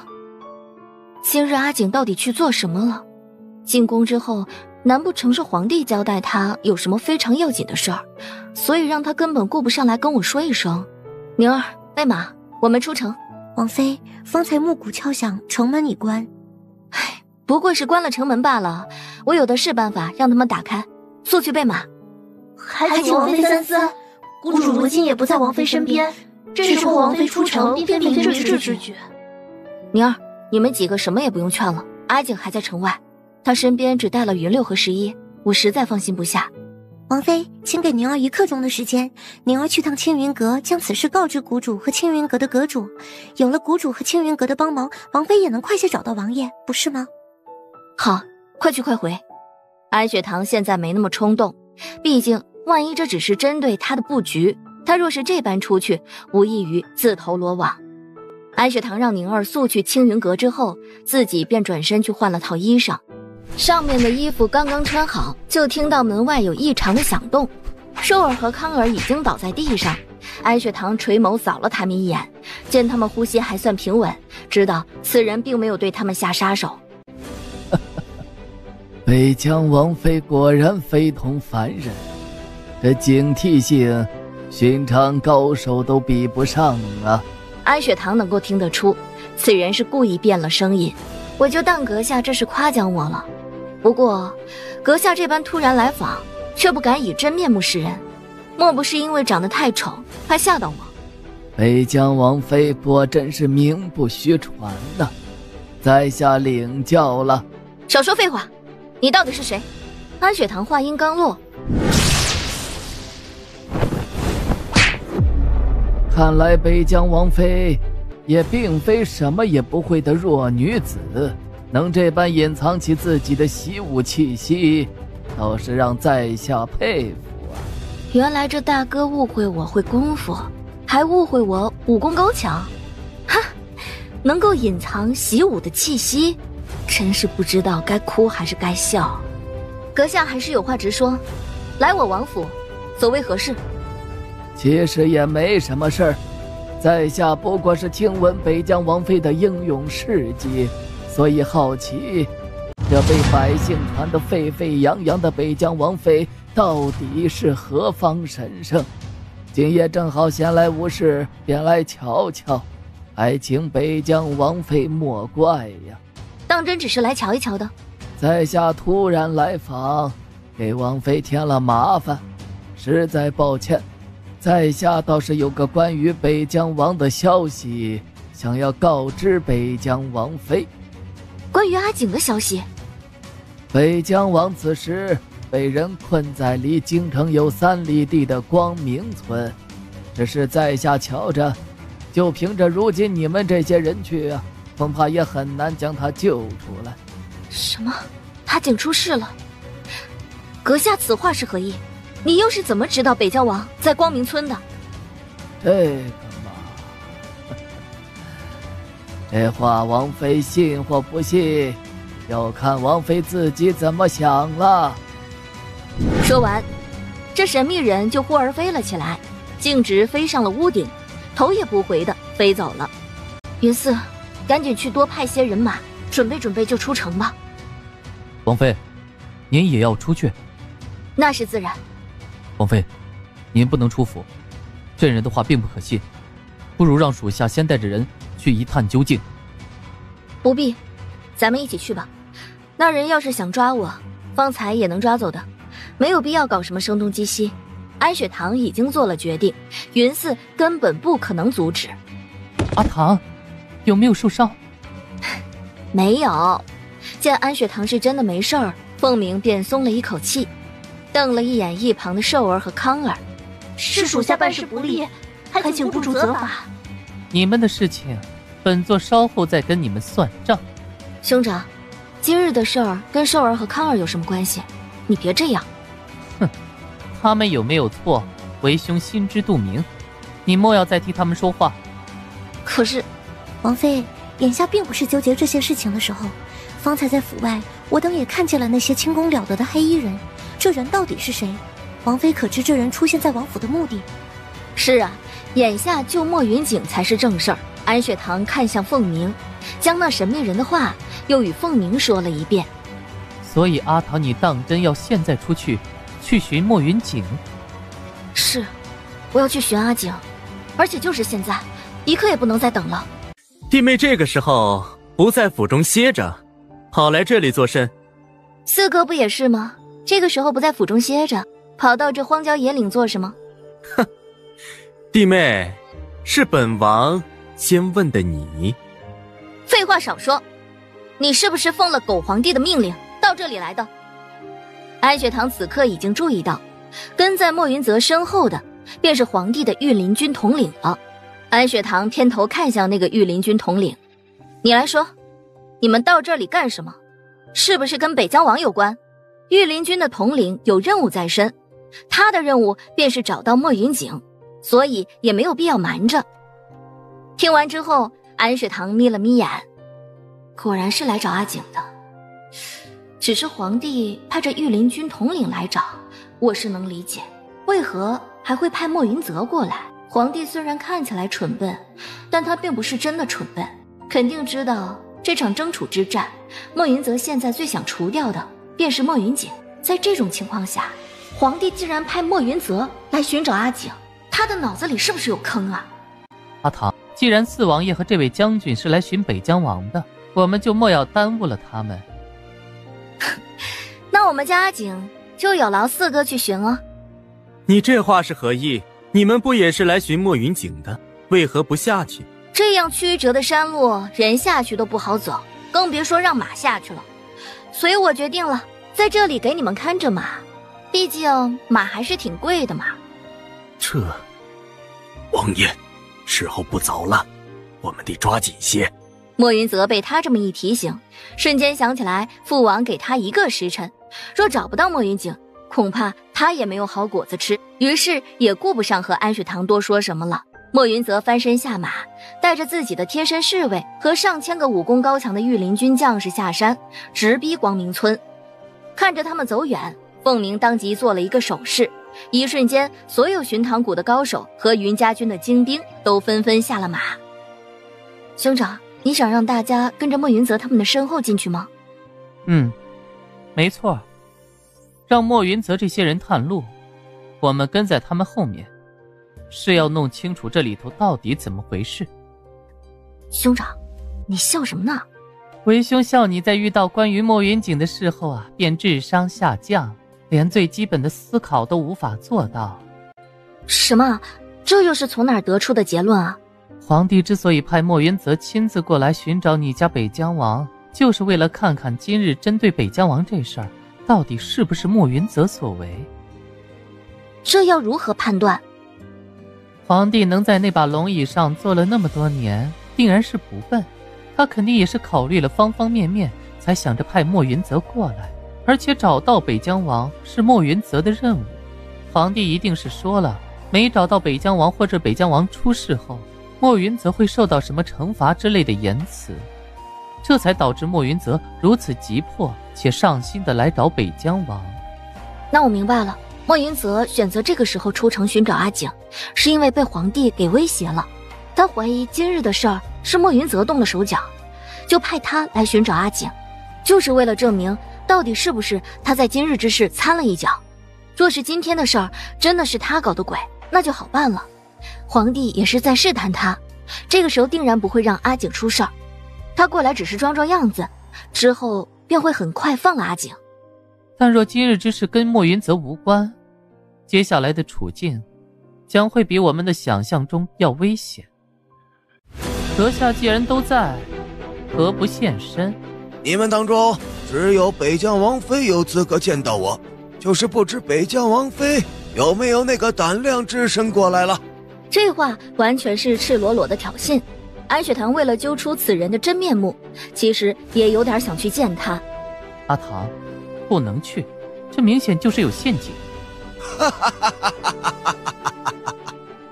凤谷主，好歹你也是寻唐谷的谷主，我着实没想到你竟然这般胆小。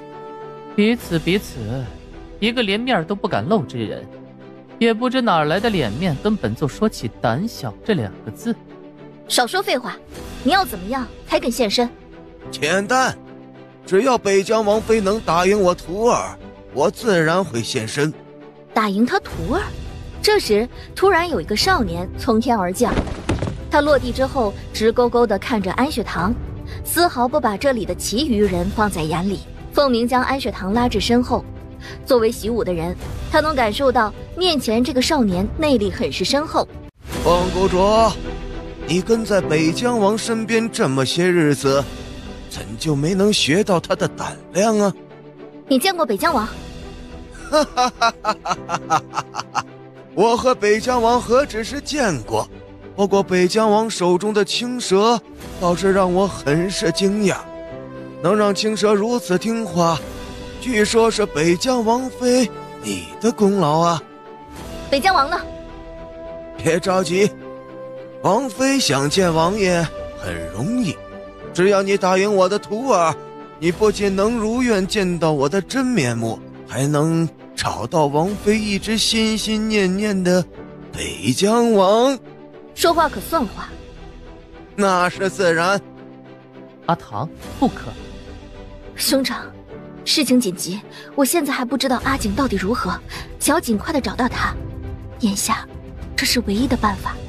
你不是他的对手，还有，敌人的话你怎能如此相信？就算你打赢了，但到时候他不履行承诺，你又能如何？这倒也是。安雪堂沉默了。这时，少年突然掏出了一个草药包，扔向了安雪堂。看着熟悉的东西，安雪堂双眸一动，这是莫云锦身上的。这东西，你是从哪里来的？少年看着安雪堂，并未讲话。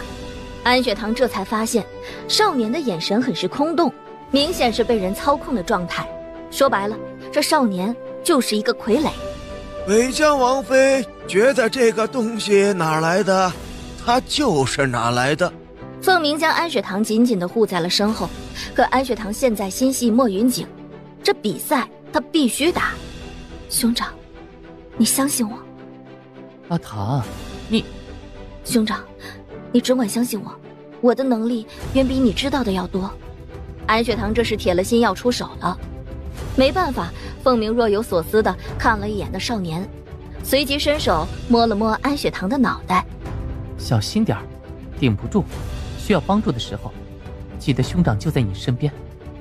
好。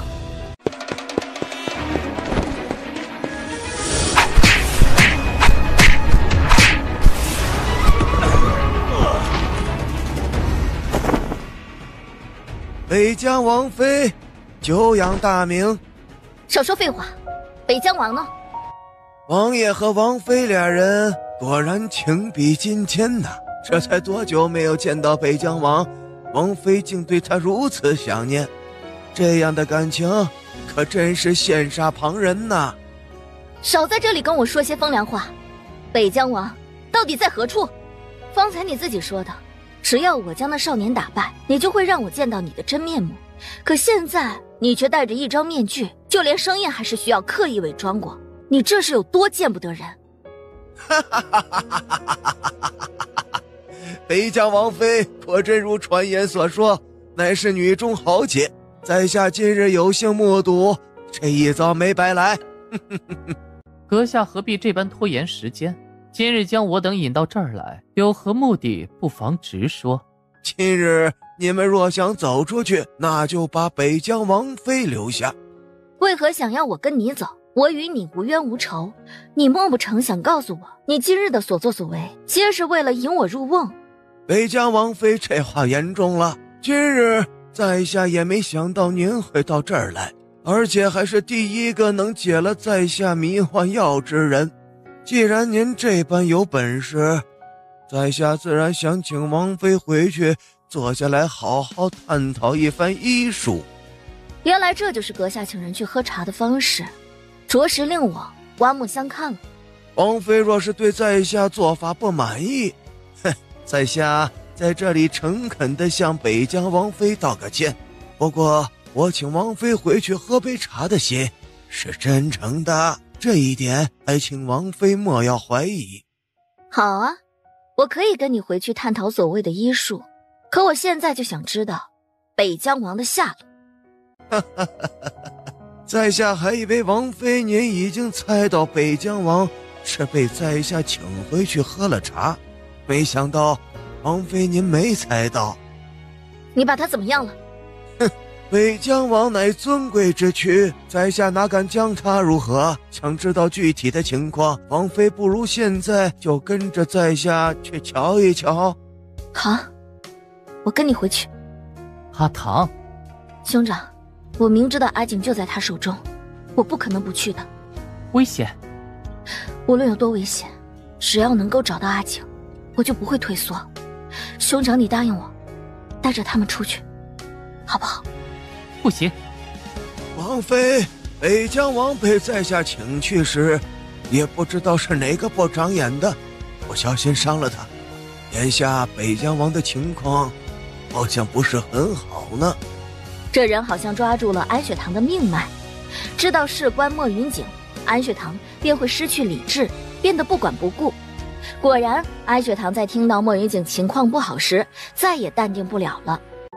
兄长，我非去不可了。好，为兄陪你去。凤谷主，这恐怕行不通啊！在下那儿庙小，一下容不下如此多身份高贵之人。当然了，凤谷主若真想做客寒舍，不妨等改日，到那时在下定会好好安排一番，不会怠慢了凤谷主。兄长，你不能跟我一起去，不然这帮兄弟怎么办？我不相信这个人真的会让他们安全离开这里。不论是寻唐谷的兄弟们，还是莫云锦的云家军，都是为了他和莫云锦卖命的兄弟，他没有办法就这样把他们留在这里。现在最好的办法便是让凤鸣留下，只要有他在，相信凤鸣有能力带着这帮人离开这个鬼地方。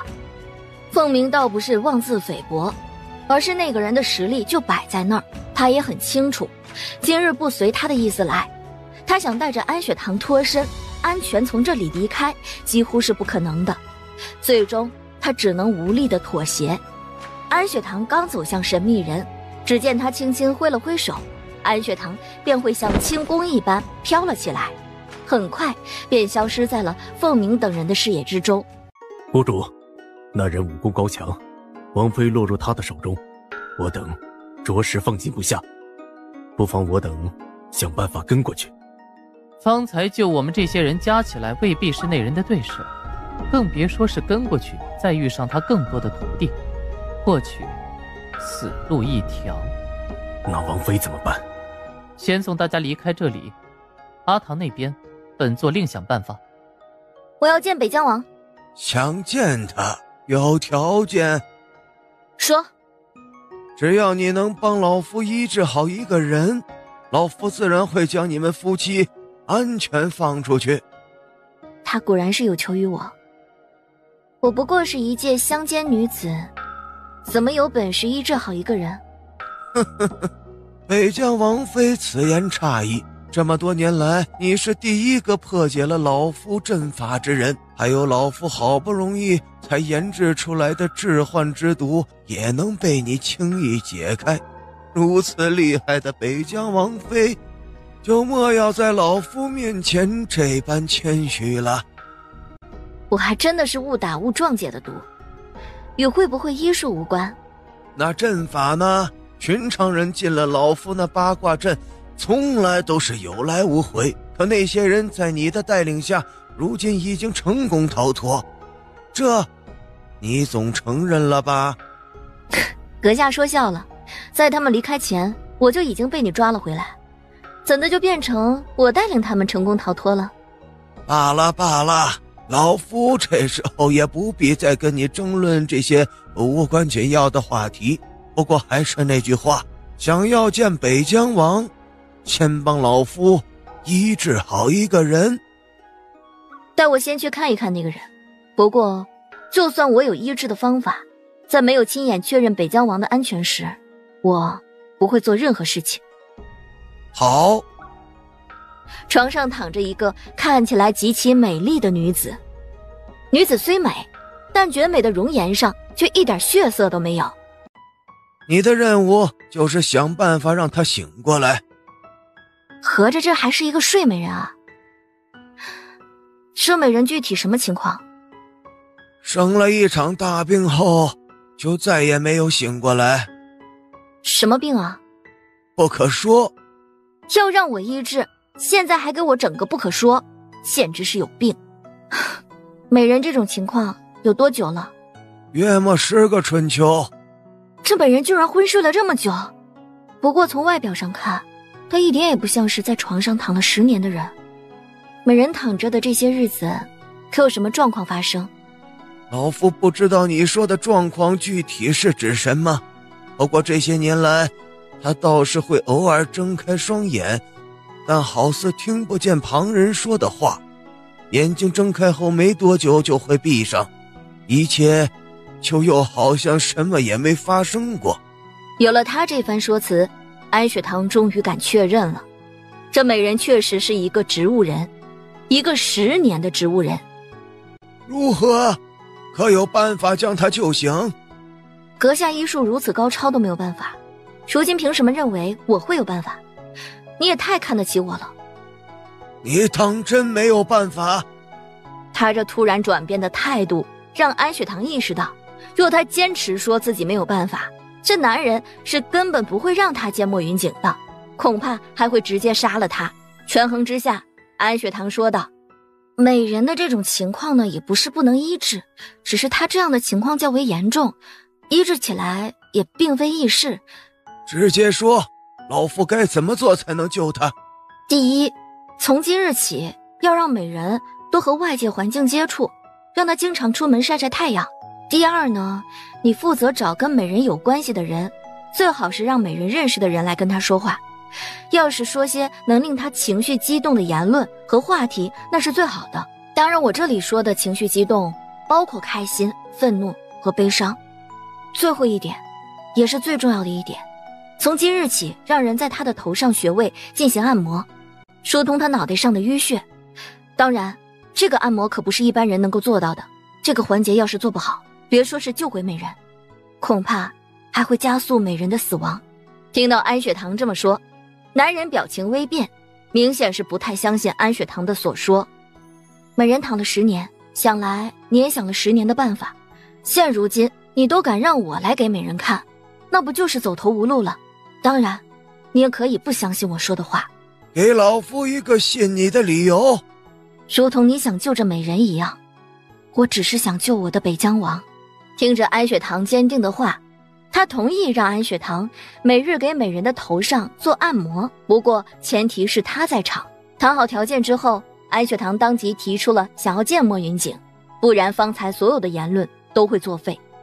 当安雪堂看到莫云锦时，莫云锦正安静地躺在床上，失去了意识。阿景，阿景。只可惜莫云锦好像完全没有听见，就那样躺着一动不动。无论安雪堂怎样唤他，他就是一点反应都没有。你到底对北疆王做了什么？老夫不过是见他这些年来过的日子太累，眼下就想了个办法，让他好好歇息一段日子。大家都有什么心思，彼此都心知肚明，少说这些冠冕堂皇的废话。解药呢？赶紧把解药给我交出来。北疆王妃是觉得老夫会轻易把解药交出来？哼，老夫相信北疆王妃是个聪明人，所以你应该很清楚，想要得到解药，你需要先做些什么。你这般对北疆王，就不怕我报复到那美人的身上吗？北疆王妃这话可威胁不了老夫，毕竟你最爱的北疆王，他的命可还掌握在老夫手中。若是北疆王妃可以对北疆王的死活视而不见，那么你想做什么尽管做。安雪堂眉头紧锁，他现在是真的拿他一点办法也没有。我可以答应尽力的去救那名美人，可你要先让北疆王醒过来，至少让我知道他是没问题的。看来老夫把北疆王妃当聪明人，可北疆王妃貌似却把老夫当成了一个蠢笨之人呢。安雪堂抿了抿嘴，男人忽而冷笑出声。别说是北疆王的命，只要老夫想要你的命，你觉得你能活到明日？北疆王妃，趁着老夫还能好好说话，你最好乖乖做自己分内事，别让老夫生气，不然老夫不仅能杀了你们这对夫妻，还能派人去灭了北疆王府满门。哟呵，阁下口气倒是挺大，不过嘛，我这个人向来最不怕的便是威胁。在安雪堂说完之后，男人的耐心貌似已经被耗光，他想对安雪堂出手，可就在这时，从窗户边突然飞来了几根银针。男人下意识地惊了惊，他迅速地躲开时，安雪堂已经冲了上来，他直接冲过去扯住男人的面具，竟真的被他一手扯了下来。他下意识地捂住了脸，可安雪堂以及刚进门的凤鸣都看到了男人的真容。男人面具下竟然如此丑陋。老夫不让你看是有原因的。哼，你非要这般冲动，这下误了你的眼睛吧？那个，我不清楚，所以抱歉了。哼，老夫可不需要你的同情，少给我露出这样的眼神。谁同情你了？你别忘了，你对我夫君都做了什么。就算你死在我面前，我眼睛也不会眨一下的。兄长，你怎么来了？回兄怎么放心你一个人留下来面对？既然是来送死的，那就休怪老夫手下不留情了。话落，神秘人突然对凤鸣出手。其实凤鸣也想知道这个男人到底有什么实力，只是没想到过招之后，对方的实力远超出了他的想象。住手！给我住手！你若是敢伤我兄长，就算我能治好那个美人，我也会让他付出代价。方才的话，你再说一遍。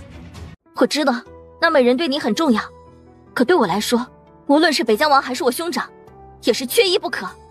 你现在重伤我兄长，你若是敢继续，你在乎的那美人，休怪我对她做些什么。你们并非兄妹，是不是？都是由我说了算。安雪堂说完之后，赶紧去扶住了凤鸣。兄长，疼不疼？一句疼不疼，让凤鸣瞬间破了防。现在他跟记忆里的那个安雪堂重叠了。果然，无论什么时候、什么世道，他的妹妹永远是最关心他的那一个。我已经彻底想清楚了，我会留下，替你治好那个美人，但我也有个条件。哼，北疆王妃，你看来还是看不清自己所面临的局势。都到了这个份上，你竟然还敢跟老夫提条件？我敢，因为我有绝对的信心说，你在乎的那个睡美人，这世间仅我一个人能够医治她。让她醒过来，你有几成把握？5成。才5成？她昏睡了这么些年，如今我还有5成的把握将她医治好，你还有什么不满足的？老夫不管，若是她醒不过来，你还有这2位你在乎之人，一个也活不成。安雪堂虽然心中有气，但他也清楚，男人这话一点开玩笑的意思都没有。接下来，该好好谈谈我的条件了吗？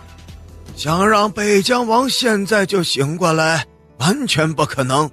2日内，你若是看到了美人的好转，必须让北疆王醒过来一次。好，让人给我兄长在这隔壁收拾间屋子，还有明日4时让人来接我去美人的院落。好，我现在要说的就这么些了，你可以离开了。平生还没有人敢这么跟老夫说话。说实话，这世间也没有几个敢这么对我的。我这个妹子啊，可真是胆儿大。她明明已经摸清了男人的能力，现如今还敢迎风而上，是个狠人。莫云景在娶妻这件事上倒是有眼光。说完，男人转身就走。阿唐，莫云景身体如何？不需要你关心。完了，我家阿唐真的生气了。哎，为兄是真的放心不下你。哼，我不是让你出去吗？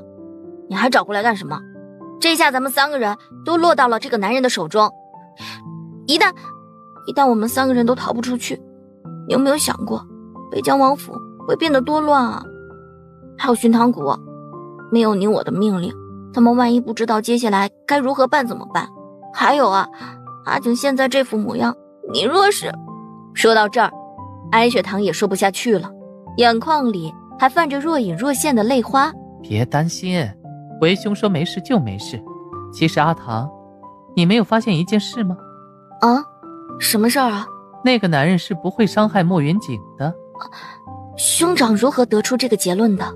如果他当真想要让莫云景出事，早就给他下了毒，而且也不至于让你这般有机会接近莫云景。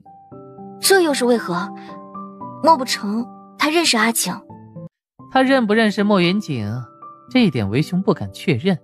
不过他现在确实是没有伤害莫云锦的心思。安雪堂之前还没有搞明白，不过经凤鸣这么一说，他倒是发觉了。若此男真的想对莫云锦出手，那大可以在他的体内下毒，或者是迷幻药。但他并没有这样做，而是允许安雪堂、凤鸣和莫云锦同住一个院落。一开始他还以为面具男对自己的能力有足够的信心，可眼下想起来好像并不是那么回事儿。不必太过担心，以前你不是经常跟为兄说了吗？人生只有在没有退路时才有出路。我什么时候说过这句话？总之啊，你就是说过，现在的你只不过是忘了而已。兄长，我不希望你为了我和阿景做什么牺牲，所以别乱来好吗？不管你想做什么，一定要和我商量，好不好？好。不知何时他露出了破绽，竟让安雪堂窥探到了他的心思。云六，王爷呢？还有11，你们进林子后到底发生了什么？后来又是怎么走散的？你们走散前王爷怎么样？有没有危险？四哥，王爷那边我倒是不怎么担心，不过11可能。11怎么了？我们在分开前，11已经受了重伤，他腹部中了一刀，大腿还中了箭，最重要的是他还被下了毒。韩云和云四震惊，11的功夫他们是知道的。11作为暗卫的头，他的功夫其实在云四和云六之上。细细说，我要知道你们为何从皇宫里出来后会突然来这个鬼地方。想起他们为何会突然来到这个地方，云六娓娓道来。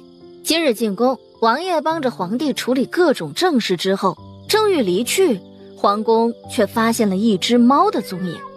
这不是一只寻常的猫，他们清楚先皇后养了一只猫，她的额头上也有一块特殊的桃花胎记，尤其是他们王爷看到那只猫时，那震惊的模样，更是让他们确认这猫或许就是当年先皇后养的那只猫。所以云六和11便跟着王爷想要追上那只猫，谁知那猫还会飞，速度还特别快。当他们意识到这猫不对劲的时候，已经追进了一个林子之中，这一切端倪才出现。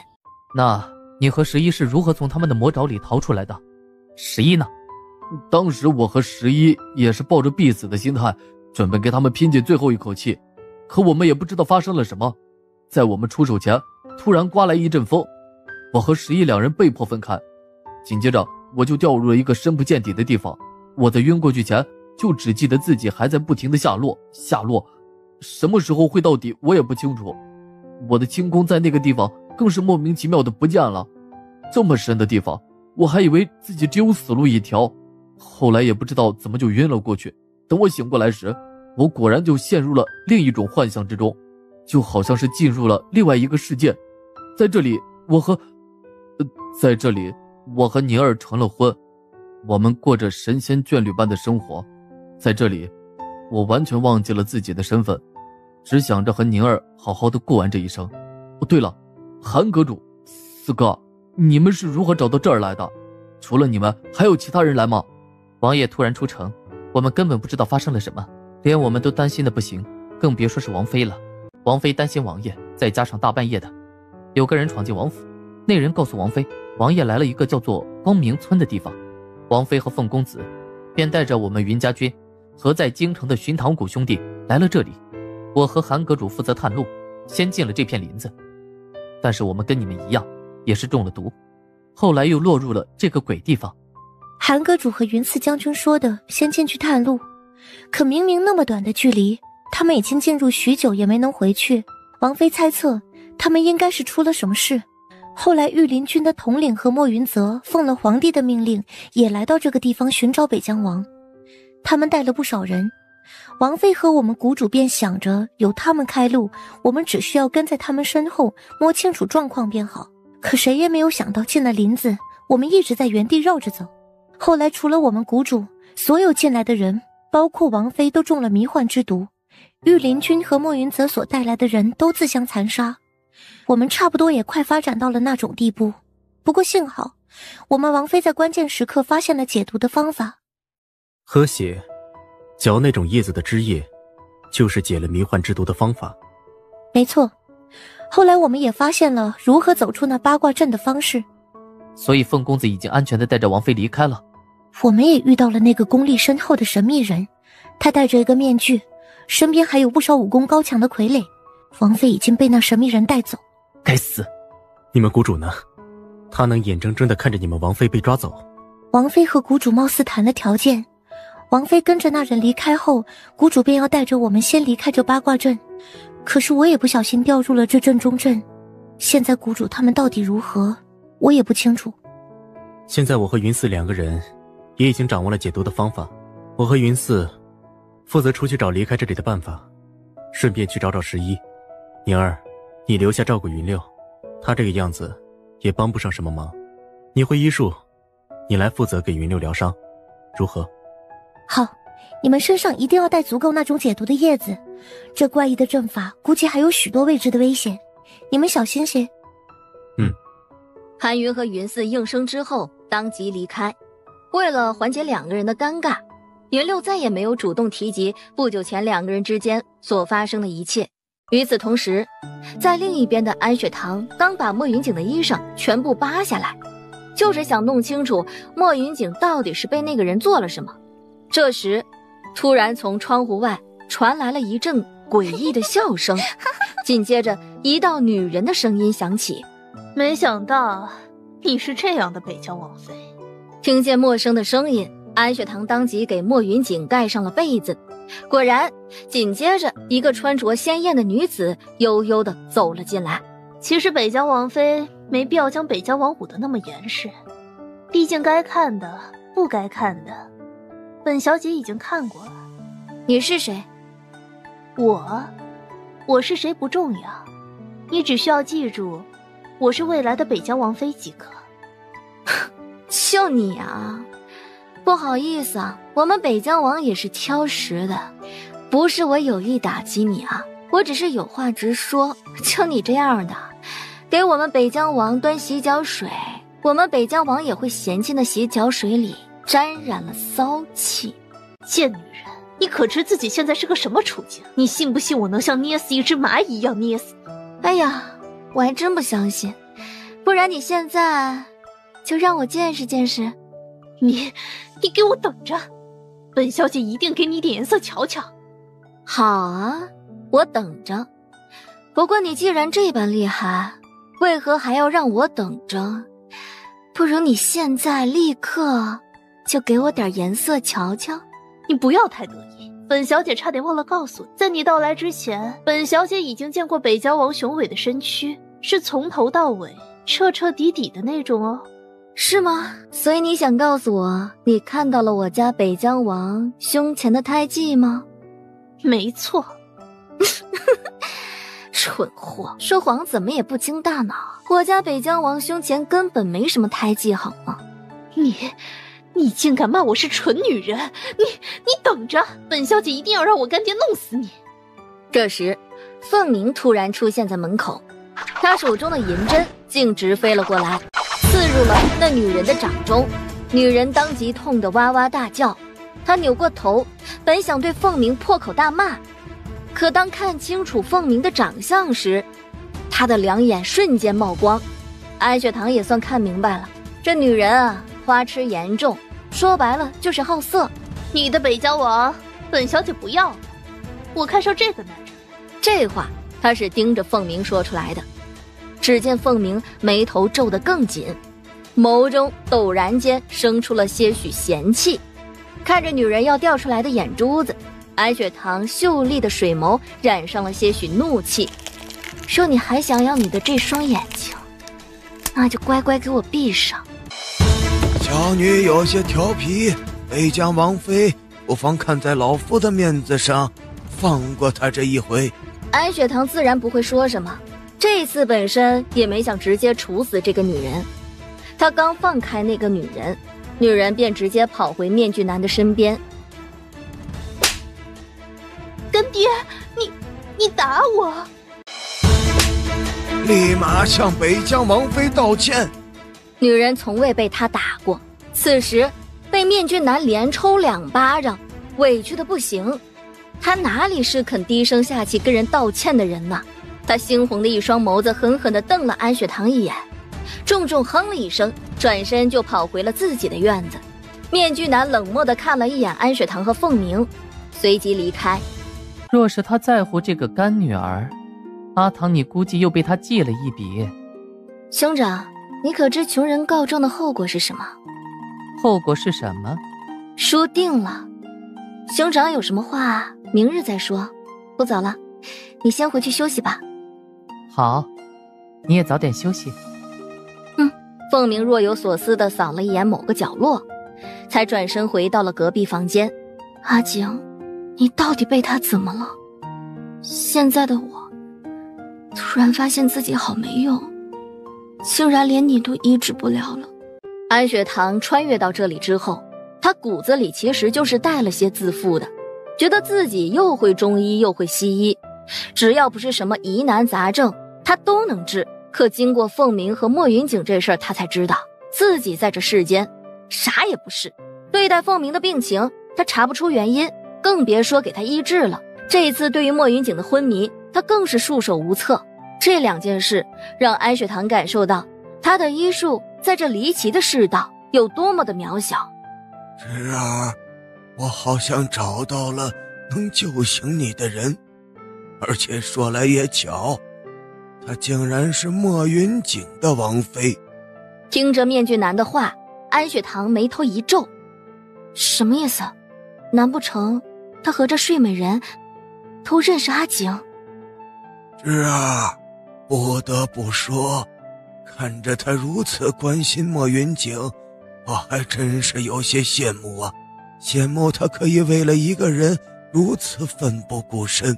今日看着他为了莫云景敢只身随我回来，我就在想，若是我们曾经也像他一样有追爱的勇气，或许现在的我们会不会就有不一样的结局啊？在我看来，他和莫云景是同一个马鞍上的人，走的是一个方向。那我们呢？我们还有机会坐上同一个马鞍吗？男人自言自语不知多久，安雪堂听着听着都有些困意了。终于男人说乏了，离开了睡美人的房间。不过他并没有回到自己的屋子，而是去了他所谓的干女儿的房间。干爹，我记住，少去招惹那院子里的人，尤其是那北疆王妃，你不是她的对手。干爹，女儿记住了。干爹，那个北疆王妃看起来不像是会医术之人，干爹你莫要被她欺骗了。你这是要来干涉老夫的决定？不，女儿不敢，女儿只是……哼，记住，不想死就别去招惹那北疆王妃，更别对他在乎的北疆王和他兄长有什么过火的行为，不然你这条小命老夫也没法保。说完，面具男转身离开。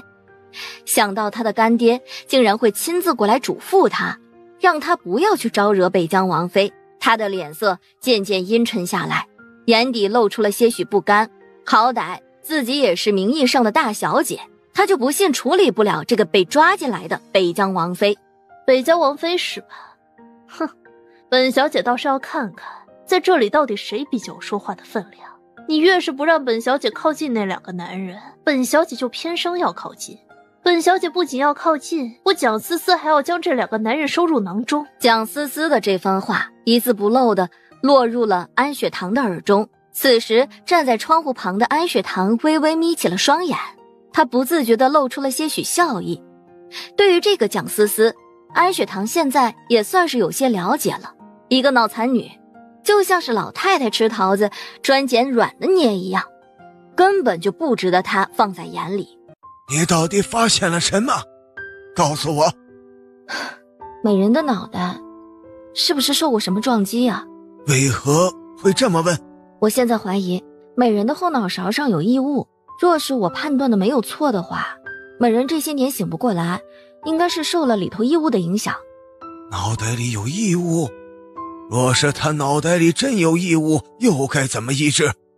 若真的是我所猜测的那般，那他的这种情况一点也不好医治。吉人之辞寡，遭人之辞多。不想死，就莫要给老夫说这些没有用的废话，直接说，到底有没有医治他的方法？看来，对于这个男人来说，床上这美人儿才是唯一能够用来制衡他的砝码。唉，像美人这种情况，医治的方式一共就有2种，给他服用特殊的药物，看看能不能软化他脑袋里的异物。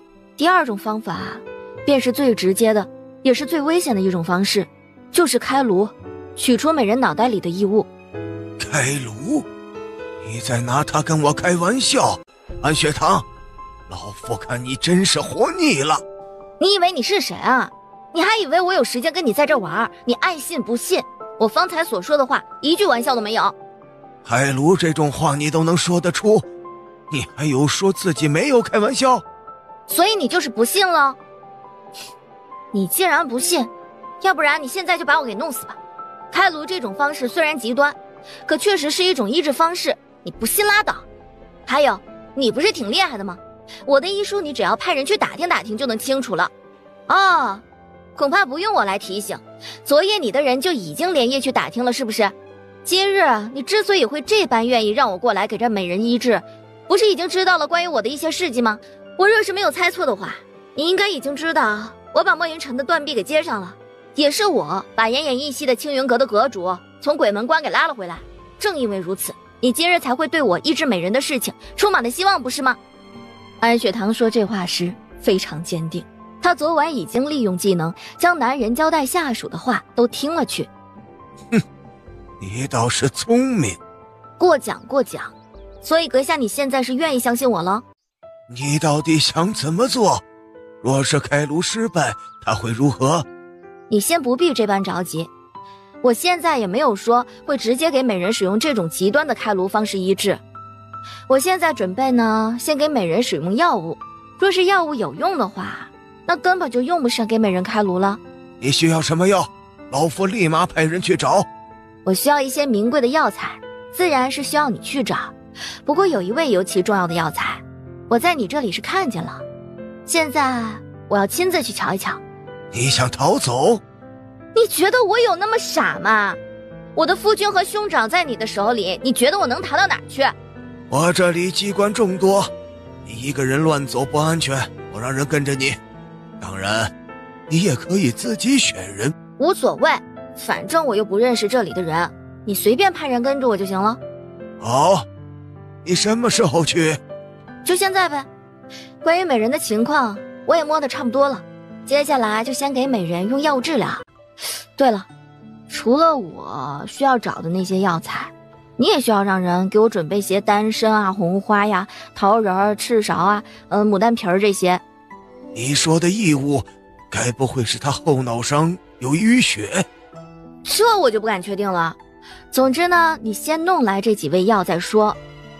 我呢就先去找药了，你也赶紧去准备好这几味药。我可没有精力跟你慢慢来啊，我还希望我家北疆王赶紧醒过来呢。安雪堂这么一说，面具男也不再怀疑了，知道安雪堂这般着急，完全是因为想要莫云锦快些醒过来。你有没有兴趣跟本小姐聊聊？凤鸣心里除了想要整死他，还真的没有别的心思。见凤鸣压根就没抬头，蒋思思微眯起眼睛，不知谁给他的勇气，他竟然准备去触碰凤鸣的下巴。凤鸣哪能让他碰到啊？只见他挥一挥手，轻易的就将这个女人甩到了一旁。这位公子，不知思思是哪儿惹到了公子，公子竟这般对思思，思思好痛。此刻蒋依依已经极度引起了凤鸣的不适，凤鸣难得的给他了一个冰冷刺骨的眼神，可蒋思思却没有看出凤鸣的杀气。公子，方才你不是故意的是不是？滚！蒋思思愣了愣，但他就是不信这个邪。只见他往前走了几步，凤鸣觉得自己已经给过他机会了，既然这蒋思思那么想死，那他可就不客气了。凤鸣当即出手，这掌可比先前那一掌重多了，将蒋思思瞬间打出了门外，口吐鲜血。蒋思思怒火攻心，想喊人进去对付凤鸣，可他根本说不出来一句话，便直接晕倒了。蒋思思的丫鬟就守在院子里，见他晕了过去，赶紧叫人将蒋思思扛回了他的院子进行医治。就这样也敢招惹我？找死！他的目光转向了莫云锦，突然明白为何他家阿唐这般不放心莫云锦一个人在屋里躺着了。原来我家阿唐是在防着这女人，怕这个女人也会趁他不在的时候对陷入昏迷的莫云锦动手脚。想通的凤鸣无奈地摇了摇头，只要是事关莫云锦的事儿，安雪堂就没有考虑不周的时候。兄长，我回来了。凤鸣听到动静从屋子里出来，看到受伤严重的十一，他眉头一皱，快步往前。阿唐，在哪找到的十一？就在这附近的林子。兄长，你帮我处理一下十一身上的外伤，他身上的伤口比较多，有些不是特别致命的，我只是止了血，都没有深入的处理，你帮我处理一下吧。那你呢？你又要离开？不是，他身上除了这些伤还中了剧毒，我需要立马去给他熬解药。好，这里有我，你去吧。此时面具男的书房内，有手下跟他汇报安雪堂的所作所为。主子，要不要属下去将那人给……说话间，他做了一个抹脖子的动作。先不要有所动作，老夫记得那人中了剧毒，老夫倒是想要看看这安雪堂到底有没有本事医治好这个身中剧毒的年轻人。主子，你未免也太过信任这北疆王妃的实力了，她不过是一介女子，怎么可能有本事解得了你亲手调制的剧毒？切不可小看了这个北疆王妃，她可不是一般人。就凭安雪堂将莫云晨的断臂给接了回去这事儿，就足以让面具男震惊的了。他活了这么些年，还真的不知道这世间还有这等奇事儿。你们只管盯着他，对于他救人这件事儿，你们不要管。是，属下明白。另一边，安雪堂也给十一熬好了药，凤鸣也给十一身上其余伤口处理好。兄长，这里人虽然不多，但是个个武功高强，只要阿景和十一没有醒过来，光靠咱们2个人的能力，很难将他们安全带出去。别说靠我们俩根本做不到，就算我们寻唐谷的人都在这里，我们也很难安全离开。兄长为何这么说？我仔细数了一下，这里活动的人一共也就20多个。阿唐，你有没有听过二郎神出战？什么东西啊？二郎神出战，尽是天兵天将。兄长这话不就是在说这里的各个人堪比天兵天将，很厉害吗？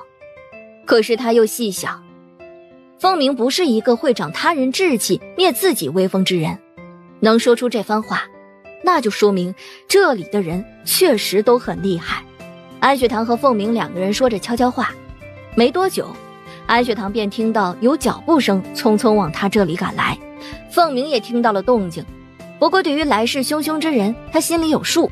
看到来人是谁时，凤鸣嘴角勾起了一抹嘲讽的浅笑，是那个恶心的女人。正好我现在需要一个人来试毒，女人来的刚好，正好可以让她试验一下我新配置好的毒药。就是你，是你故意伤了本小姐，我今日饶不了你。兄长，你对她做了什么？为兄一般不为难畜生，关于这一点，阿唐你应该是知道的呀。凤鸣这言辞瞬间将安雪堂给逗乐了，不过他是开心了，一旁的蒋思思好像随时都会爆炸。你竟然说本小姐是畜生，你们还愣着干什么？都给本小姐上，给本小姐将这2个不识好歹的人抓起来。蒋思思不过是一个半路出现的大小姐，她的命令其实一点都不管用。上，给本小姐上！你们是聋了吗？就在这时，面具男冰冷刺骨的声音响了起来：“蒋思思，你在胡闹什么？”爹，女儿被人欺负了，是这2个人，是他们欺负了女儿。他们怎么欺负你了？蒋思思看向凤鸣，他指着凤鸣，本想控诉他出手打了自己，可不知怎的，他突然露出了狡猾的笑，像模像样的哽咽说道：“干爹，你一定要为女儿做主呀！是他欺负女儿，他竟然对女儿做了那种事。”蒋思思此话一出，别说那些思想非常古板的人震惊的不得了，就连安雪堂都被他这话整得一愣。他想不通啊，这女人怎么会当着这么多人的面把这话说出来？而且在这世道，女人应该很在乎自己的名声啊。蒋思思，莫要在这胡言乱语。干爹，女儿没有胡言乱语，是这个男人，是他欺负了女儿。蒋小姐啊，是我愚钝，我竟然不知道蒋小姐说的欺负到底是何意啊？你不妨更清楚地说出来。蒋思思，给老夫滚回你自己的院子，这几日不准出房门，给老夫回去面壁思过。事情发展到这一步，蒋思思觉得自己该丢的脸都已经丢了，那么她今日便要一口咬定。总之，对于这个美貌的男人，她要定了。干爹，你不能就这么放过他，女儿都已经被欺负了，干爹你一定要为女儿做主，不然女儿怕是没脸活下去了。面具男第一次觉得这女人实在是太聒噪了，愚蠢极了。若不是留着她还有用，他一定要一掌要了她的命。没等面具男发话呢，安雪堂先扑哧的笑了几声。按照蒋小姐这个意思，莫不成是我的兄长对蒋小姐做了什么不可原谅的事儿？没错，他对我做了那种事。好，若真如蒋小姐所言，他对你做了那种事情，那么蒋小姐想要一个什么样的公道啊？娶我，我要他娶我，我要他娶我。来人，将他拖出去，杖打20大板。哎，等等，这是老夫的家事，接下来的事情就不需要北疆王妃操心了。这可不仅仅是你的家事，毕竟蒋小姐方才说的话呀，可是影响到了我兄长的名声，这事儿啊，可不能这么算了。你想干什么？阁下莫要这般担心，我并不想干什么，我就是想解决事情而已。蒋小姐方才所言可有证人呢？有，他们都是本小姐的证人。安雪堂顺着蒋思思所指的方向看了过去，见那几个婢女面色慌乱，她挑了挑眉：“你们可知这其中的真相？你们家小姐当真被我的兄长欺负了？”说。丫鬟得了命令，便把早上发生的事一五一十的说出来。这下真相大白了，原来这就是阁下的干女儿啊！污蔑人这种事儿，可真是让我大开眼界呀！面具男知道安雪堂话里话外都是在讽刺他，所以他心中对这个愚蠢的蒋思思也是气得不行。也就在安雪堂刚说完，他就二话不说，直接出掌，一掌就将蒋思思拍至一旁。蒋思思又吐了一口鲜血，他前不久就被凤鸣伤过，如今又承受如此重的一掌，他根本来不及挣扎，倒在地上便直接昏了过去。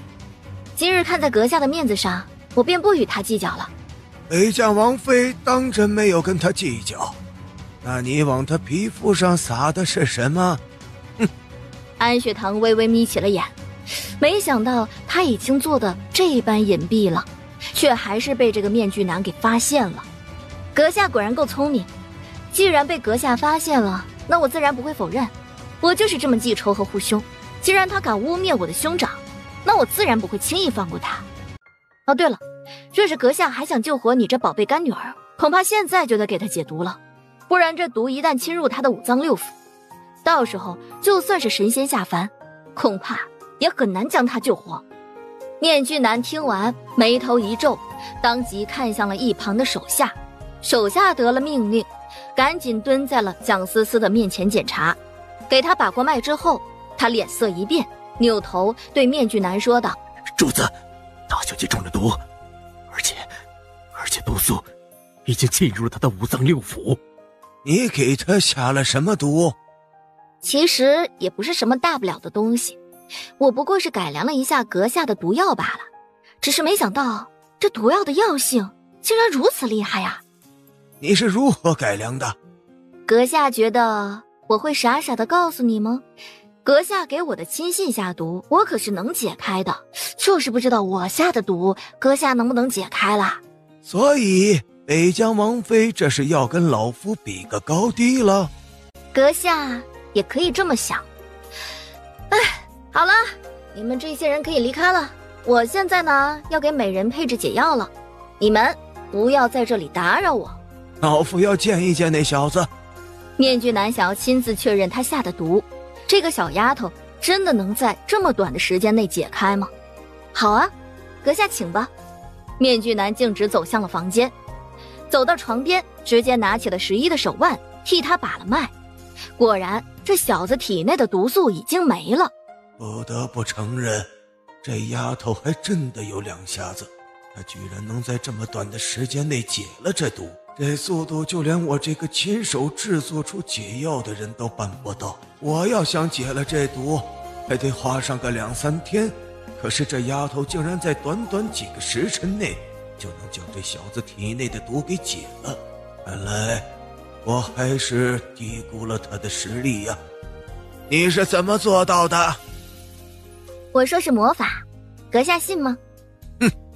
解药交出来。什么解药啊？莫要跟老夫装傻，他犯了错，老夫自然会想办法责罚他，不过他还不能死。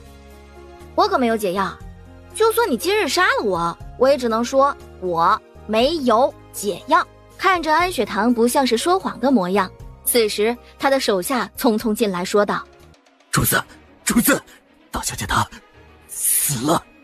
你安雪堂不过就是一个捡来的大小姐嘛，值得阁下如此生气吗？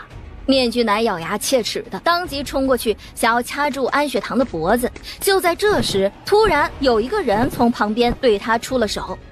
安雪堂和凤鸣看过去，当看清楚来人是谁时，两人眼底皆充满了不可思议。安雪堂更是激动到全身僵硬的愣在了原地。莫云景在出手之后，众人在反应过来之前，他便已经出现在安雪堂的身边，细细查看安雪堂到底有没有受伤。此时在莫云景的眼底，好像除了安雪堂，他谁也看不见。阿景，真的是你吗？阿景，真的是你吗？看着他眼底含着泪光，莫云景一把将安雪堂抱入怀中。是我。听着熟悉的声音，闻着熟悉的味道，感受着仅属于他的温暖怀抱，安雪堂盘旋在双眸中的泪水终于还是忍不住落了下来。他的双手紧紧地抱住莫云景的腰身，头深深地埋在了他的胸口。有没有受伤？没有，不过11的伤比较严重，他还中了毒，不过毒素已经排出他体外了，所以阿景你别担心，接下来只要他能好好的养外伤，就不会有事了。好，糖糖辛苦。只要你们没事就行，我不辛苦的。不过云六我还没有找到，我现在唯一担心的就是他了。死了。阁下到底是谁？我是谁并不重要，现在重要的是你的王妃将老夫的干女儿杀了。所以呢？哼，北疆王是想要包庇自己的王妃了？是。没想到你是这样的北疆王。那只猫在你这儿。那只猫是老夫捡的。安雪堂感受到了莫云景情绪的激动，既然是一只猫，那安雪堂就有办法驯服它。可是他从来到这里就没有感受到有猫的存在，除非这个人在欺骗阿景。压根儿就没什么猫，你只是利用了障眼法，想要将北疆王引过来罢了。你怎么确定老夫手中没有猫？他刚说完话，这时突然从门外跑进来一只老猫，看见真的有猫进来，安雪堂紧锁眉头，怎么可能？难不成这只猫成精了？它竟然可以发不出任何声音。就在安雪堂疑惑的时候，老猫已经走到了莫云景的跟前，他的大眼睛含情脉脉地看着莫云景片刻，突然便跳了起来。莫云景是很自然地伸手接住了他，老猫被莫云景接下后，紧接着便将自己的脑袋拱进了莫云景的胸膛。你到底是谁？这只猫为何会在你的手上？面具男也不着急回答，他笑了笑，然后对老猫伸了伸手。老猫犹豫片刻，紧接着便主动从莫云景的怀中跳了出去，直接跳到了面具男的怀中。这只猫还真是老夫捡回来的。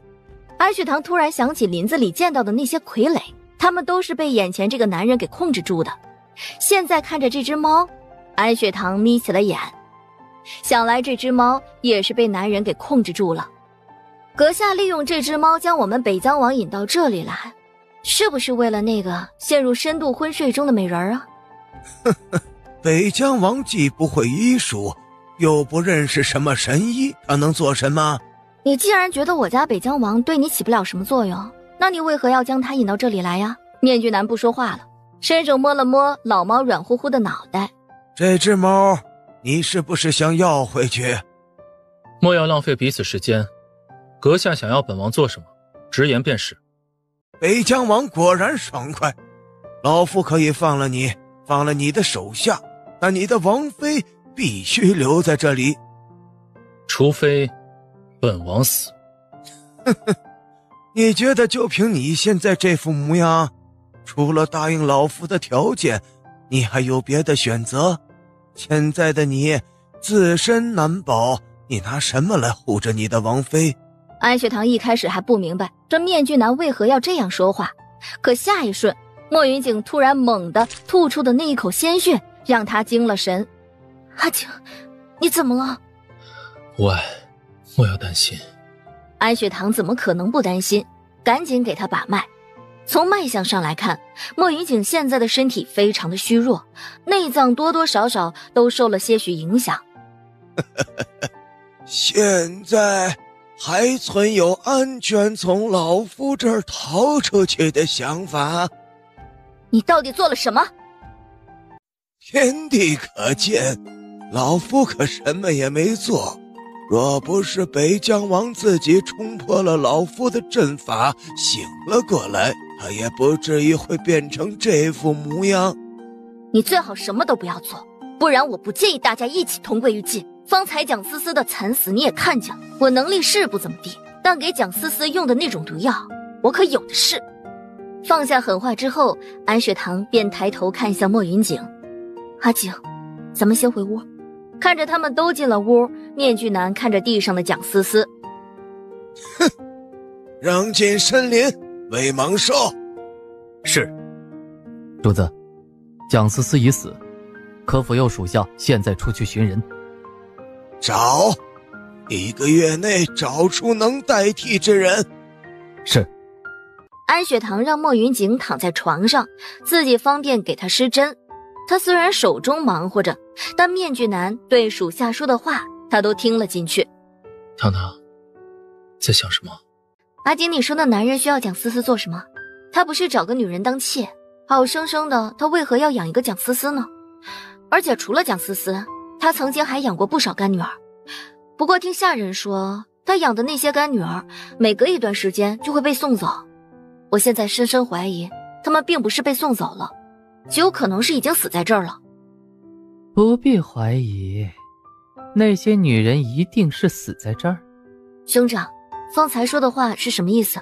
莫不成你是找到了那些女子的尸体？那倒不是，不知道你们有没有听过驻颜术？驻颜术？只是这驻颜术跟那些女人有什么关系？本座听说过一种驻颜术，该术也被称之为换脸术，过程便需要用到貌美如花、肌肤细腻之女。我好像知道到底是怎么回事了。莫云锦和凤鸣两个人皆是看向他。那个男人看起来并不年轻，成了植物人的女子已经躺了10年。看那男子对女子的态度，我怀疑他们是彼此的爱人，所以那个女子的岁数应该也不会小。可我见了那女子2回，那女子的容貌确实很美，肌肤也非常不错，看起来就像是花系年华的女子啊。兄长，你说的这祝元树若真的存在，那我想那些被他当成干女儿的女子一定是给那睡美人提供了美貌了，怪不得那男人在打蒋思思时都会刻意避开她的脸。原来蒋思思的作用竟然是这个呀！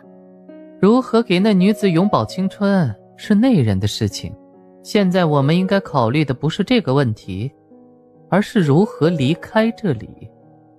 你们先想办法离开这里。阿景，你这是想要将我赶走？这不是赶，眼下我们都被困于此，外面还不知道发生了什么，这样僵持下去不行。阿景，这种话你莫要再说，我安雪堂再怎么着也不会将自己的夫君留在这里。兄长，你过来给北疆王施针吧。莫云锦看了一眼安雪堂，可是安雪堂已经不看他了。莫云锦又看向了凤鸣，那眼神就好像是让凤鸣主动拒绝给他施针。可凤鸣这个人明明看懂了他眼睛里的意思，他却点了点头。好，为兄该怎么下针？莫云锦抿嘴，眼神不友善地扫了一眼凤鸣，凤鸣只当看不见。最终在安雪堂的指挥下，他继续给莫云锦施针。施完了针，凤鸣就想离开了。兄长，我去照顾11，北疆王这边就交给你了。凤鸣和莫云锦2个人皆无奈的在空中交汇了眼神。凤鸣瞪了一眼莫云锦，让他赶紧自己解决。糖糖，我收回先前说的话，你别生气。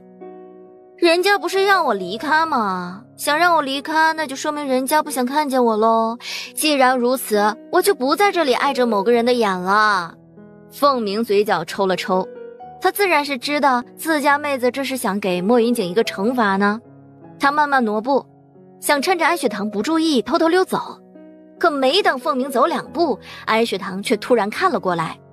兄长，难道连你也要跟我反着来吗？怎么会？阿唐，你应该知道的，为兄永远都不会跟你对着干的。那你现在是想做什么？为兄只是想要给你教训莫云锦的机会啊。兄长，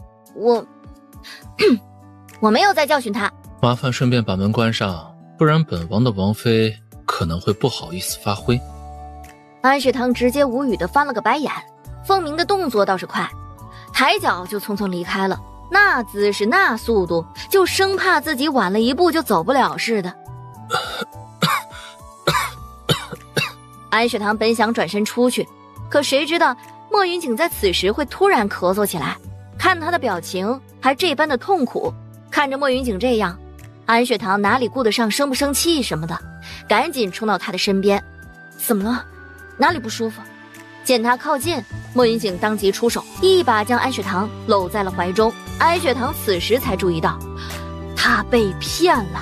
你赶紧给我放开！你这个混蛋，你竟然骗我，还拿自己的身体来开玩笑，你是不是觉得我不会生气？糖糖，对不起，我知道那些话你不爱听，以后我不会再说了，别生气好不好？莫云锦，你先把我放开再说。被安雪堂双手推着，莫云锦突然闷哼一声。糖糖，我这里难受。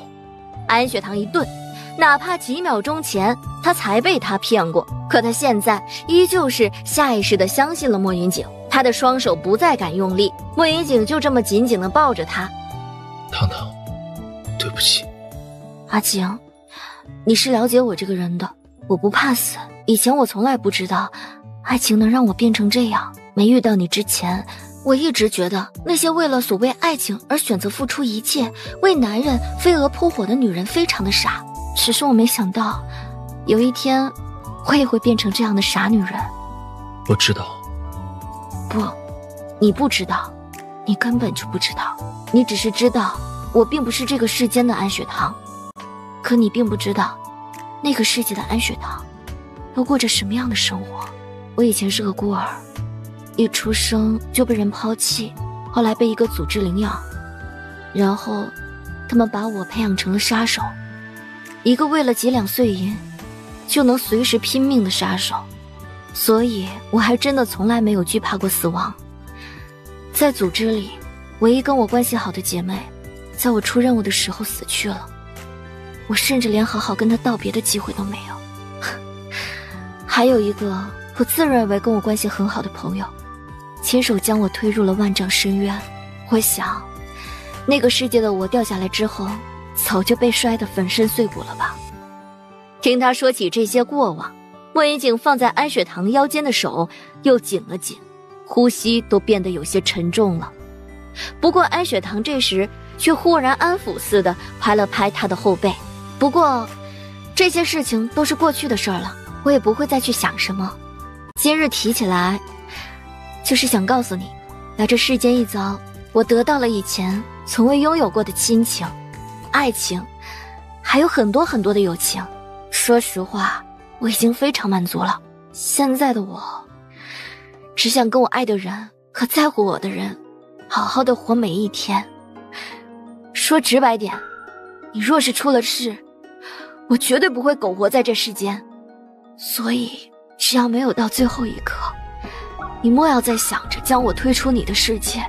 无论你会面临什么样的危险，只要我活着一天，我就会陪着你一起度过。糖糖，阿晴，我有没有告诉过你，每当你这般温柔地呼唤我时，我都很想瞬间将你扑倒。莫云锦瞬间就被他这句话整破防了。所以糖糖想如何扑倒为夫？若不是地点不对，我定会手把手地告诉你我会怎样扑倒你。糖糖想如何扑倒为夫？若不是地点不对，我定会手把手地告诉你我会怎样扑倒你。好，回王府后，为夫一定会提醒糖糖。莫云锦宠溺的双眸盯着他，注意力被安雪堂那微微发红的唇所吸引。他刚想低头一吻芳泽，安雪堂就已经将他给推开了。你好好躺着，我去找些补药给你熬。这次啊，你的内伤太重了，不可以再像往常一样胡来了，不然你这伤就不知道什么时候才能痊愈了。安雪堂让莫云锦躺好之后，便转身去给他熬药。他没离开多久，凤鸣便推门而入。如果本王给你掩护，你有没有把握带他离开这里？你是不是觉得阿唐好糊弄？他已经明确表示不会离开，你这样想方设法也没用。你有这精力，不妨想想如何应对接下来的事情。活了这么多年了，本座还真没听过这世间有这样的高手。他的身手有多厉害，你应该感同身受，不是吗？你只是冲破了他的一个小小的阵法，这就让你瞬间失去了80%的功力。他的厉害，你应该比本座更清楚。这件事，不要告诉糖糖。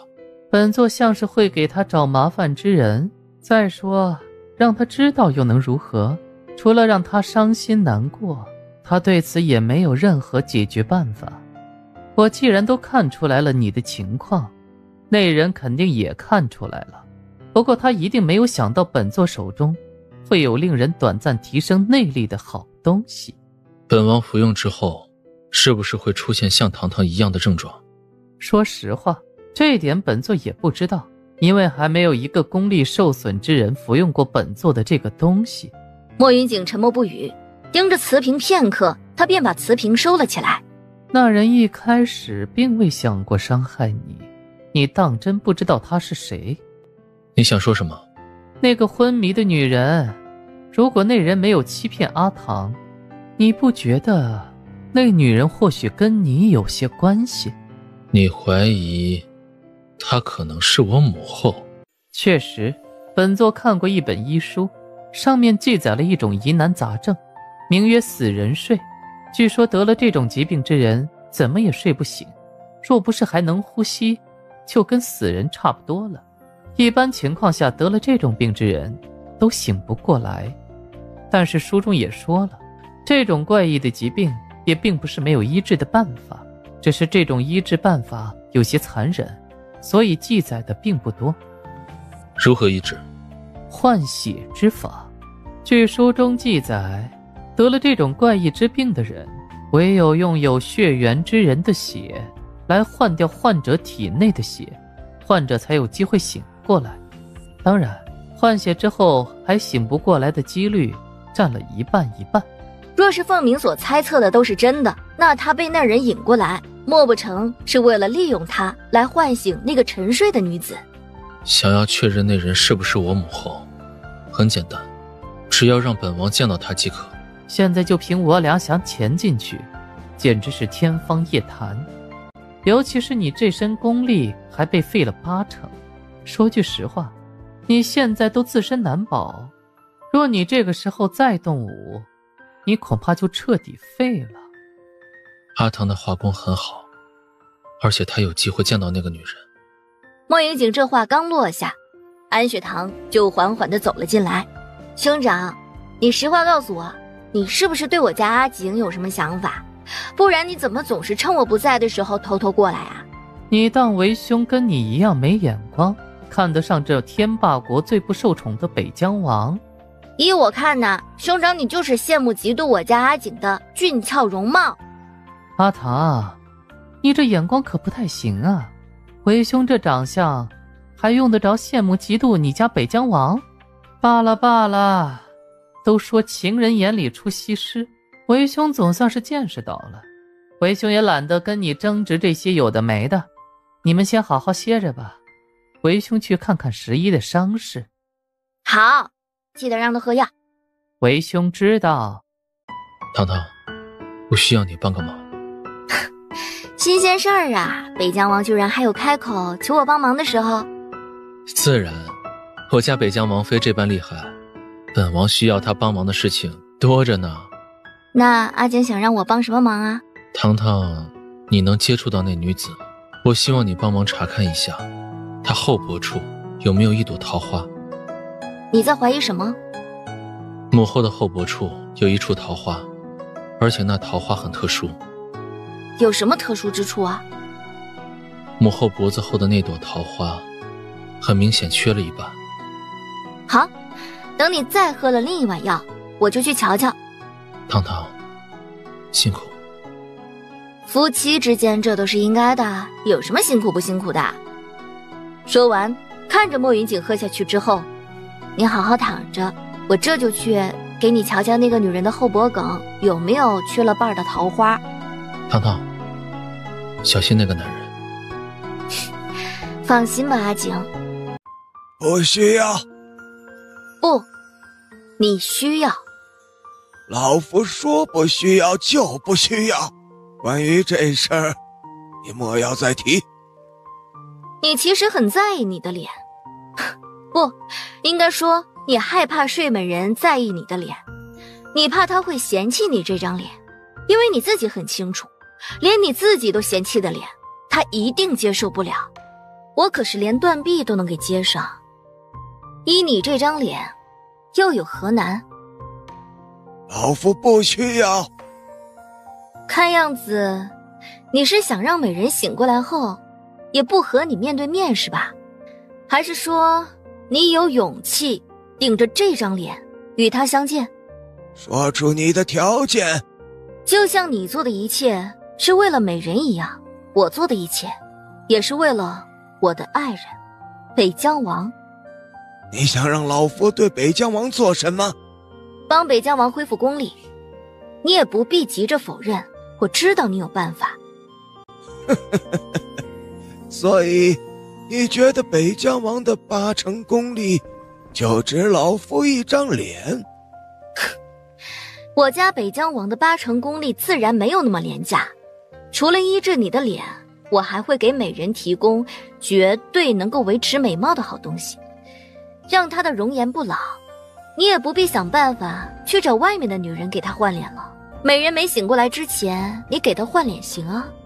可若是她醒过来了，她要是看到自己的脸上顶着是别人的脸皮，你说她会不会接受不了啊？你当真有办法让她变得更加年轻？只需要给我3日时间，我自然会让你看出效果。不过你一旦能看出效果，就必须给北疆王治疗。好，老夫答应你。阁下果然爽快，那你先带着我进去给美人瞧一瞧，我需要充分的了解她的肤质，才能制作出适合她的药膏。现在的莫云锦是那般的半死不活，面具男觉得安雪堂就算有什么心思，也翻不出他的掌心，于是便带着他进了屋子。你要看他脸上的真实肌肤？是，只有这样我才能够确定到底用什么药才合适。面具男盯着美人的脸沉默了片刻，紧接着他伸出了手，当着安雪堂的面开始撕起美人的脸皮。原来那些所谓的干女儿，她们的作用还真的是给美人提供人皮面具，只不过这不是普通的人皮面具，这种面具完全是和美人的脸吻合的。若不是面具男亲自动手撕下来，饶是善于发现细节的安雪堂也不会看出来这个东西能够撕下来。这面具男到底是如何做到的？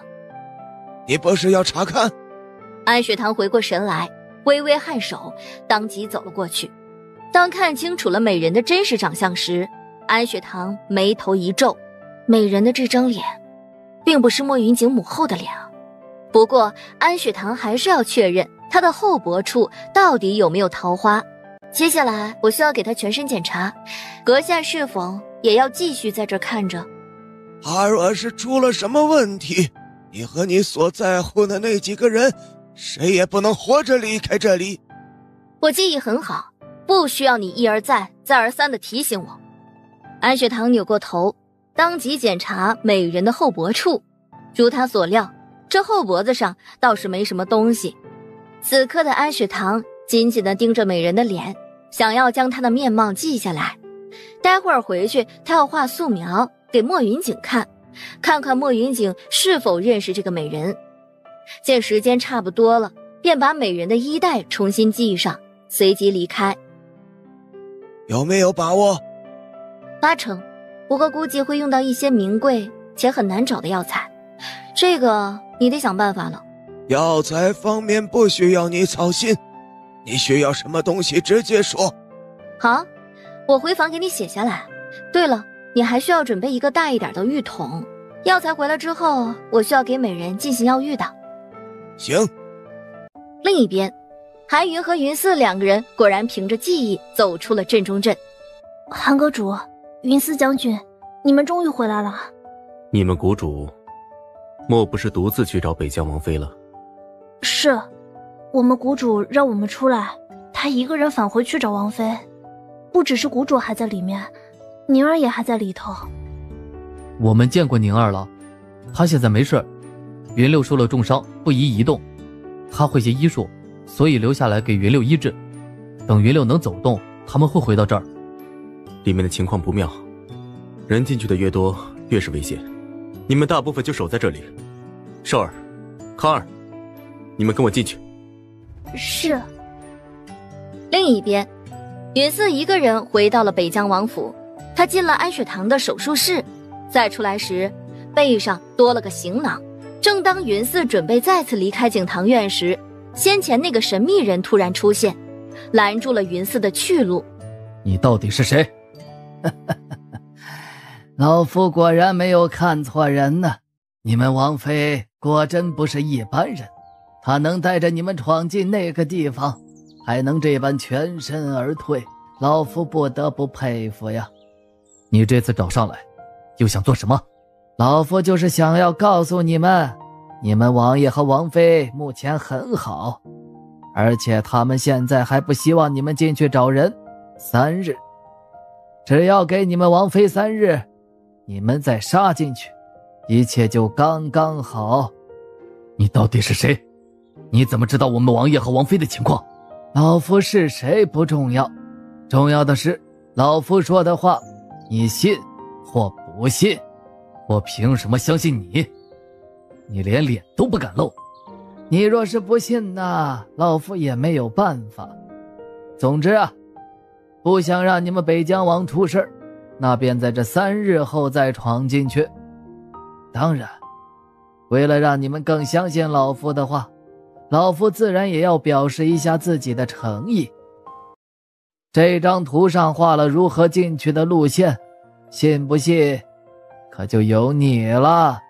说完这话，神秘人将手中的地图扔给了云寺，随即转身飞走。父王，是儿臣没用。你的确是没用，其他人呢？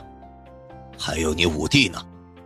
父王，那地方进去之人几乎有去无回，儿臣带去的亲信武功不说有多高，可也不差，可是他们都中了一种奇异的迷幻药，互相残杀，最终全部死在里头。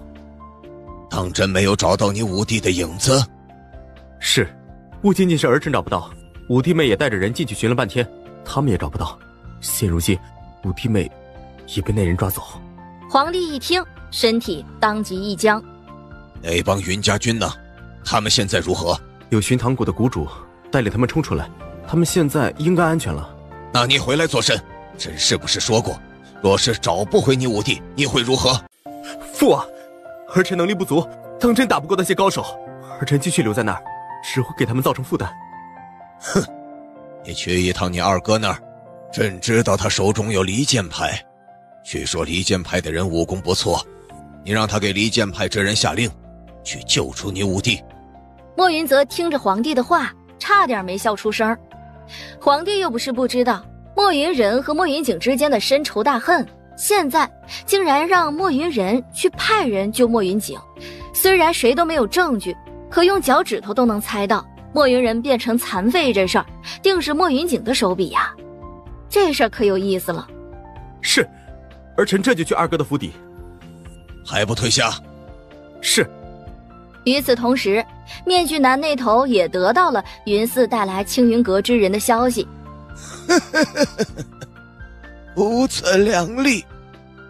说完，他抬手将他们全部引入阵中，这次直接开启毁灭模式，将他们一网打尽。是。这边安雪堂将面具男和他手下的话听得一清二楚，知道他准备对云寺下手，安雪堂一定要想办法阻止。就当他准备起身去跟凤鸣商量的时候，安雪堂屋子里的窗户被人从外面打开了。怎么又是你？看到老夫出现在这儿，你貌似一点也不开心呢。你到底是谁啊？当初将我们引到这里来，到底有何目的？哎呀，你说说，你这丫头怎么也是这般过河拆桥啊？若不是老夫告诉你关于这北疆王的下落，你能这么快就找到北疆王的下落？是你告诉我关于北疆王的下落，可在我看来，你不过就是想让我们快些进村子送死而已。好好好，老夫可控制不了你的想法。不过小丫头，你听好了，现在老夫跟你说点正经严肃之事。你们北疆王府的精英，当然还有寻唐谷和青云阁的几位高手，准备闯进来救你们。这你又是从哪儿得知的？反正老夫就是知道，你爱信不信。老夫要说的重点也不是这个。先前在林子里遭遇过什么，想必你还印象深刻。